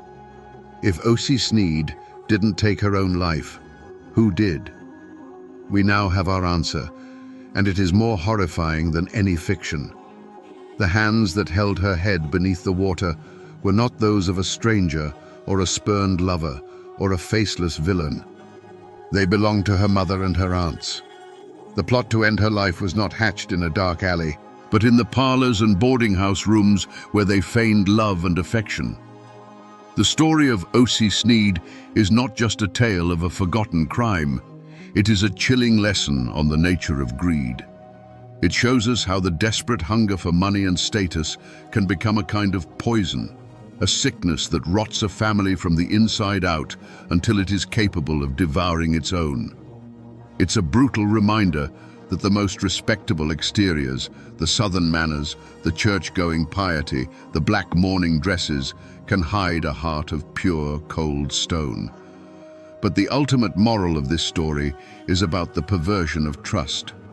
Osi was taught her entire life to obey her family, to trust in their wisdom, to believe in their love. That trust was the weapon they used against her. They turned the sacred bond between a mother and a child into a tool for manipulation and murder. This is the story's final, enduring horror, the realization that the greatest danger doesn't always come from the darkness outside, but from the smiling faces we are taught to love unconditionally. And now, my friends, you know the rest of the story. It stands as a testament to the fact that monsters are real, and sometimes they're the ones who tuck you into bed at night. Imagine 10,000 American coal miners, rifles in hand, marching to wage war in the mountains of West Virginia. They faced a private army armed with machine guns and even airplanes that dropped makeshift bombs from the sky. This wasn't a riot. This was the largest armed uprising in United States history since the Civil War. The question that hangs in the air, thick as coal dust, is why? What could push thousands of ordinary men to the absolute breaking point to aim their guns not at a foreign enemy, but at their own countrymen? The official story is one of labor unrest. But those who lived it knew the truth. It was a war for the very soul of a man. Before the valleys echoed with the rattle of machine guns, there was a different sound. It was the rhythm of a world carved into the ancient mountains of West Virginia, a world of sharp ridges and deep shadowed hollows where the mist clung to the creeks like a shroud. These mountains were a paradox. They were breathtakingly beautiful, a fortress of nature that had long sheltered a proud and independent people. But deep within their rock, they held a treasure that had become a curse: coal. And for the men who mined that coal, the mountains were no longer a sanctuary. They were a cage. A miner's day began and ended in darkness. He would rise before the sun, his wife packing his dinner bucket, and walk to the mine mouth, a black wound in the side of the mountain. He would spend 10, sometimes 12 hours on his hands and knees in a cramped seam of earth, the weight of the whole world pressing down on him. His work was a constant gamble with death from rockfalls, gas explosions, and the slow, suffocating disease of black lung. He did this not for wealth, but for survival, to feed the family waiting for him in a flimsy house he didn't own. That house, you see, belonged to the coal company. So did the church where he prayed, the school his children attended, and the doctor who treated his injuries. Most importantly, the company owned the store. A man wasn't paid in the currency of the United States. He was paid in scrip, a private money printed by his boss, worthless anywhere but the single company store. Prices there were set so high that by the end of the week, his entire wage was swallowed back into the operator's pocket. It was a system of modern-day serfdom, a cradle-to-grave bondage designed to keep a man in perpetual debt. And this kingdom, built on black rock and broken backs, was ruled by force. The coal operators employed private armies of guards, most notoriously the Baldwin Felts Detective Agency. These weren't security men. They were gun thugs, mercenaries in fine suits who patrolled the coal camps with rifles cradled in their arms. They were there to enforce the company's law. Their job was to crush any whisper of dissent, to beat any man who spoke of organizing, and to evict his family from their home at a moment's notice, dumping their belongings in the muddy street. This was the calm before the storm, not a peaceful calm, but an oppressive one. It was the heavy, watchful silence of a people pushed to the very edge of their endurance. It was a silence filled with unspoken fears, quiet prayers, and a deep, simmering rage. But change was coming, carried on the wind like a distant rumble of thunder. It came in the form of a simple four-letter word, whispered in the dark of the mines and behind closed doors: union. And that one word was about to set these mountains on fire. To understand the fire in the miners' hearts, you have to dig deeper than a coal seam. You have to go back to the very bedrock of these mountains, to the men who first settled this land. They were Scots-Irish, German, and English pioneers, soldiers who had been paid for their service in the Revolutionary War with land grants. They weren't looking for riches, they were looking for freedom. They carved their homesteads out of the wilderness with an axe and a long rifle, wanting nothing more than a piece of ground to call their own, far from the reach of kings and landlords. Their deed was written in sweat and blood, and their law was self-reliance. But then, the outside world discovered the treasure hidden beneath their feet. The railroad snaked its way up the river valleys, and with it came a new kind of king, industrialists and financiers from New York and Philadelphia. They saw the mountains not as a home, but as a vault to be plundered. They came with smooth words and complex legal documents, buying up mineral rights for pennies on the dollar from folks who could barely read or write. It was the greatest swindle in Appalachian history. The descendants of the pioneers who owned the surface of the land suddenly found themselves trespassers on the wealth that lay beneath it. This land already bore the scars of old divisions. West Virginia itself was born from the Civil War, a state torn from a state because its people refused to follow the Confederacy. That conflict had pitted neighbor against neighbor, brother against brother. It had burned into the mountain psyche a deep suspicion of outside authority and a hardened belief that some fights could only be settled at the end of a rifle barrel. A man's loyalty was to his kin and his hollow, not to some distant government or, God forbid, some company from out of state. And so, the stage was set for a new war, a clash not between North and South, but between two irreconcilable worlds. On one side was the mountaineer, a man whose name was his bond, whose pride was rooted in his independence. On the other was the coal operator, a man who saw land as a commodity and people as an expense on a ledger. This wasn't just a fight over wages, it was a fight over a way of life. It was a battle between the spirit of the pioneer and the ghost of the feudal lord, fought on the very land the pioneers had once bled for. In the claustrophobic world of a company town, there were no secrets, only whispers. The mine foreman was the company's eyes and ears, a man who had often worked his way up from the coal face and now stood between his old friends and his new masters. His reports could get a man fired, or worse, blacklisted, a word that struck terror in the hearts of miners. A man on the blacklist was a ghost. His name was circulated to every mine in the region, ensuring he and his family would starve before he ever found work again. Everyone knew a family that had been broken on the anvil of the blacklist. The air itself was thick with suspicion.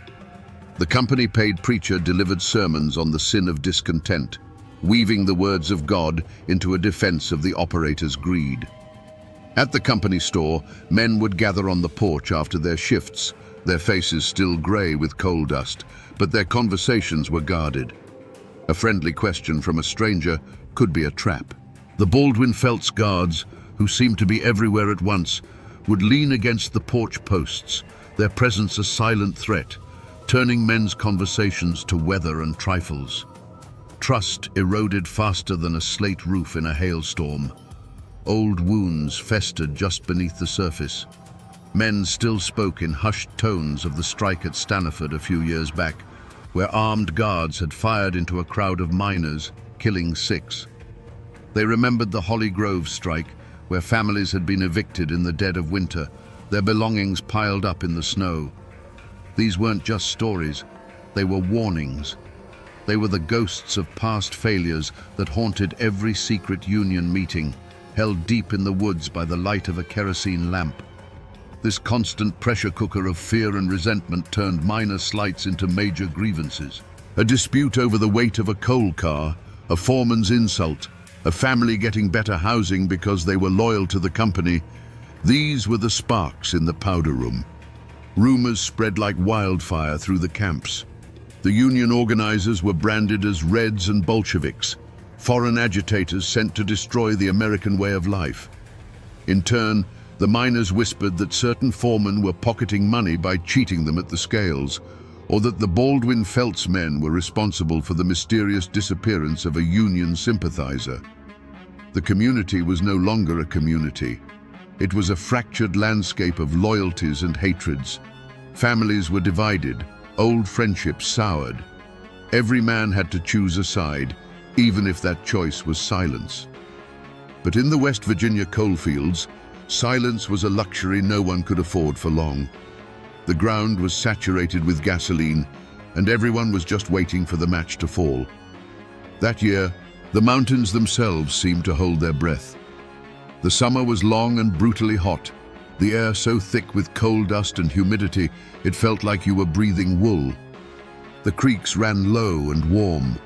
Old-timers, sitting on their porches, noted that the birds had gone quiet in the woods, a silence that felt heavy and unnatural.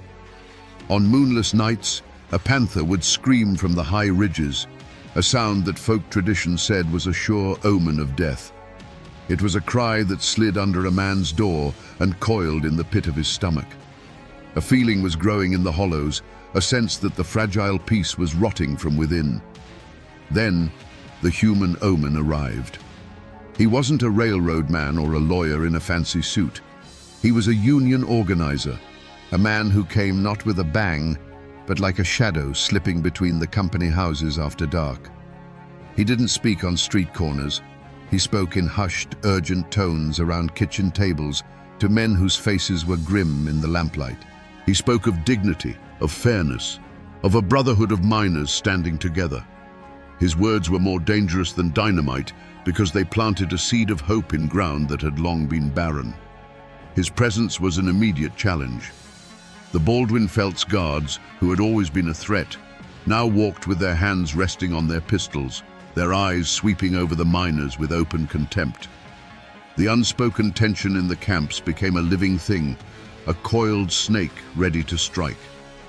A miner's wife didn't need to hear the panther's cry to know what was coming. She saw it in her husband's eyes when he came home from a secret meeting deep in the woods. The exhaustion was still there, etched into his face.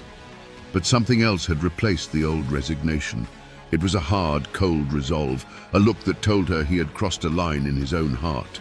She watched him one evening, cleaning his old hunting rifle with a slow, deliberate care he hadn't shown in years.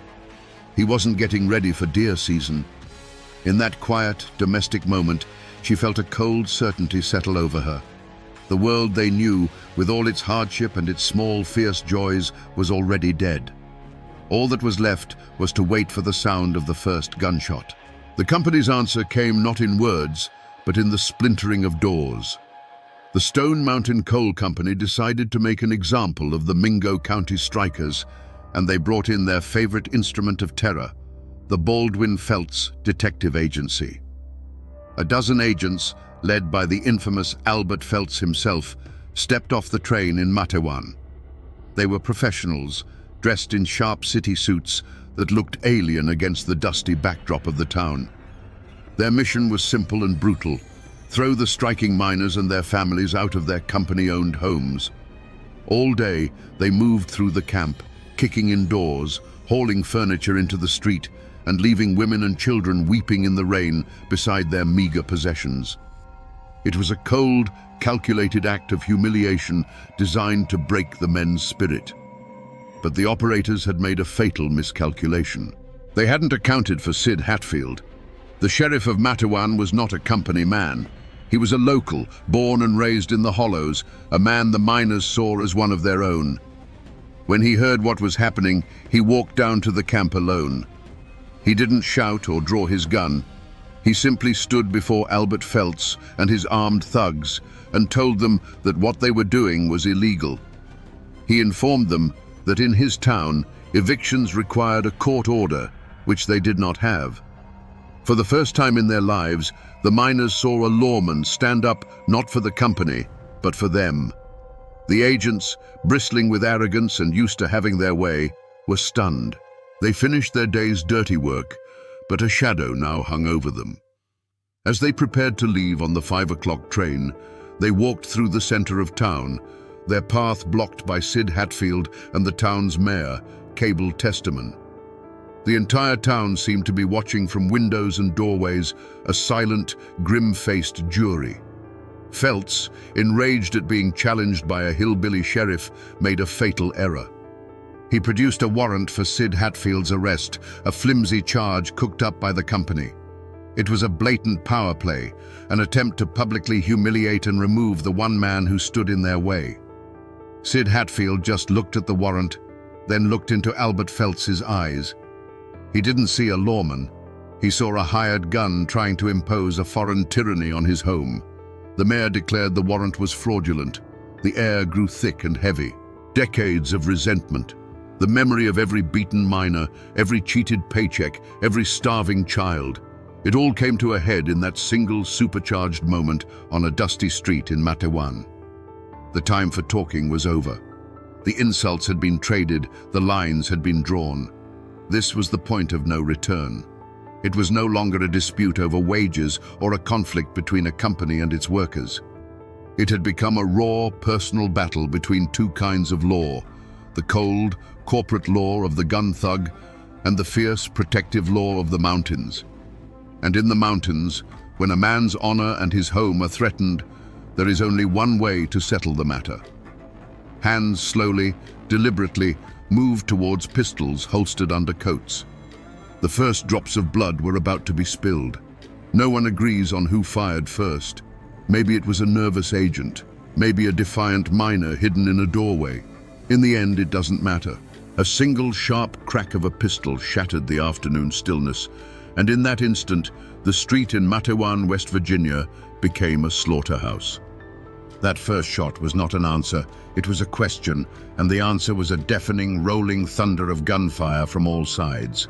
It wasn't a duel, it was an ambush, a spontaneous volcanic eruption of hate. For the townsfolk peering through their windows, the scene dissolved into a nightmare of smoke and noise. They saw the flash of muzzles, the blur of men dropping behind barrels and ducking into doorways. They saw a man in a fine suit suddenly jerk backward, his hat flying from his head and tumbling into the dust. They saw another man simply crumple, his legs giving way beneath him as if his strings had been cut. The air filled with the screams of men and the hornet swarm of ricocheting bullets.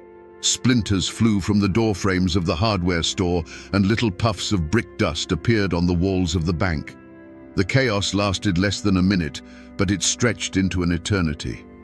It was a whirlwind of motion and death, a storm of lead that seemed to come from everywhere and nowhere at once. The air grew thick and heavy with the acrid smell of burnt gunpowder, a fog that momentarily obscured the awful tableau on the ground. Then, as suddenly as it began, it was over.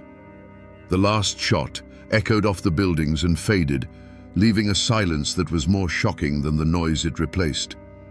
It was a dead, ringing silence, broken only by the low moan of a wounded man. Slowly, the gun smoke began to clear, revealing the terrible price of that single minute. 10 men lay dead or dying on the ground. Among them was the town's mayor, Cable Testaman, cut down in the first volley. And scattered around him, like fallen chess pieces, were the bodies of 7 Baldwin Felts agents. The invincible gun thugs, the company's private army, had been utterly decimated. Albert Felts, the man who had come to break Matewan, lay dead. His brother Lee lay dead beside him.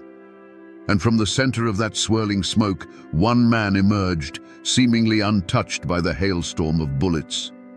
It was Sheriff Sid Hatfield. He stood steady, the pistol still warm in his hand, looking out at the carnage he had unleashed. In the eyes of the miners, he was no longer just a lawman. He was an avenger. He was the man who had faced down the devil and won. It's easy to paint the Baldwin Felts men as monsters, as pure evil stepping off a train.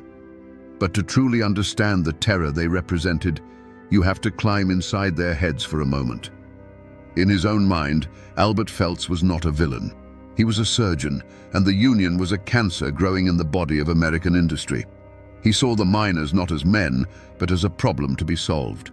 They were ignorant, ungrateful children at best, or dangerous foreign Bolsheviks at worst.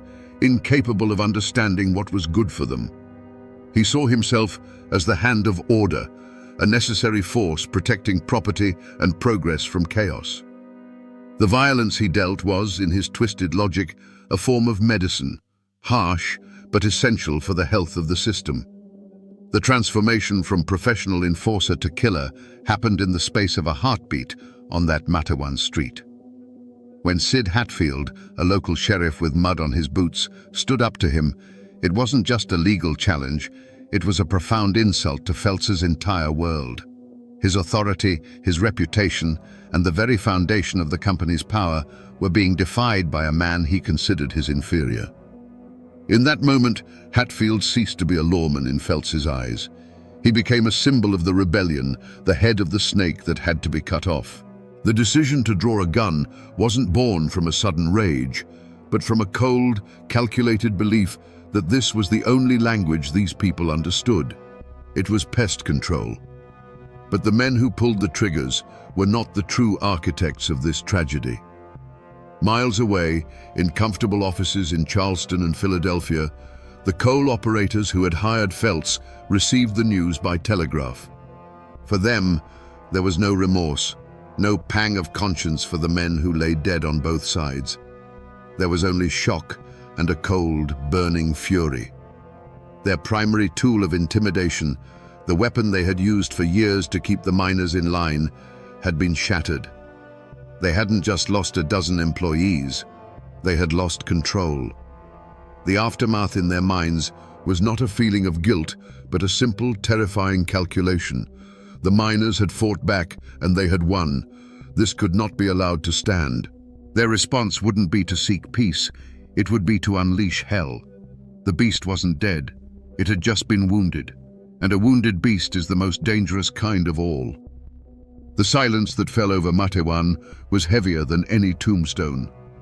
For a long moment, the only movement was the lazy curl of gun smoke in the still afternoon air, and the slow, dark spread of stains on the dusty street. Then, doors creaked open. Faces, pale with shock, peered out. The people of Matawan stepped cautiously from their homes and businesses, drawn to the carnage with a mixture of horror and a grim, unspoken awe. They saw their mayor lying dead, but they also saw the bodies of the Baldwin Phelps men, the hated agents who had been the face of their oppression for so long. And in that moment, fear was eclipsed by a fierce, dangerous pride. They had fought back. Sheriff Sid Hatfield didn't stand admiring his work. The adrenaline of the fight was replaced by the cold reality of his duty. He was still the law in Mingo County. He began giving orders, his voice steady, directing men to secure the weapons of the dead agents and to tend to the wounded. For the miners who had fired alongside him, the world had been turned upside down. They were no longer just striking workers. They were killers in the eyes of the state, but heroes in the eyes of their own people. They had crossed a river of blood, and they knew there was no going back.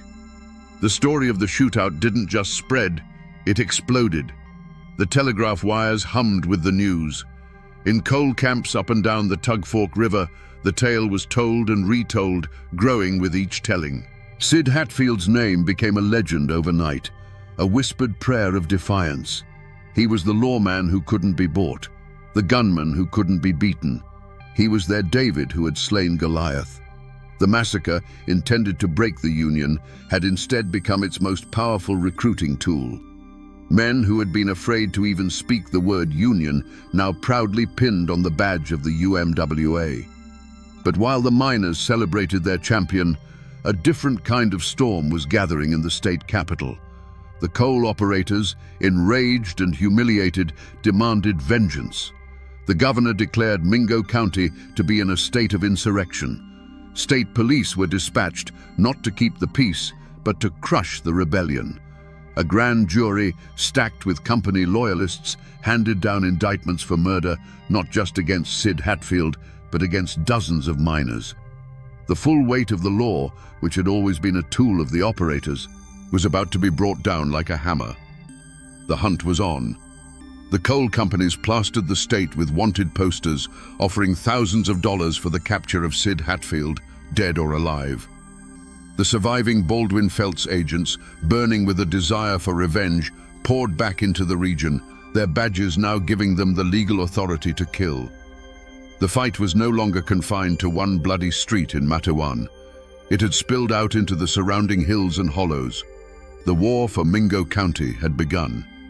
The gunsmoke from Matawan settled not just on the ground, but in the hearts of the people of Mingo County, leaving a residue of fear and suspicion that poisoned everything. The county, already scarred by the conflict, split wide open, the crack running through every church, every store, and every family. The lines were drawn not in the dirt, but in glances across a room. At the company store, loyal company men and strikebreakers shopped in the morning, while union families would wait for the afternoon, the two sides refusing to even breathe the same air. In the saloons, a man's choice of whiskey was less important than the side of the room he chose to drink it on. This was a war fought with whispers as much as with bullets. The company held the power of life and death over the towns. A word from the mine foreman could get a man a better house, an easier job above ground, or it could get him blacklisted forever. Men who had once been friends now looked at each other with distrust, wondering if their neighbor was an informant, trading secrets for a few extra dollars in scrip to feed his hungry children. The pressure was immense, a daily test of loyalty that frayed the very fabric of the community. A suffocating conspiracy of silence descended upon the hollows. When the state police and company lawyers came asking questions about the Matawan shootout, they were met with a wall of amnesia. Men who had watched the whole thing unfold from 20 feet away suddenly remembered they were in another room, or that the sun was in their eyes. This silence was born of both loyalty and terror. They were protecting Sid Hatfield, their hero, but they were also protecting themselves. They knew the Baldwin Felts agency was not gone, merely regrouping, and its agents were now hunting for witnesses as much as for killers. To speak to the law was to paint a target on your own door. Yet, in this darkness, there were small, defiant acts of courage that burned like candles in a storm. A farmer from up the creek, who was not a miner, would leave a sack of potatoes on the porch of a striking family in the dead of night and never speak of it. A doctor's wife would organize the church women to secretly collect clothes and food for the evicted families living in tent colonies. These were not grand gestures, but they were acts of rebellion that carried the risk of ruin, a quiet testament that the company could own the mines, but it couldn't own everyone's soul. And for every act of courage, there was an act of quiet desperation that looked like cowardice. A man with a sick wife and 6 children, who had been a staunch union supporter, took a job as a company guard. His old friends spat on the ground as he passed, calling him a traitor and a scab. They didn't see a villain, they saw a man broken by a terrible choice. Mingo County was no longer a community of neighbors. It was a hunting ground, where every man was both the hunter and the hunted, a place at war not just with the coal company, but with itself. The hunt for Sid Hatfield was not a posse of local men riding for justice. It was a corporate invasion force. The Baldwin Felts Agency, its ranks refilled with hardened men eager to avenge their fallen comrades, descended on Mingo County with the full authority of the state behind them. They were no longer just private guards, they were state-sanctioned manhunters. Backed by the governor, they set up machine gun nests on the hillsides overlooking the miners' tent colonies, their sole purpose to intimidate and terrorize. The coal operators' money flowed freely, paying for guns, ammunition, and a network of spies. A handsome reward was placed on Sid Hatfield's head, a sum that could turn a desperate, hungry man against his own neighbor. But Sid wasn't running. In an incredible act of defiance, he continued to walk the streets of Matawan, serving as its sheriff, a pistol on his hip and a calm certainty in his eyes. He was not a fugitive cowering in the woods. He was a king defending his territory, and the mountains and their people were his fortress. Union miners, many of them skilled hunters and Great War veterans, became his unofficial bodyguards. They set up a sophisticated intelligence network, a grapevine telegraph that passed messages from hollow to hollow, faster than any telephone. The arrival of any stranger, the movement of any state police patrol was noted and relayed to Sid within minutes. The hunt became a brutal, low-grade guerrilla war fought in the tangled wilderness. Baldwin Felts agents, used to city streets, found themselves clumsy and exposed in the dense Appalachian forest. They would march up a creek bed, only to have a single, unseen rifle crack from the ridgeline, sending them diving for cover. The mountains themselves became a weapon against them. The miners, who had known these woods since they were boys, moved like ghosts through the trees, striking and melting away, leaving the agents frustrated, paranoid, and increasingly vicious. The hunters had become the hunted. It became chillingly clear to the coal operators that they could not capture or kill Sid Hatfield in Mingo County. He was too well protected, too loved, and too at home in the terrain. As long as he was there, he was untouchable.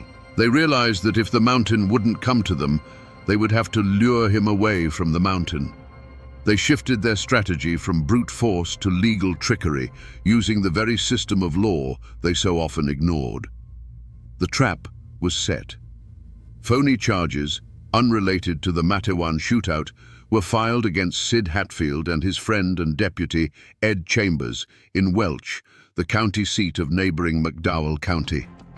This was enemy territory, a county completely controlled by anti-union operators, where the sheriff was a company man. Sid was summoned to stand trial.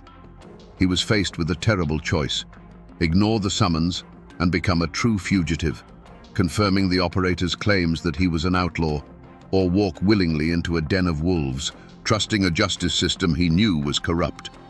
Believing in his own innocence and perhaps in the power of his own legend, he chose to face the law. On August 1st, 1921, Sid Hatfield and Ed Chambers, deliberately unarmed to show they came in peace, walked with their wives up the steps of the McDowell County Courthouse. They were not met by deputies with handcuffs. They were met by a group of Baldwin Felts agents waiting for them at the top of the stairs. The hunt in the shadows was over. The ambush, in the full light of day, was about to begin. There was no trial for Sid Hatfield and Ed Chambers. There was only a verdict, delivered by a volley of pistol fire on the courthouse steps.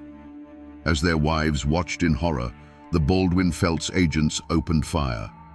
The men never had a chance to speak, to plead, to even raise a hand in their own defense. They were shot down in cold blood, their bodies tumbling down the stone steps of the very building that was meant to represent justice. The assassins, their work done, didn't flee. They calmly turned and surrendered their weapons to the local sheriff, a company man with the confident smirks of men who knew they were above the law. The trial that followed was not for the murder of Sid Hatfield, but a trial of the system itself. The assassins were charged, of course. A trial was a necessary piece of theatre. But the courtroom in Welch was not a house of justice. It was a stage set for a farce. The coal operators' money paid for a team of the state's most cunning lawyers. Witnesses for the prosecution were threatened, their families intimidated into silence. The defense's argument was a breathtaking piece of fiction, that the dozen armed agents had acted in self-defense against two unarmed men who were accompanied by their wives. The atmosphere in the courtroom was thick with menace. Armed company guards stood along the walls, their gazes fixed on the jury box. The jury, made up of men who either worked for the company or lived in fear of it, heard the testimony under a cloud of unspoken threat. The outcome was never in doubt. It was a foregone conclusion before the first witness was even called. The verdict came as no surprise to anyone in West Virginia. Every single one of the Baldwin Felts agents was found not guilty. They walked out of the courtroom free men, their actions legally sanctioned, their message to the miners now crystal clear. There is no law but our law. There is no justice but our justice. The system hadn't just failed, it had actively looked the other way. It had placed its stamp of approval on a cold-blooded assassination. This was the verdict that broke the miners' faith in the law of men. If their hero could be gunned down on the courthouse steps with impunity, what hope was there for any of them? If the courts were just another tool of the operators, then what was left? The answer was simple and terrifying. All that was left was the justice of the mountains. All that was left was war. The assassins of Sid Hatfield did not go to prison. They walked out of the McDowell County Courthouse as free men, and legend says went to a local saloon to celebrate their victory. In the eyes of the law, they were exonerated. But in the eyes of the mountains, they were cursed. Their acquittal bought them their freedom, but it cost them their names. They became ghosts, bogeymen in the stories told to children in the coal camps, a living embodiment of a justice system so broken it could call an execution self-defense. They may have escaped a hangman's noose, but they would forever be hunted by the memory of the man they killed and the hatred of the people who loved him. For the widows of Sid Hatfield and Ed Chambers, there was no life to rebuild. There was only a duty to bear witness. They returned to Mingo County not as grieving wives, but as living symbols of the ultimate betrayal. Their presence was a constant, silent accusation, a reminder that their husband's blood was still fresh on the courthouse steps. They had seen the law of men, and it was a lie. They had no home to return to, because the idea of a peaceful home had been murdered along with their husbands. The community did not try to move on. You don't move on from an amputation, you learn to live with the wound. The story of the assassination and the farcical trial wasn't buried under a blanket of silence. It became a gospel of rage. The news traveled by telegraph and by word of mouth, a hot cinder landing on the dry forest floor of the miners' patience. In coal camps along the Kanawha River, men heard the news, and a quiet, chilling transformation took place. The talk of strikes and negotiations stopped. The talk turned to rifles. This was the final, unforgivable insult. The system had not only allowed their hero to be murdered, it had applauded the murderers. The miners understood then that they were on their own. If the law would not protect them, they would have to become their own law. If the courts would not give them justice, they would have to take it themselves. There would be no atonement for the killers in this life. There would only be a reckoning. In the days following the verdict, men began to gather. They came out of the mines and down from the hollows, their faces set like stone. They were no longer just miners. They were an army, gathering to deliver a verdict of their own. For decades, the state of West Virginia tried to bury the story of the Coal Wars. It was treated as a shameful secret, an embarrassment to be scrubbed from the history books. But you can't kill a story like this. It seeps into the ground and comes back up in unexpected ways, a ghost that refuses to rest. The family names, Hatfield, Chaffin, Testaman, still echo in those hollows, carrying the weight of that bloody history. But the proudest and most misunderstood legacy is a single word: redneck. Today, it's often used as an insult. But for the men who marched on Blair Mountain, it was a badge of honor, taken from the red bandanas they tied around their necks. It meant you were a Union man. It meant you stood up and fought. The physical traces of this war are still there if you know where to look. Go to Welch today, and you can stand on the very courthouse steps where Sid Hatfield was murdered. The stone is worn, but the memory is sharp and cold. In Matewan, the buildings that witnessed the shootout still line the street, silent witnesses to that minute of thunder. You can almost feel the ghosts. But the greatest monument, and the most haunted, is Blair Mountain itself. For years, historians and archaeologists have fought a new battle there, a battle to save the mountain from the very same force the miners fought, the coal companies, who want to destroy it with mountaintop removal mining. And in that fight, the mountain has begun to give up its secrets. Walking those ridges, they found the evidence the state tried to forget. Thousands of spent shell casings from rifles and machine guns, the faint outlines of trenches the miners dug, even the rusted shrapnel from the homemade bombs dropped from the sky. The men who fought there are long dead. Their voices have faded. The state tried to erase their memory from the history books and tell a simpler, cleaner story. But the mountains remember. They hold the rust and the lead deep in their soil. They keep the score. So we come back to the question that started it all. the question that hangs in the gunsmoke of history. Why did 10,000 American men take up arms against their own government? The answer is now clear. It was never just about a few more cents per ton of coal. It wasn't a riot over a paycheck. It was a war for a single simple idea that a man has a right to stand up straight and that his soul does not belong to the company that owns his house. They marched on Blair Mountain because every other avenue of justice had been slammed shut in their faces. The ballot box was stuffed.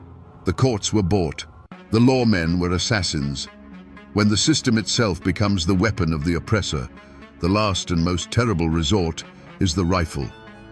This is a story of brutality, of corporate greed so profound it saw human beings as nothing more than an expendable resource. But to leave it there would be a disservice to the men who fought and died. This is also a story of incredible courage, of the unbreakable Appalachian spirit. It's a testament to the fact that you can push a man, you can cheat him, you can beat him, but there is a line that you cannot cross. The miners lost the Battle of Blair Mountain, but their fight lit a fire that could not be extinguished. The blood they spilled on that ridge watered the seeds of the New Deal, which finally guaranteed the rights they had been fighting for. The lesson that echoes down from these mountains is a chilling and timeless one. It's a warning about what happens when power becomes absolute and when people are left with no hope and no voice. It is the story of ordinary men who were pushed into an extraordinary war, fighting for the very soul of America in the hollows of West Virginia.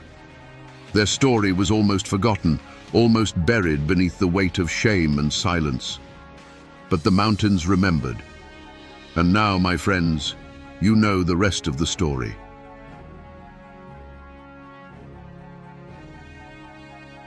"5 years before the shot heard round the world at Lexington, a different shot echoed through the Carolina backcountry.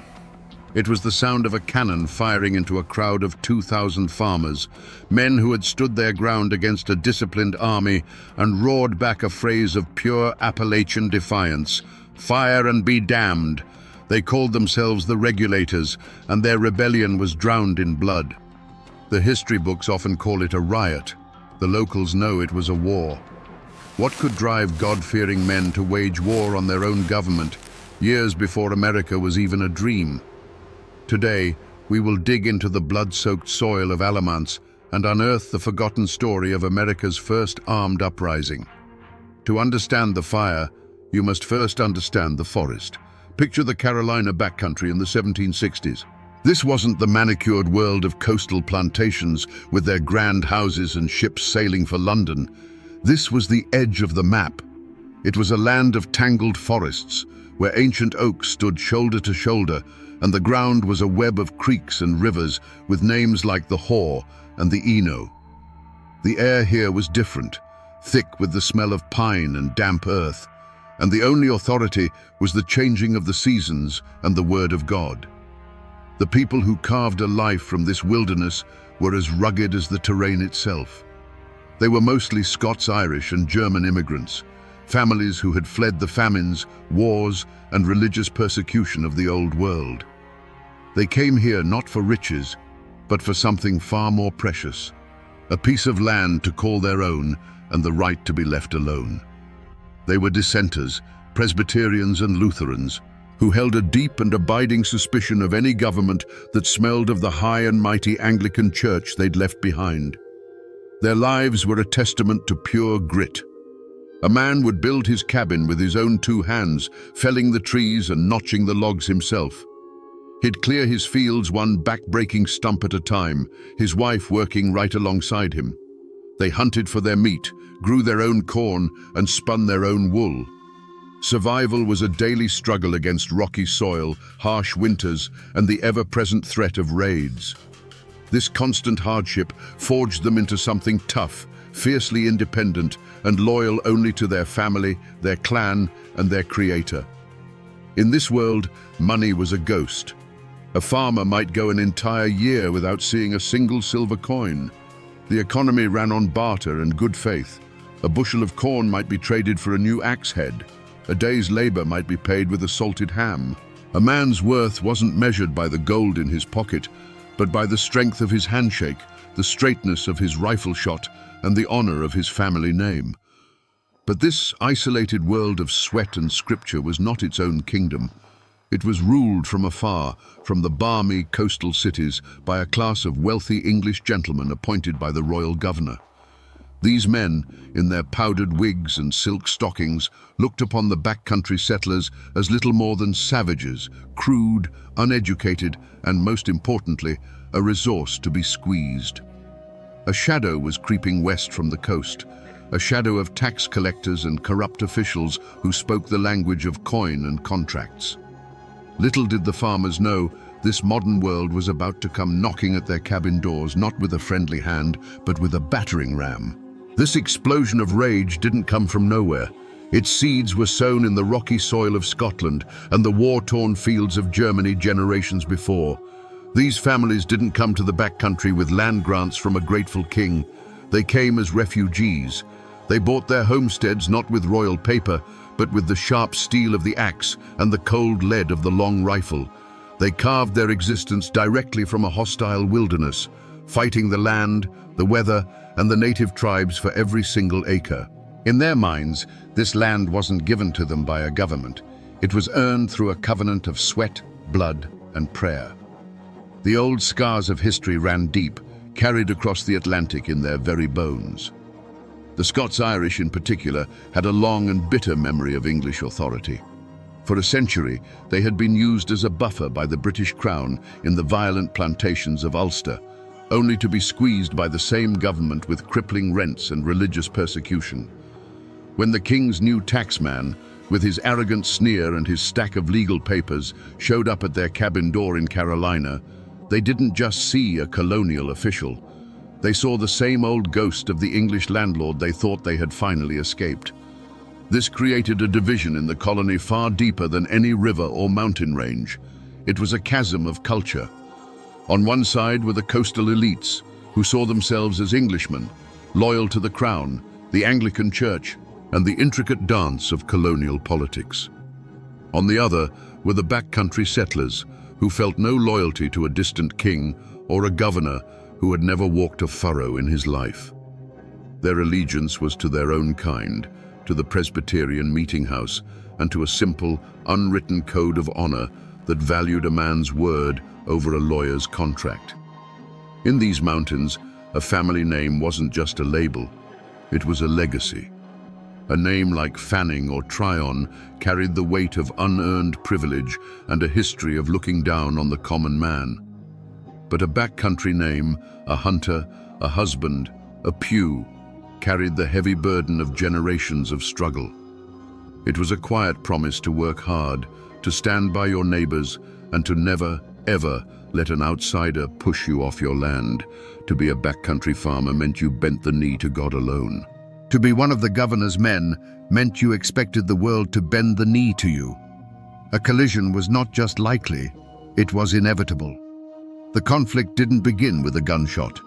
It began with a whisper. A whisper at the grist mill, a bitter complaint muttered over a fence post, an angry prayer offered in the quiet of a cabin. The ground for this rebellion was salted with years of personal insults and public humiliations, all stemming from a group of men the farmers called the Courthouse Ring. This wasn't some shadowy conspiracy, it was a cancer of corruption that operated in plain sight. At its heart was Edmund Fanning, a man who became the living symbol of everything the backcountry had come to despise. He was a Yale-educated lawyer who wore fine clothes, lived in a mansion built with stolen money, and looked at the calloused hands of a farmer with open contempt. The old wounds were everywhere, festering in nearly every family. You see, the system was designed to break a man. A farmer might ride for 2 days to register the deed to his land, only to have a clerk, Fanning's cousin perhaps, charge him a filing fee that existed in no law book. Then the sheriff, another crony, would demand the annual poll tax be paid in hard coin, knowing full well the farmer dealt in tobacco and deer hides. When the farmer couldn't produce the silver, that same sheriff would seize his plough horse or his only milk cow, selling it at a rigged auction to another member of the ring for a fraction of its worth. This venom dripped into the community through the wellspring of gossip. After the Sunday sermon, men would gather under the shade of an oak, their voices low and hard. They'd share stories of the latest outrage. One man lost 10 acres over a debt of 5 shillings that had been bloated by illegal court costs. Another had been thrown in jail for daring to question the sheriff's math. These stories spread from homestead to homestead like a fever, each telling making the injustice feel more personal, more suffocating. The courthouse ring wasn't just stealing their property, it was stealing their dignity. Slowly, the atmosphere began to change. The respectful nod once offered to the county clerk was replaced by a cold, hateful stare. A trip into the county seat of Hillsborough felt less like going to town and more like walking into a nest of snakes. Every official document, every tax notice, every court summons was now seen not as the law of the land, but as another turn of the screw. The laughter in the local tavern grew harder, edged with a bitterness that wasn't just from the corn whiskey. A land dispute between neighbors was no longer just about a misplaced fence. It was interpreted as one side currying favor with the corrupt judges. A simple fistfight at a market fair became an act of class warfare. Every small misunderstanding, every past slight, was now magnified through the dark lens of this great grudge. The air itself grew thick with suspicion and resentment, turning old friends into potential enemies and transforming the quiet valleys of Carolina into a powder keg, just waiting for a single, careless spark. Before the storm breaks, the air always goes dead still. In the hills of Carolina, that stillness was filled with a rising dread. The old women, who carried the superstitions of Scotland and Germany in their bones, began to whisper. They spoke of the panther's scream sounding less like a cat and more like a woman mourning a child not yet lost. They saw bad signs in a flock of crows that flew silently over a homestead, and they claimed the daytime hoot of an owl from the deep woods was a certain omen of death. The land itself seemed to be holding its breath, waiting for the coming violence. Then came a different kind of omen, not from the woods, but a man on horseback. His name was Herman Husband, and he was a Quaker, a man of peace. But he wasn't preaching peace now. He was a pamphleteer, a man who wielded a printing press like a weapon. His fiery, biblically charged words began to circulate through the backcountry, passed from one calloused hand to the next, read by flickering candlelight in hushed cabins. He gave their anger a voice, framing their struggle not as a squabble over taxes, but as a holy war against the forces of greed and tyranny. His pamphlets were prophecies, laying out two clear paths. One led to liberty, the other to a life of perpetual slavery to the corrupt coastal elites. This sense of impending doom settled on the men like a shroud. You can just imagine a farmer sitting on his porch at dusk, cleaning his long rifle, the familiar weight of it in his hands. The evening is quiet. The crickets are chirping their usual song, but he feels a coldness creep into his gut that has nothing to do with the evening air. He looks at his wife and children through the cabin window, bathed in the warm glow of the hearth, and then he looks out at the dark, looming tree line. For the first time, he doesn't see a source of firewood and game. He sees a place to hide, a place to fight, a place to die. It was a premonition, a gut-wrenching certainty that the time for petitions and prayers was over, and the time for powder and shot was drawing terrifyingly near.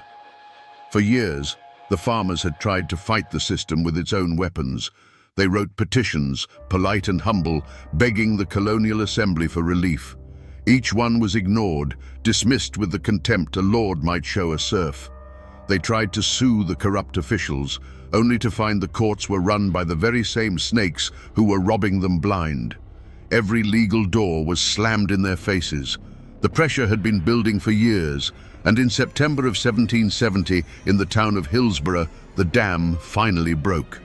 This was no spontaneous riot. It was a calculated act of defiance. 150 regulators, their faces grim and set, marched into town on court day. They weren't a disorganized rabble. They were a determined force, armed with heavy sticks, farm tools, and a righteous fury that had been simmering for a decade. Their target was the courthouse, the very symbol of their oppression. They stormed the building, a wave of muddy boots and homespun cloth overwhelming the shocked officials. Their first act was to find Edmund Fanning. They dragged the despised official from the judge's bench, his fine clothes tearing in their grip.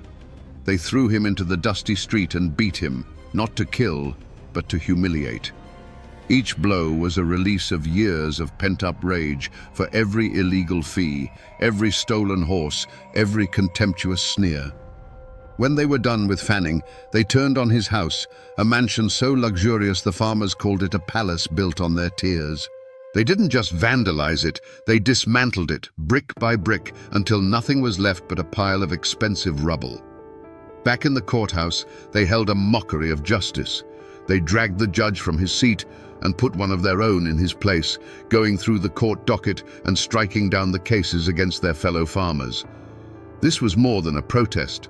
It was a revolution in miniature. They weren't just attacking a man, they were attacking the entire legal and political authority of the royal governor. When news of the Hillsborough riot reached the coast, it was seen as a declaration of war. Governor William Tryon, an arrogant and ambitious military man, could not let this stand. This was a direct challenge to his power and, by extension, the power of the king. The line had been crossed.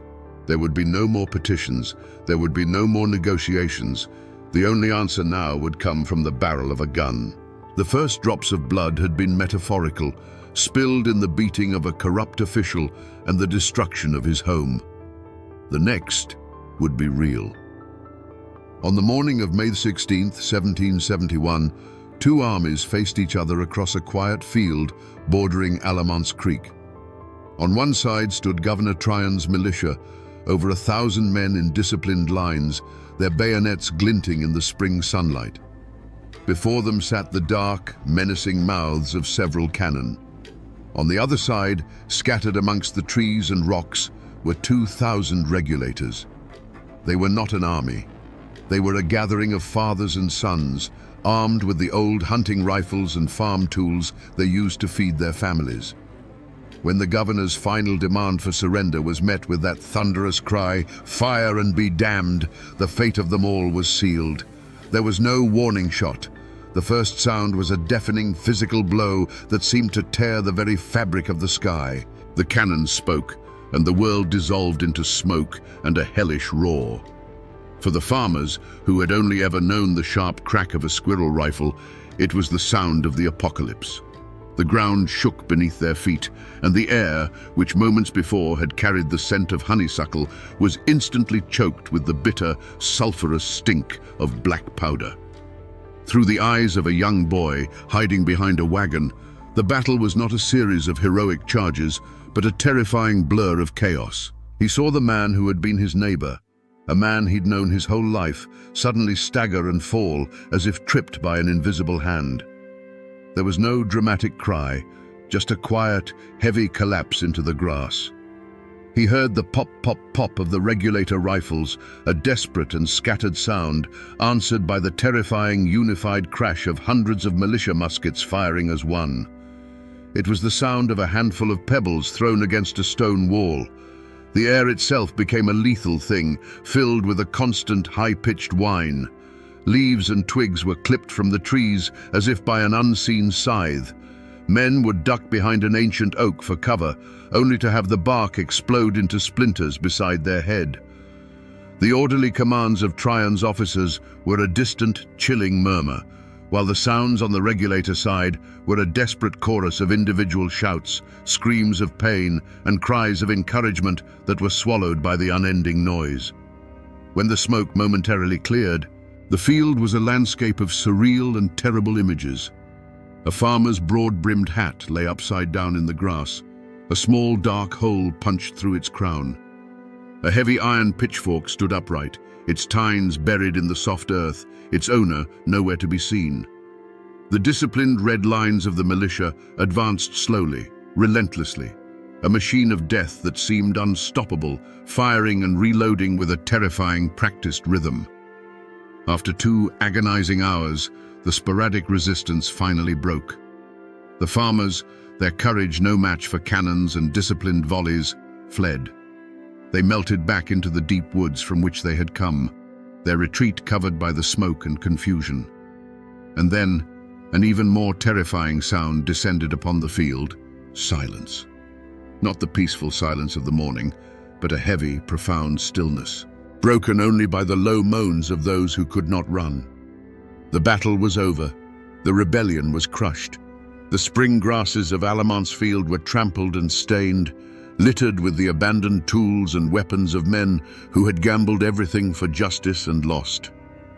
The smoke slowly drifted away, revealing not a field of victory, but a scene of profound and brutal sorrow.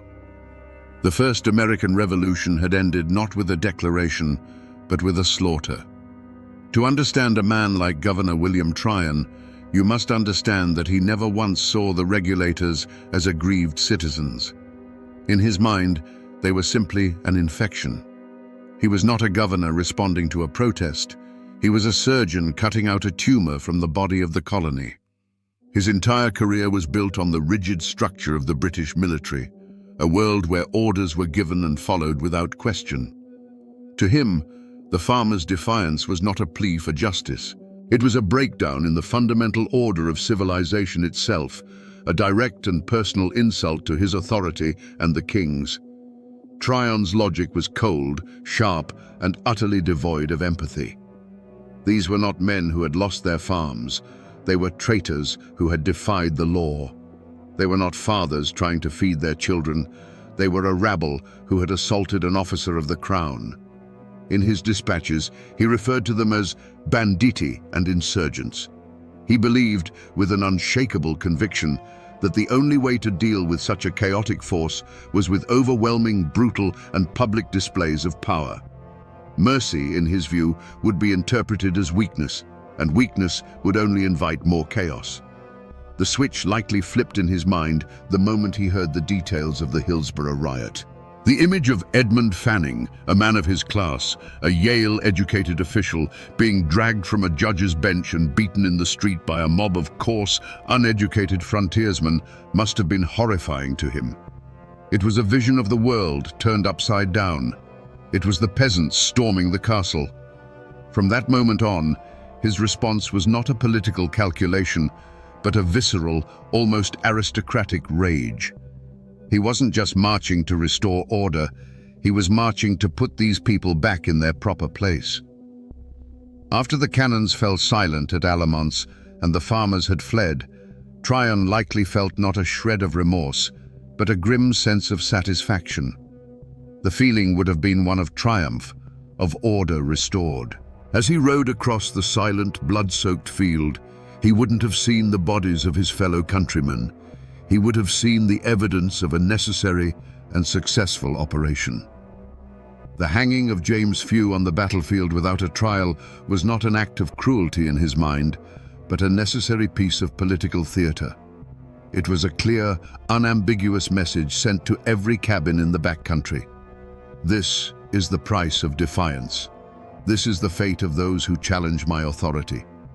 It was the cold, calculated logic of an empire that saw dissent not as a voice to be heard, but as a disease to be eradicated. When the last of the fleeing farmers had vanished into the woods, a new kind of silence fell on the Alamont's battlefield. It was not a peaceful silence. It was a heavy, suffocating stillness, thick with the smell of spent gunpowder and blood.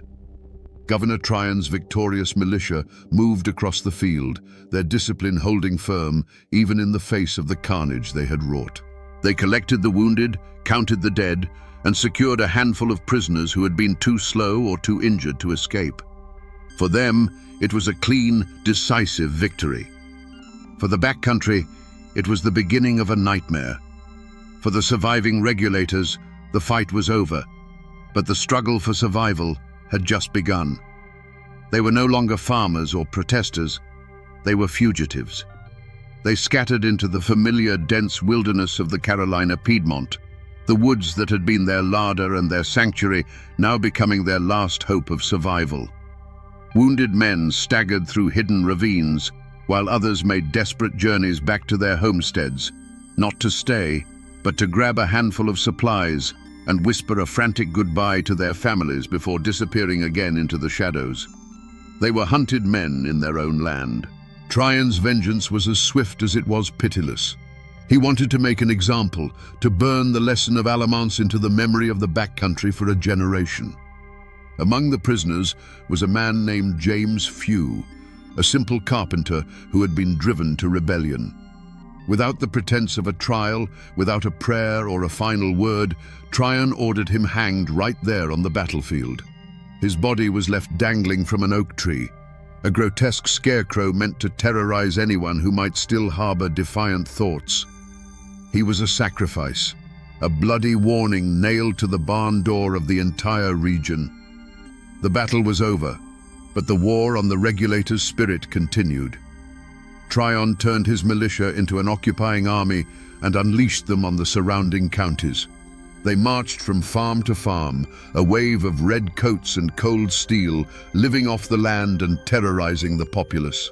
They were hunting for the regulator leaders, men like Herman Husband and James Hunter, and a handsome reward was offered for their capture, dead or alive. The soldiers interrogated wives and terrorized children, turning the once peaceful homesteads into places of fear and suspicion. This was not just a manhunt, it was a campaign of subjugation. Traian issued a proclamation.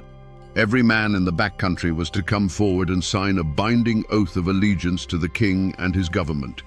To refuse was to be branded an outlaw. Over the next month, more than 6,000 farmers, their spirit broken and their leaders in hiding, were forced to make the humiliating journey to a militia camp to sign the document, effectively swearing loyalty to the very men who had crushed them. And as they did, Traian's men were busy confiscating the property of known regulators, ensuring their families would face ruin and starvation. The ashes of Alamance had settled, and in the silence that followed, there was only fear and the cold grip of defeat. The smoke from the Battle of Alamance didn't just drift over the battlefield, it seeped into every cabin, every church, and every general store in the backcountry, poisoning the air between neighbors. The community, once united by common hardship, was now fractured, split by fear and the bitter question of who was right and who was wrong. A line had been drawn in the dirt, not by a surveyor, but by bloodshed, and every family was forced to choose which side they were on. The Presbyterian meeting houses, once the heart of the community, became cauldrons of quiet tension. Some preachers had thundered from the pulpit in support of the regulators, calling their cause a righteous one. Others, fearing the governor's wrath, now urged their congregations to submit to authority and pray for peace. Friendships that had been forged over decades of shared harvests and barn raisings now buckled under the weight of suspicion. Was the man who helped you clear your field last spring secretly reporting your movements to the militia? Was the family you shared bread with now loyal to the governor? A suffocating conspiracy of silence fell upon the region. The few who had witnessed the hangings or knew the hiding places of the regulator leaders were gripped by a primal fear. To speak the truth to the authorities was to risk being labeled a sympathizer, inviting the wrath of the occupying militia. But to stay silent was to betray their own conscience. Many chose a third option. They saw nothing, they heard nothing, they knew nothing. Their faces became blank masks, their conversations carefully pruned of any mention of the recent unpleasantness. It was a collective act of amnesia born of pure terror. Yet, even in this climate of fear, small acts of both courage and cowardice became the true measure of a person's soul. A brave farmer's wife would leave a basket of bread and salted meat at the edge of the woods, a silent signal to a husband or neighbor in hiding. A blacksmith, under the watchful eye of a militia patrol, would deliberately botch the shoeing of their horses, slowing them down just enough. But for every act of quiet defiance, there was an act of betrayal. A struggling farmer, tempted by the reward money or hoping to curry favor with the new powers, would lead a patrol to a hidden cabin. A merchant would provide a false alibi for a government loyalist, condemning an innocent man with his lie. The regulator war was no longer a battle fought with rifles on an open field. It had become a silent, vicious war fought with whispers, glances, and closed doors. It tore at the very fabric of the community, turning the backcountry into a place where the deepest loyalties were tested, and the truest nature of a man's heart was laid bare for all to see. With the rebellion crushed, the final act of Tryon's vengeance began, the hunt for the ringleaders. This was not a simple matter of law enforcement. It was a grim, relentless pursuit through the unforgiving Appalachian foothills. Tryon's militia, composed of Easterners who viewed the backcountry as a savage wilderness, formed the core of the posse. They were joined by a motley collection of local loyalists eager to prove their allegiance, and a few opportunistic bounty hunters who smelled blood money on the wind. Their mission was simple: bring back the leaders of the regulators, preferably in chains.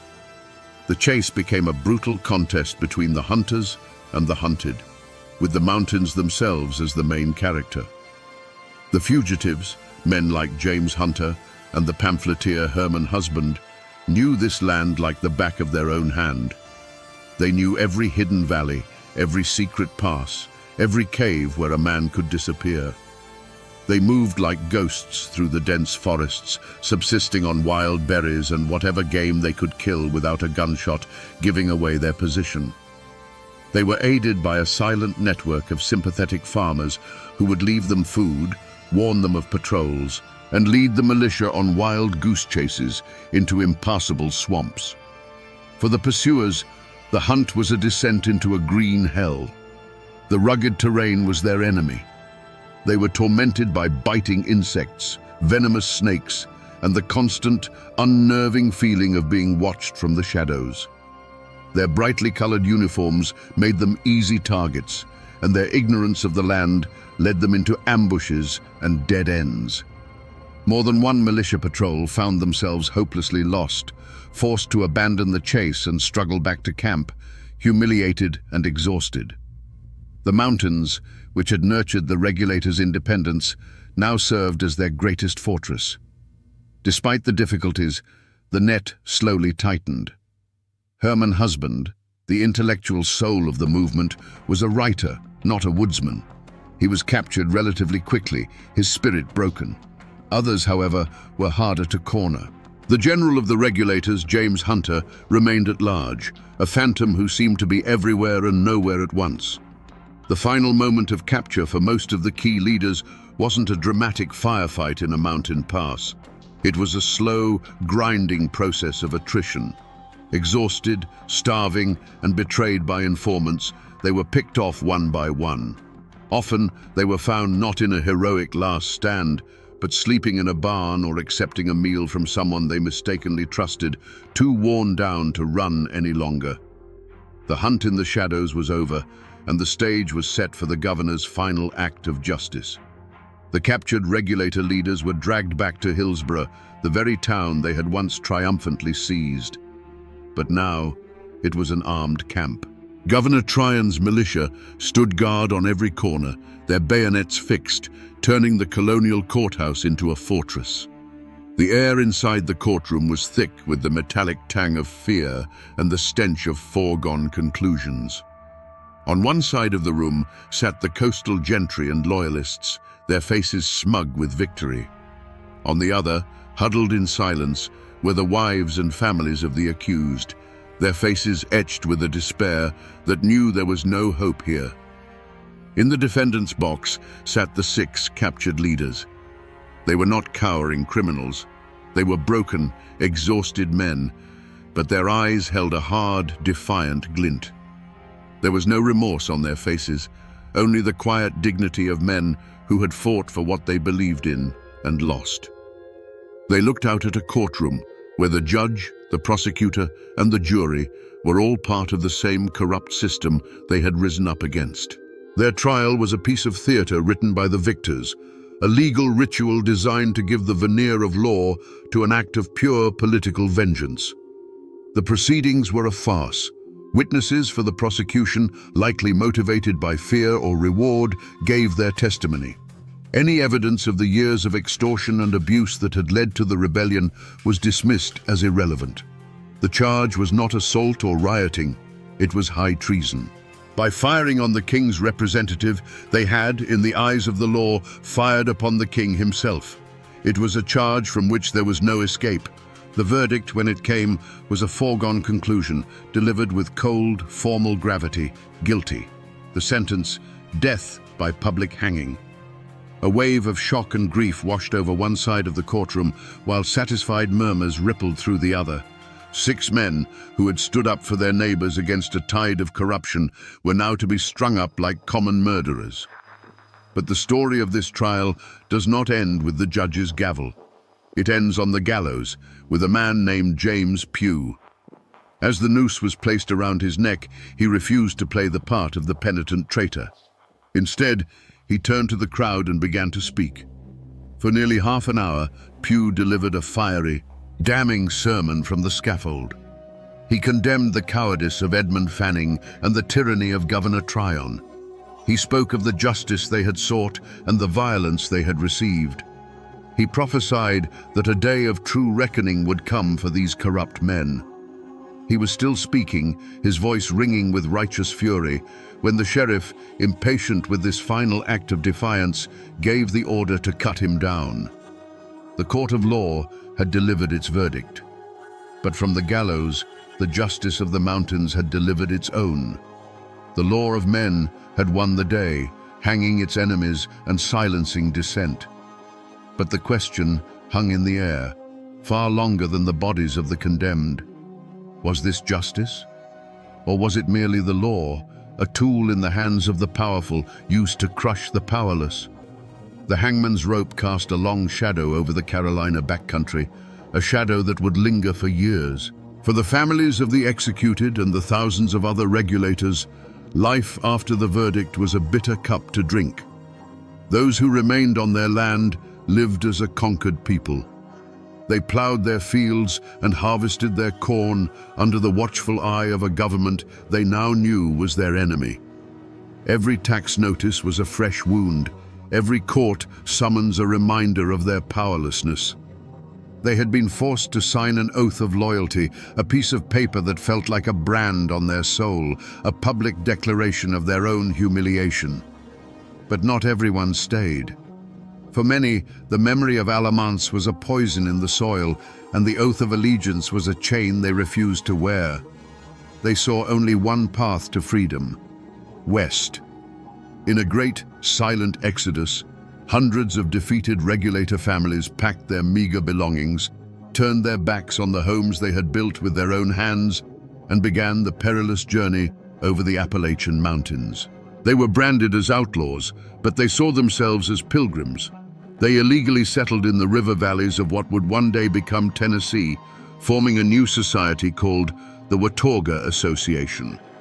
Here, beyond the reach of Governor Tryon and his corrupt courts, they created one of America's first independent, self-governing communities, a place where the law would be their own. The spirit of the regulators was not dead, it had simply moved over the mountain. And what of the men who had crushed them? Did they face a curse, an atonement for the blood on their hands? Not at all. In the world of colonial politics, brutality was often rewarded. Governor William Tryon, his reputation enhanced by his decisive victory over the traitors, was soon promoted to the prestigious post of Governor of New York.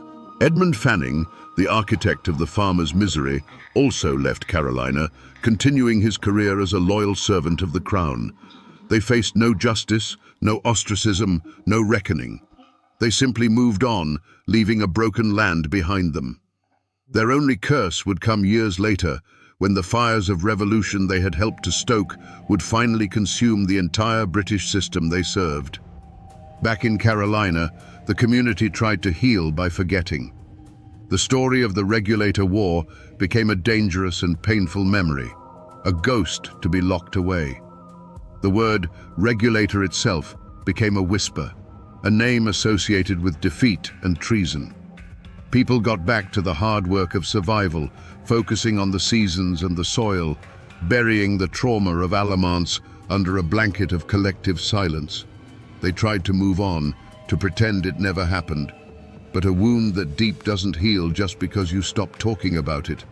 It festers in the darkness, waiting for a chance to break open once more. Decades pass. The powdered wigs and red coats are gone, but the echoes of Alamance never truly faded. They can be found in the bloodlines of the families who fought there.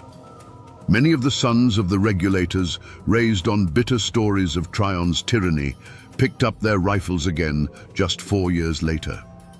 The British made the fatal mistake of assuming these backcountry men, once crushed by a royal governor, would be loyal to the crown. They couldn't have been more wrong.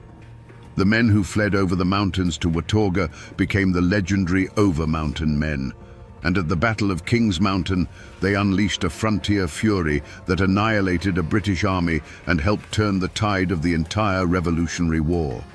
It was the regulators' final, posthumous revenge. Today, if you visit the Alamance battlefield, you won't find an army. You'll find a quiet state park, a peaceful expanse of green grass where children fly kites and families have picnics. But if you stand there as the sun sets and listen to the wind in the tall oaks, you can almost hear it. The ghostly roar of cannon fire, the defiant shouts of dying farmers. Monuments now stand on that field, naming the men who were once condemned as traitors and honoring them as patriots who bled for liberty, a testament to how the truth, buried for so long, can eventually rise from the earth. The memory also clings to the land in the form of legend. For generations, people in Hillsborough would point to the spot where James Pugh and his fellow regulators were hanged. They swore that on that patch of ground, cursed by Pugh's final defiant words, no grass would ever grow. It was a physical scar on the landscape, a constant, eerie reminder kept alive not by historians, but by the folk memory of a people who refused to let the story die completely. And while the names and dates may have faded from the nation's memory, the spirit of the regulators has soaked into the very soul of Appalachia. That fierce independence, that deep and abiding distrust of distant, powerful governments, that unshakable belief that a man has the right to stand his ground against injustice, that is the true living legacy of Alamance. The textbooks might forget, the politicians may never learn, but the mountains remember everything. So we return to the question that started our journey, the question that hangs in the smoke of the Alamance battlefield. What could drive God-fearing men to wage war on their own government? The answer, we now see, is both simple and profound. They didn't fight to create a new nation or to overthrow a distant king. They fought because the boot of a corrupt and arrogant power was pressing down on their necks. And they believed, with every fiber of their being, that a free man does not endure such a thing without fighting back. They fought for the most fundamental of all rights, the right to enjoy the fruits of their own labor and to be treated with dignity. This is a story that teaches a hard lesson about the price of liberty. It reminds us that the first people to stand up are often the first to be cut down. The regulators lost their battle, their property, and in some cases, their lives. They were branded as traitors, and their story was buried. But their spirit did not die on that field. The blood they shed at Alamance was not wasted. It seeped into the ground and watered the roots of a tree of liberty that would burst into full revolutionary bloom just a few short years later. Their defiance became a legacy, a fierce whisper of warning passed down through generations of mountain folk that the law and justice are not always the same thing. Their struggle is a testament to the indomitable Appalachian spirit, a spirit that bends for no man and bows only to God. It's a timeless reminder that when every legal door is slammed shut, when every petition is met with contempt, ordinary people will eventually seek their justice not in a courthouse, but in the open field with whatever tools they have at hand. Their voices were silenced by the rope and the cannon, but if you listen closely, you can still hear their echo in the Carolina hills. And now, my friends, you know the rest of the story. I'm standing on a piece of ground that has a story to tell, though you wouldn't know it to look at it now. All that's left is a ghost of a chimney, clawing its way out of a tangle of kudzu and briars, and a few foundation stones sweating in the humidity. This was once the heart of the Lincoln family homestead, here in the deep hollows of Lincoln County, West Virginia. The air feels heavy, weighted down by memory. If you listen close, past the wind in the pines, you can almost hear the echoes of a conflict so brutal it was called a war that poisoned this ground and set neighbor against neighbor, kin against kin. Today, we're going to find out why. We're going to listen to these ruins and understand what happened right here that turned a family's dream into this pile of forgotten stone. Let's wind the clock back 150 years. The year is 1870. The chimney we see today isn't a ruin, it's the heart of a home, breathing a steady plume of wood smoke into the crisp morning air. The house it's attached to is a testament to hard work. 2 stories of hand-hewn poplar logs chinked tight against the mountain cold. The porch is wide, and on it sits the patriarch, Colonel Absalom Lincoln, a man as hard and unyielding as the rock-laced soil he commands. His face is a roadmap of hard-won battles, framed by a graying beard, but it's his left sleeve, neatly pinned to his shoulder, that tells the most important story. It's a constant, silent reminder of what he lost at Gettysburg, and a symbol of the cause he still believes in. From this porch, Absalom doesn't see a wilderness. He sees his kingdom. He sees the bottomland, dark and rich, where his sons are already working the fields with a pair of mules. He hears the rhythmic turn of the water wheel at his grist mill down on the creek, the only one for 10 miles in any direction. His world is one of order, built on the unshakable pillars of family, honor, and the sweat of your brow. The Lincolns are not just a family, they are a clan, the closest thing this part of West Virginia has to aristocracy, and Absalom is their unquestioned leader. They believe the old ways are the best ways, and that a man's worth is measured by the land he holds and the word he keeps. Life here is hard, but it's whole. In the house, the women are already at their chores, the smell of baking bread and boiling coffee mingling with the wood smoke. Children's laughter spills out from the yard. This isn't just a farm. It's the center of a community, a place where people come for justice, for advice, or to have their corn ground. For Absalom Lincoln, this homestead is more than property. It is the physical manifestation of his soul, a legacy he intends to pass down through generations. It is a symbol of survival, a piece of the Old South rebuilt here in the mountains. But a shadow is beginning to creep up the hollows. Strangers have been seen in the hills, men with tripods and measuring chains, men in city clothes who speak with northern accents. They talk of progress, of timber rights and railroad lines. They speak of the black rock that lies in seams beneath the earth and the fortunes that can be made from it. To some, this is the sound of opportunity. To Colonel Lincoln, it sounds like a second invasion, a new kind of threat to the way of life he sacrificed his arm to defend. And he knows who is welcoming these invaders. The McCoy clan, led by Black Elias McCoy. They are new money, men who didn't fight for a cause but profited from the chaos, selling to both sides and getting rich while their neighbors bled. The Lincolns see them as scavengers, men without honor, who would sell the very ground from under their feet for a stack of Yankee dollars. For now, the conflict is a cold silence in the town square, a stiff nod at the crossroads. But on his porch, Absalom Lincoln watches the sun rise over his land, and he knows a storm is coming. He can feel it in the ache of his missing arm. To understand how a family's pride curdles into a generation of hate, you have to look beyond the soil and stone. You have to follow the paper trail, as thin and fragile as it may be. I've spent weeks doing just that, digging through dusty boxes in the archives, and I found something.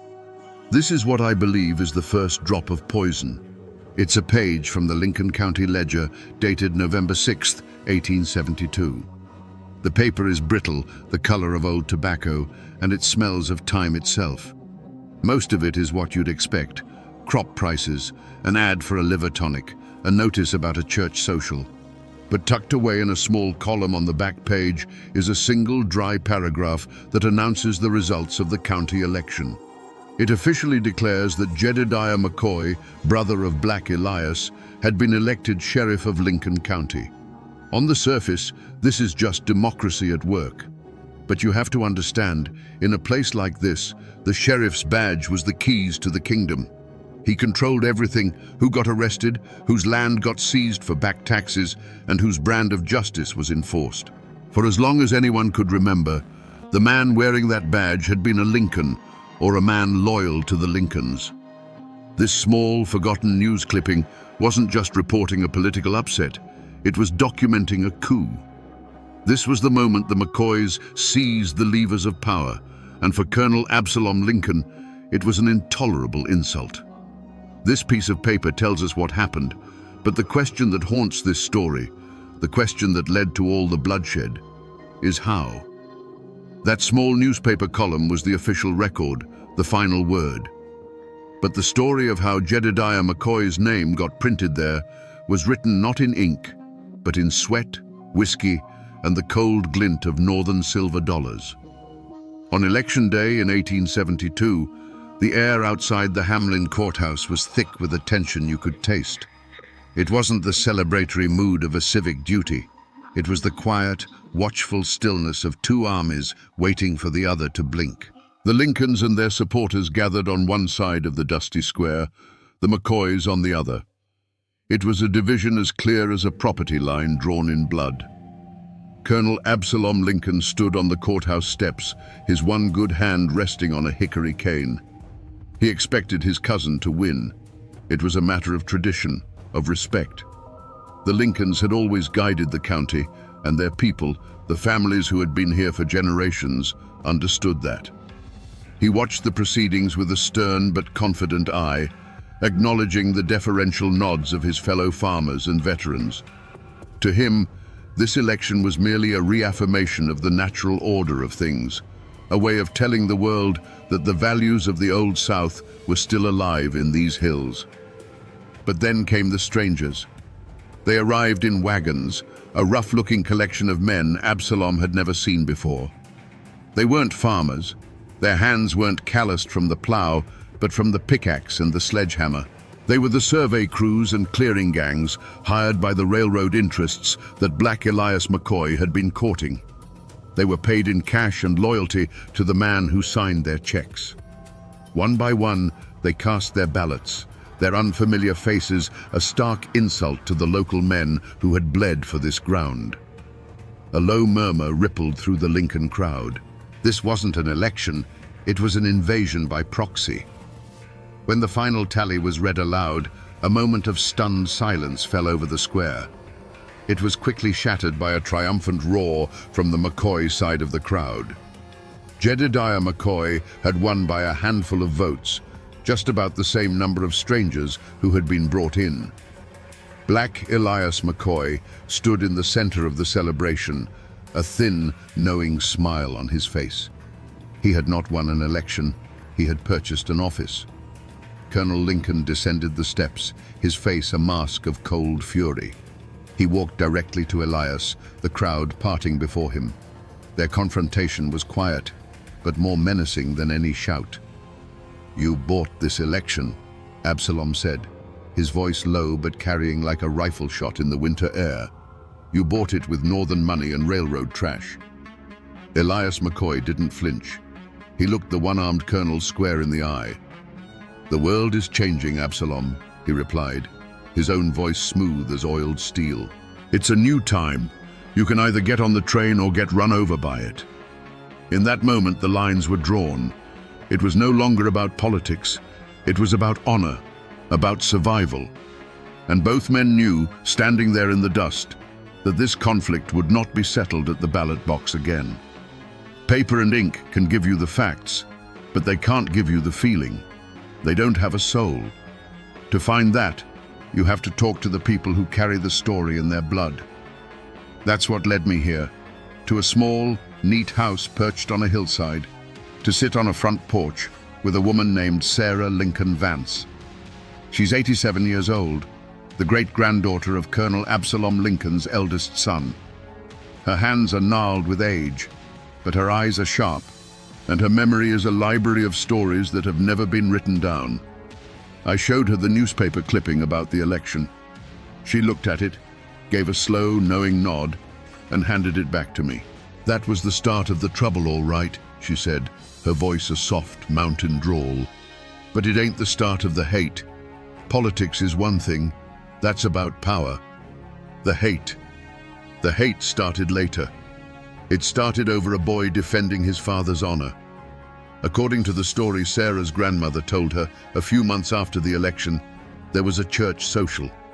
It was one of those rare times when the whole county came together, a fragile truce under the eyes of God. But the McCoy victory had made their young men bold, arrogant. One of Elias McCoy's nephews, a boy barely 20, had too much corn liquor and decided to make a show of his family's new standing. He saw Colonel Lincoln standing by himself and said, loud enough for a dozen people to hear, "Looks like the colonel left his voting arm at Gettysburg along with his sense." The insult hung in the air, a stunning act of disrespect. The colonel, a man of immense pride and control, simply turned his back and walked away. But his youngest son, Daniel, who was only 16, saw it all. His face went white with rage. Sarah told me that her grandmother said Daniel was the apple of the colonel's eye, a boy with his father's fire and his mother's kindness. To see his father, a war hero, humiliated like that by a McCoy pup, it was more than he could bear. That, Sarah explained, is the real story behind the first death. The official record, the one whispered in the courthouse, was that Daniel Lincoln got into a dispute with that same McCoy boy over a property line a few days later. But the Lincoln family has always known the truth. Daniel didn't go to that hollow to argue over a few feet of dirt. He went there to demand an apology for his father. The property line was just the place where a boy's pride finally caught up with him. The election gave the McCoys the power, but it was that cruel joke that provided the spark. And that spark was about to ignite the whole damn county. The insult at the church social was a hot coal in Daniel Lincoln's gut. For days, it smoldered.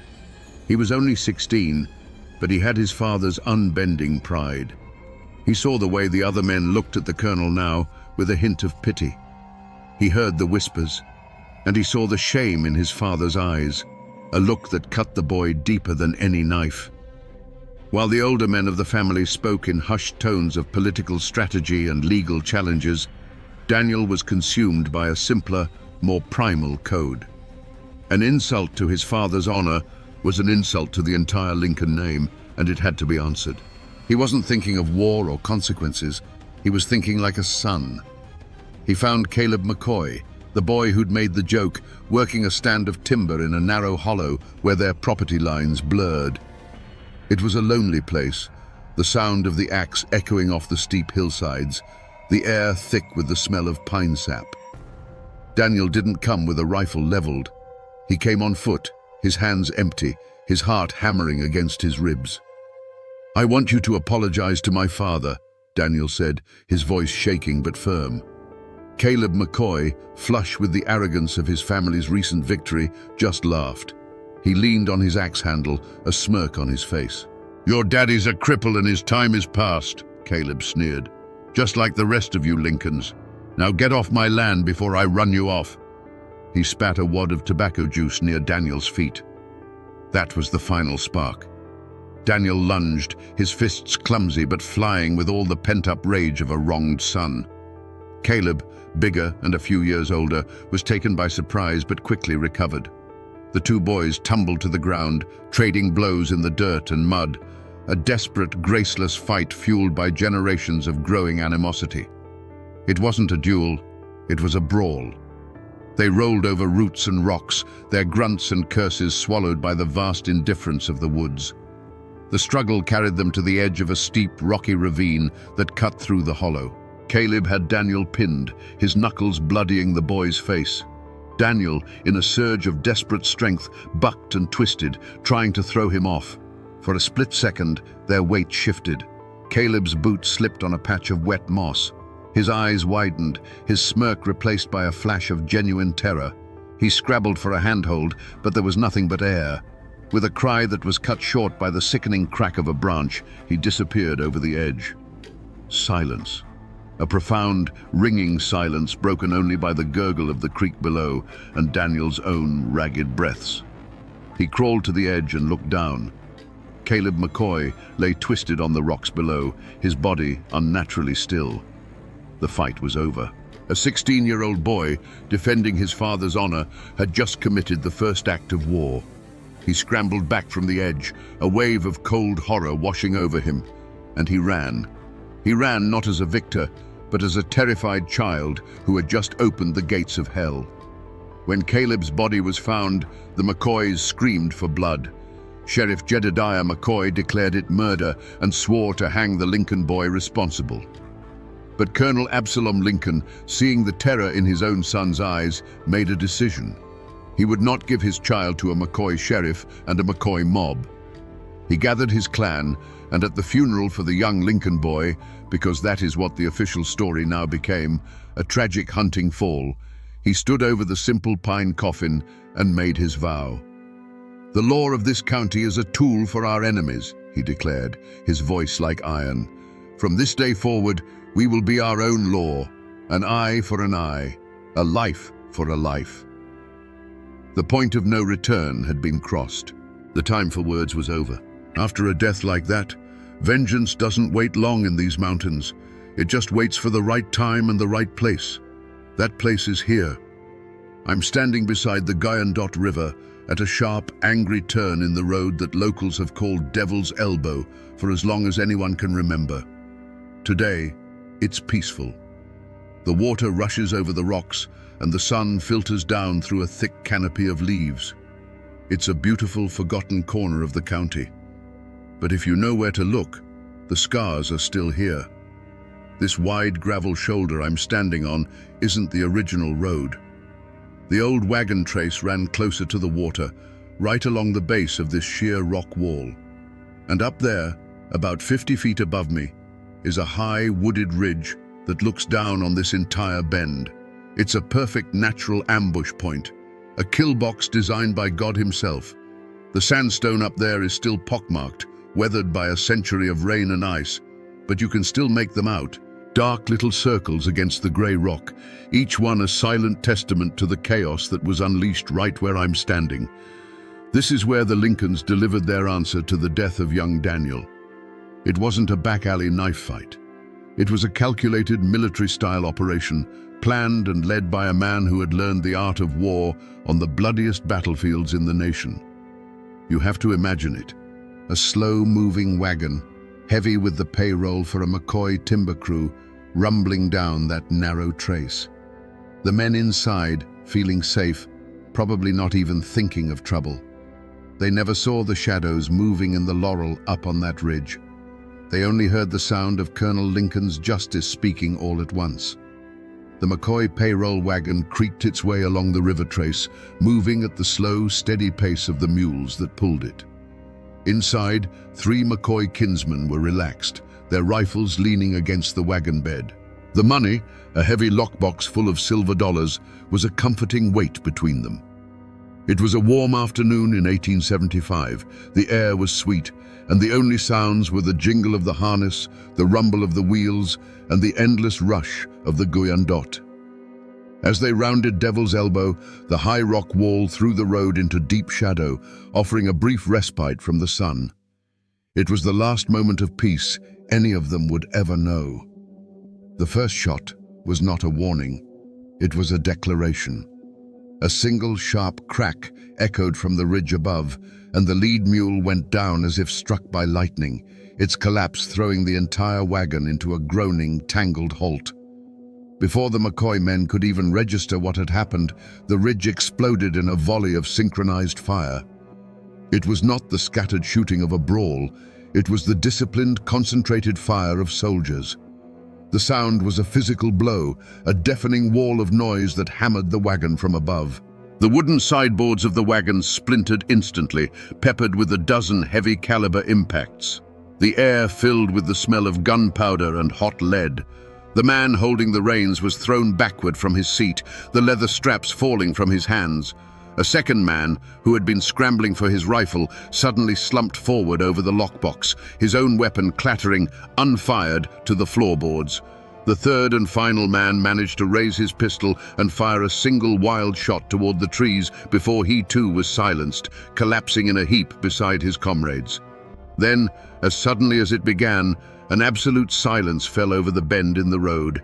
It was a heavy, profound quiet, broken only by the panicked breathing of the remaining mule and the ceaseless murmur of the river. From the dense laurel on the ridge, a line of figures emerged, moving with quiet purpose down the steep incline. They were led by Colonel Absalom Lincoln. His face was grim, his eyes cold and methodical. He was not a man consumed by rage. He was a commander inspecting a battlefield after a successful engagement. He walked to the wagon and looked upon the scene of instant, overwhelming destruction. His men watched him, waiting for a command. Absalom surveyed the interior of the wagon, his gaze falling upon the untouched lockbox full of silver. He made no move toward it. This was not about money. This was about payment of a different kind. Reaching into his own pocket, he pulled out a single spent rifle cartridge, a .56 Spencer, the signature of his old cavalry unit, and placed it deliberately on the driver's seat. It was a message, a signature left in brass and smoke.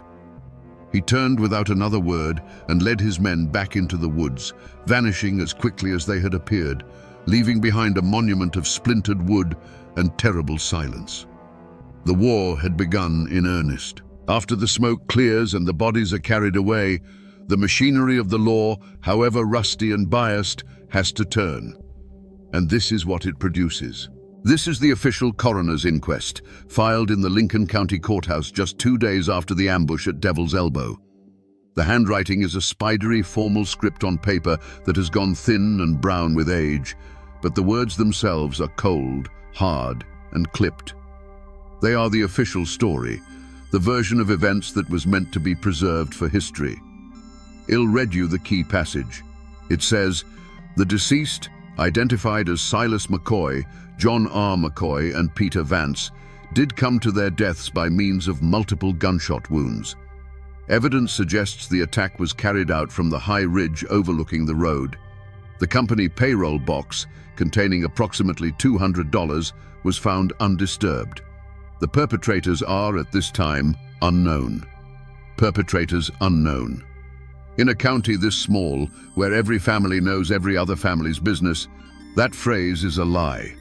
A necessary, legal lie, perhaps, but a lie nonetheless. The whole county knew who had the skill to organize an attack like that. The whole county knew who owned Spencer repeating rifles. And the whole county knew who had a fresh grudge and a score to settle. This document, in its sterile official language, scrubs the passion from the event. It doesn't mention the insult at the church social or the death of a 16-year-old boy. It reduces Colonel Lincoln's methodical act of vengeance to a simple, anonymous triple homicide. But this dry, passionless report was more than just a historical record. For Sheriff Jedediah McCoy, it was a weapon. It was the legal justification he'd been waiting for. It transformed a family feud into a matter of state law. Armed with this piece of paper, he could deputize his kinsmen, raise a posse, and legally ride out to the Lincoln homestead, not as an avenging McCoy, but as the High Sheriff of Lincoln County, serving a warrant and hunting down fugitives. The law had officially chosen a side. Sheriff Jedediah McCoy didn't waste a moment. That coroner's report was the only authority he needed, a piece of tin and paper that gave his vengeance the color of law.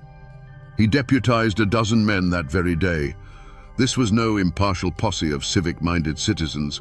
It was a swarm of angry hornets. Every man was a McCoy by blood or by payroll, their faces hard, their eyes alight with a hunger for retribution. They rode out from Hamlin not as peacekeepers, but as an army, with Sheriff McCoy at their head, the warrants for Absalom Lincoln's sons tucked safely in his coat pocket. Their destination was the Lincoln homestead. They thundered up the hollow, a column of armed horsemen that was a clear and brutal message. This was not an attempt at a quiet arrest. It was a show of force meant to intimidate and to break the will of the Lincoln clan. But when they arrived, they found not a terrified family, but a fortress. The heavy shutters were barred on the windows, the porch was empty, and the long barrels of several rifles poked from carefully cut loopholes in the log walls. Colonel Absalom Lincoln himself stepped out onto the porch, his Spencer rifle held ready in his one good hand. Sheriff McCoy held up the warrants. "Absalom, I'm here for your boys by the authority of Lincoln County." The colonel's reply was as cold and sharp as a winter wind. "Your authority ends where my property begins, Jedediah. Your piece of paper means nothing here. Now turn your riders around before I am forced to defend my home." For a long, tense moment, the two sides faced each other in absolute silence. Then, a nervous McCoy deputy shifted his weight, his horse stamped, and a rifleman inside the Lincoln house took it as a threat. A single shot cracked the stillness, kicking up dirt just in front of McCoy's horse. That was all it took.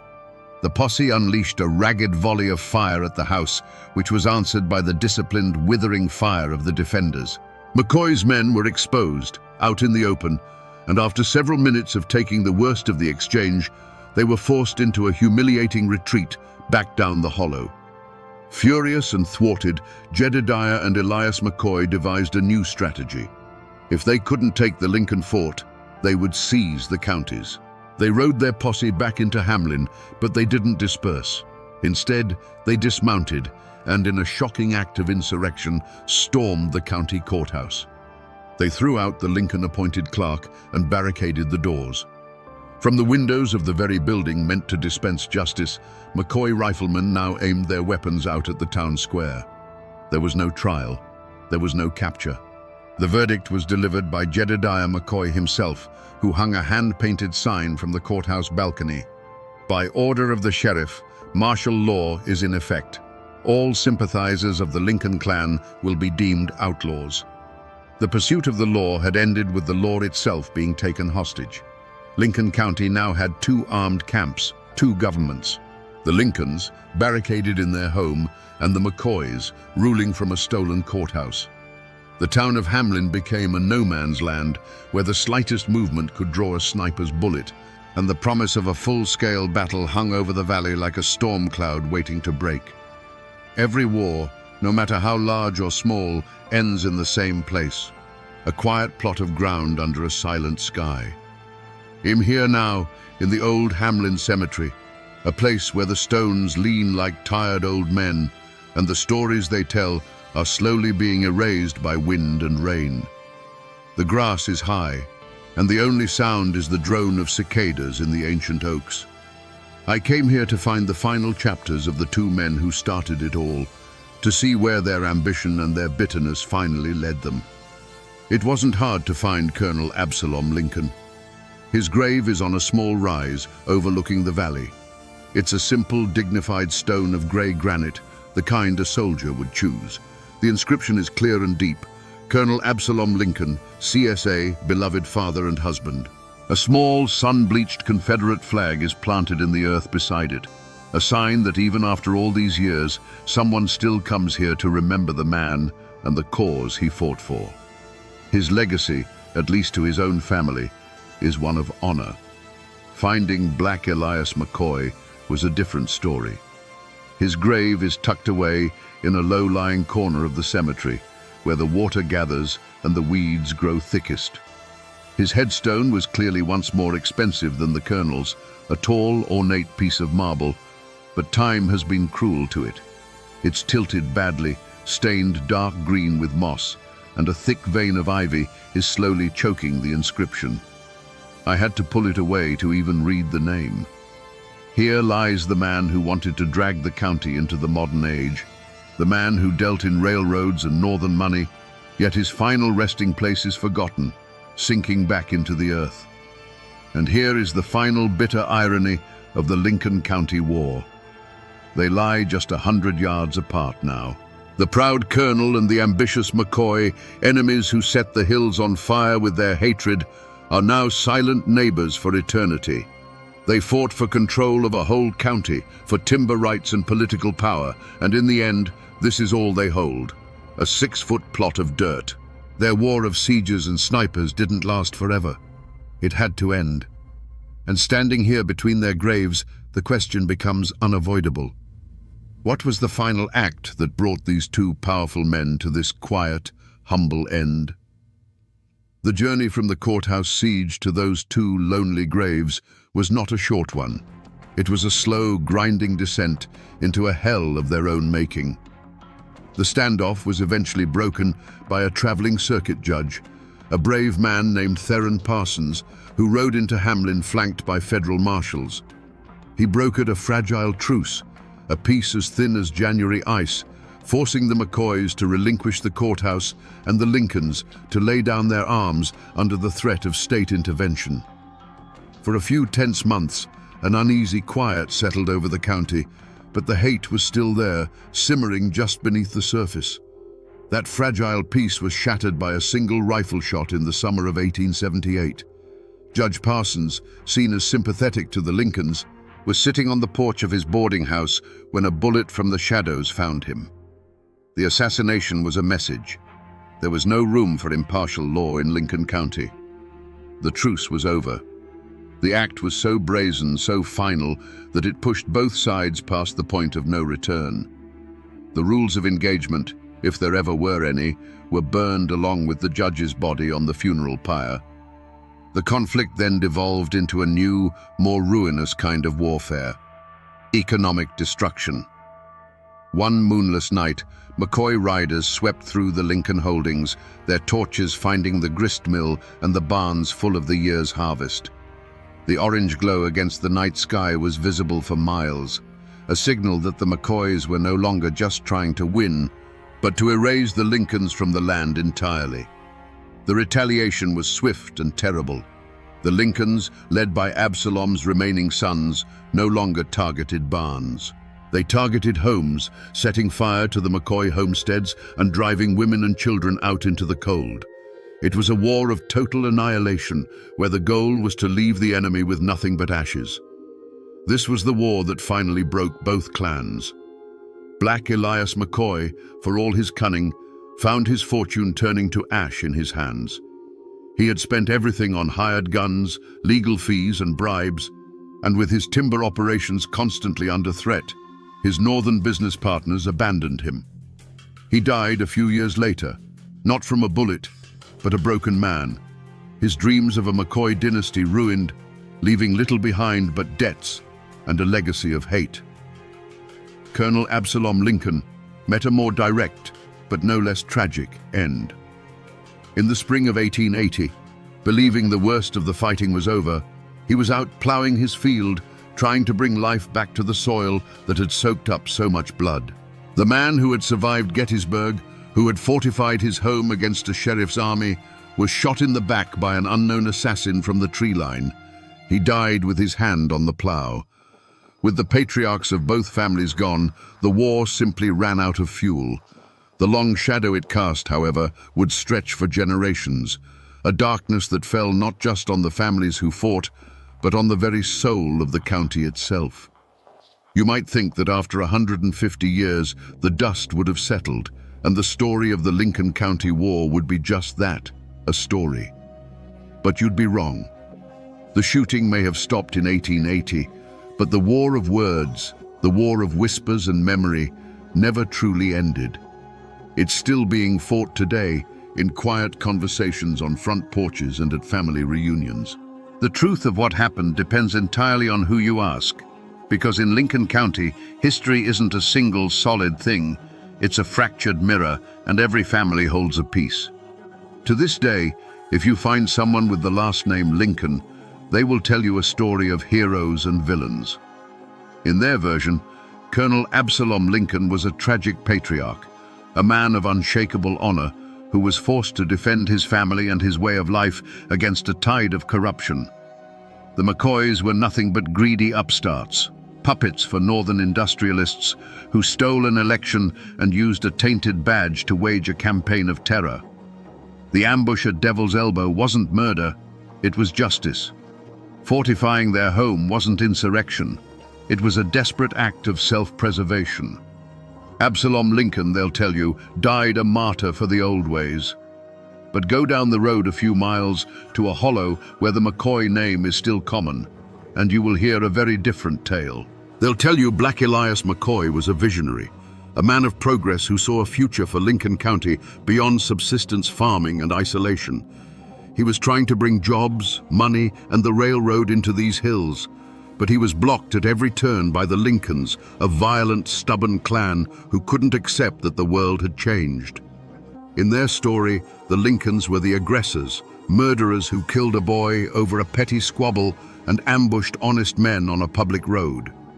Jedediah McCoy wasn't a crooked sheriff. He was a brave lawman trying to bring killers to justice in the face of an armed rebellion. So who was the hero and who was the villain? The truth, as it so often does in these mountains, probably lives somewhere in the grey shadows between those two stories. Most of the other old families in the county, the ones who weren't Lincolns or McCoys, have their own version. They'll tell you it was a pointless feud between two proud, power-hungry clans that tore the county apart, bled it dry, and left it weak and vulnerable. They see both Absalom and Elias not as heroes or villains, but as two stubborn old fools who, in their fight over who would rule the county, ended up destroying it for everyone, paving the way for the real conquerors, the coal and timber companies who bought up the land for pennies on the dollar from the widows and orphans left behind.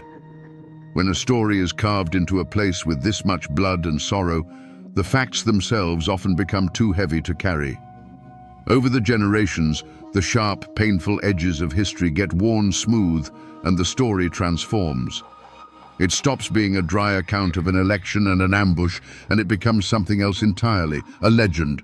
The Lincoln County War didn't just leave scars on the landscape, it left ghosts in the minds of the people, specters that still walk the high ridges and whisper in the deep hollows. The most enduring of these is the tale of the phantom rider of Hart's Creek. Even now, some old-timers will tell you that if you're out on the ridges at dusk, you might see him, a lone figure on a pale horse silhouetted against the dying light. He never gets close, never makes a sound. He just watches. During the war, men from both sides claim to have seen him right before a killing, a silent omen of the violence to come. Some say he's the ghost of a soldier, eternally watching his home tear itself apart. Others believe he is death himself, drawn to these hills by the sheer volume of hate. The historical fact of the ambushes and killings has been given a supernatural guardian, a way for the people to personify the sense of doom that hung over the county. This is how the community processed the trauma. The raw greed of Black Elias McCoy was too mundane, so it was transformed into a legend of a devil's bargain, a story that he sold the souls of his kinsmen to a dark-suited stranger in exchange for power. The cold-blooded tactics of Colonel Lincoln were easier to understand if you believed he was acting under a curse laid on the land by a crooked surveyor. The facts of the war became the bones, but folklore, ghost stories, and cautionary tales grew over them like flesh. It's the final stage in a story's life, the moment history dissolves and a legend is born to carry the emotional truth of what was lost. And so we find ourselves back where we started, here at the lonely chimney, standing sentinel over the ghost of the Lincoln homestead. When we first stood here, this was just a pile of stones, a forgotten ruin in a tangle of weeds. But it's not just a ruin anymore, is it? Now we see it for what it is. It's a monument. It's a testament to the pride of a one-armed colonel, to the fury of a son defending his father's honor, and to the terrible final silence that fell when the war was over.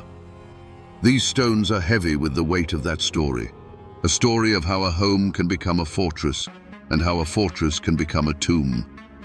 We have walked a long and bloody road today, from a dusty newspaper archive to a quiet front porch, where memories are still kept alive. We stood at Devil's Elbow, where justice was delivered from the barrel of a rifle, and we walked between the graves of two old enemies who are now neighbors in the silent earth.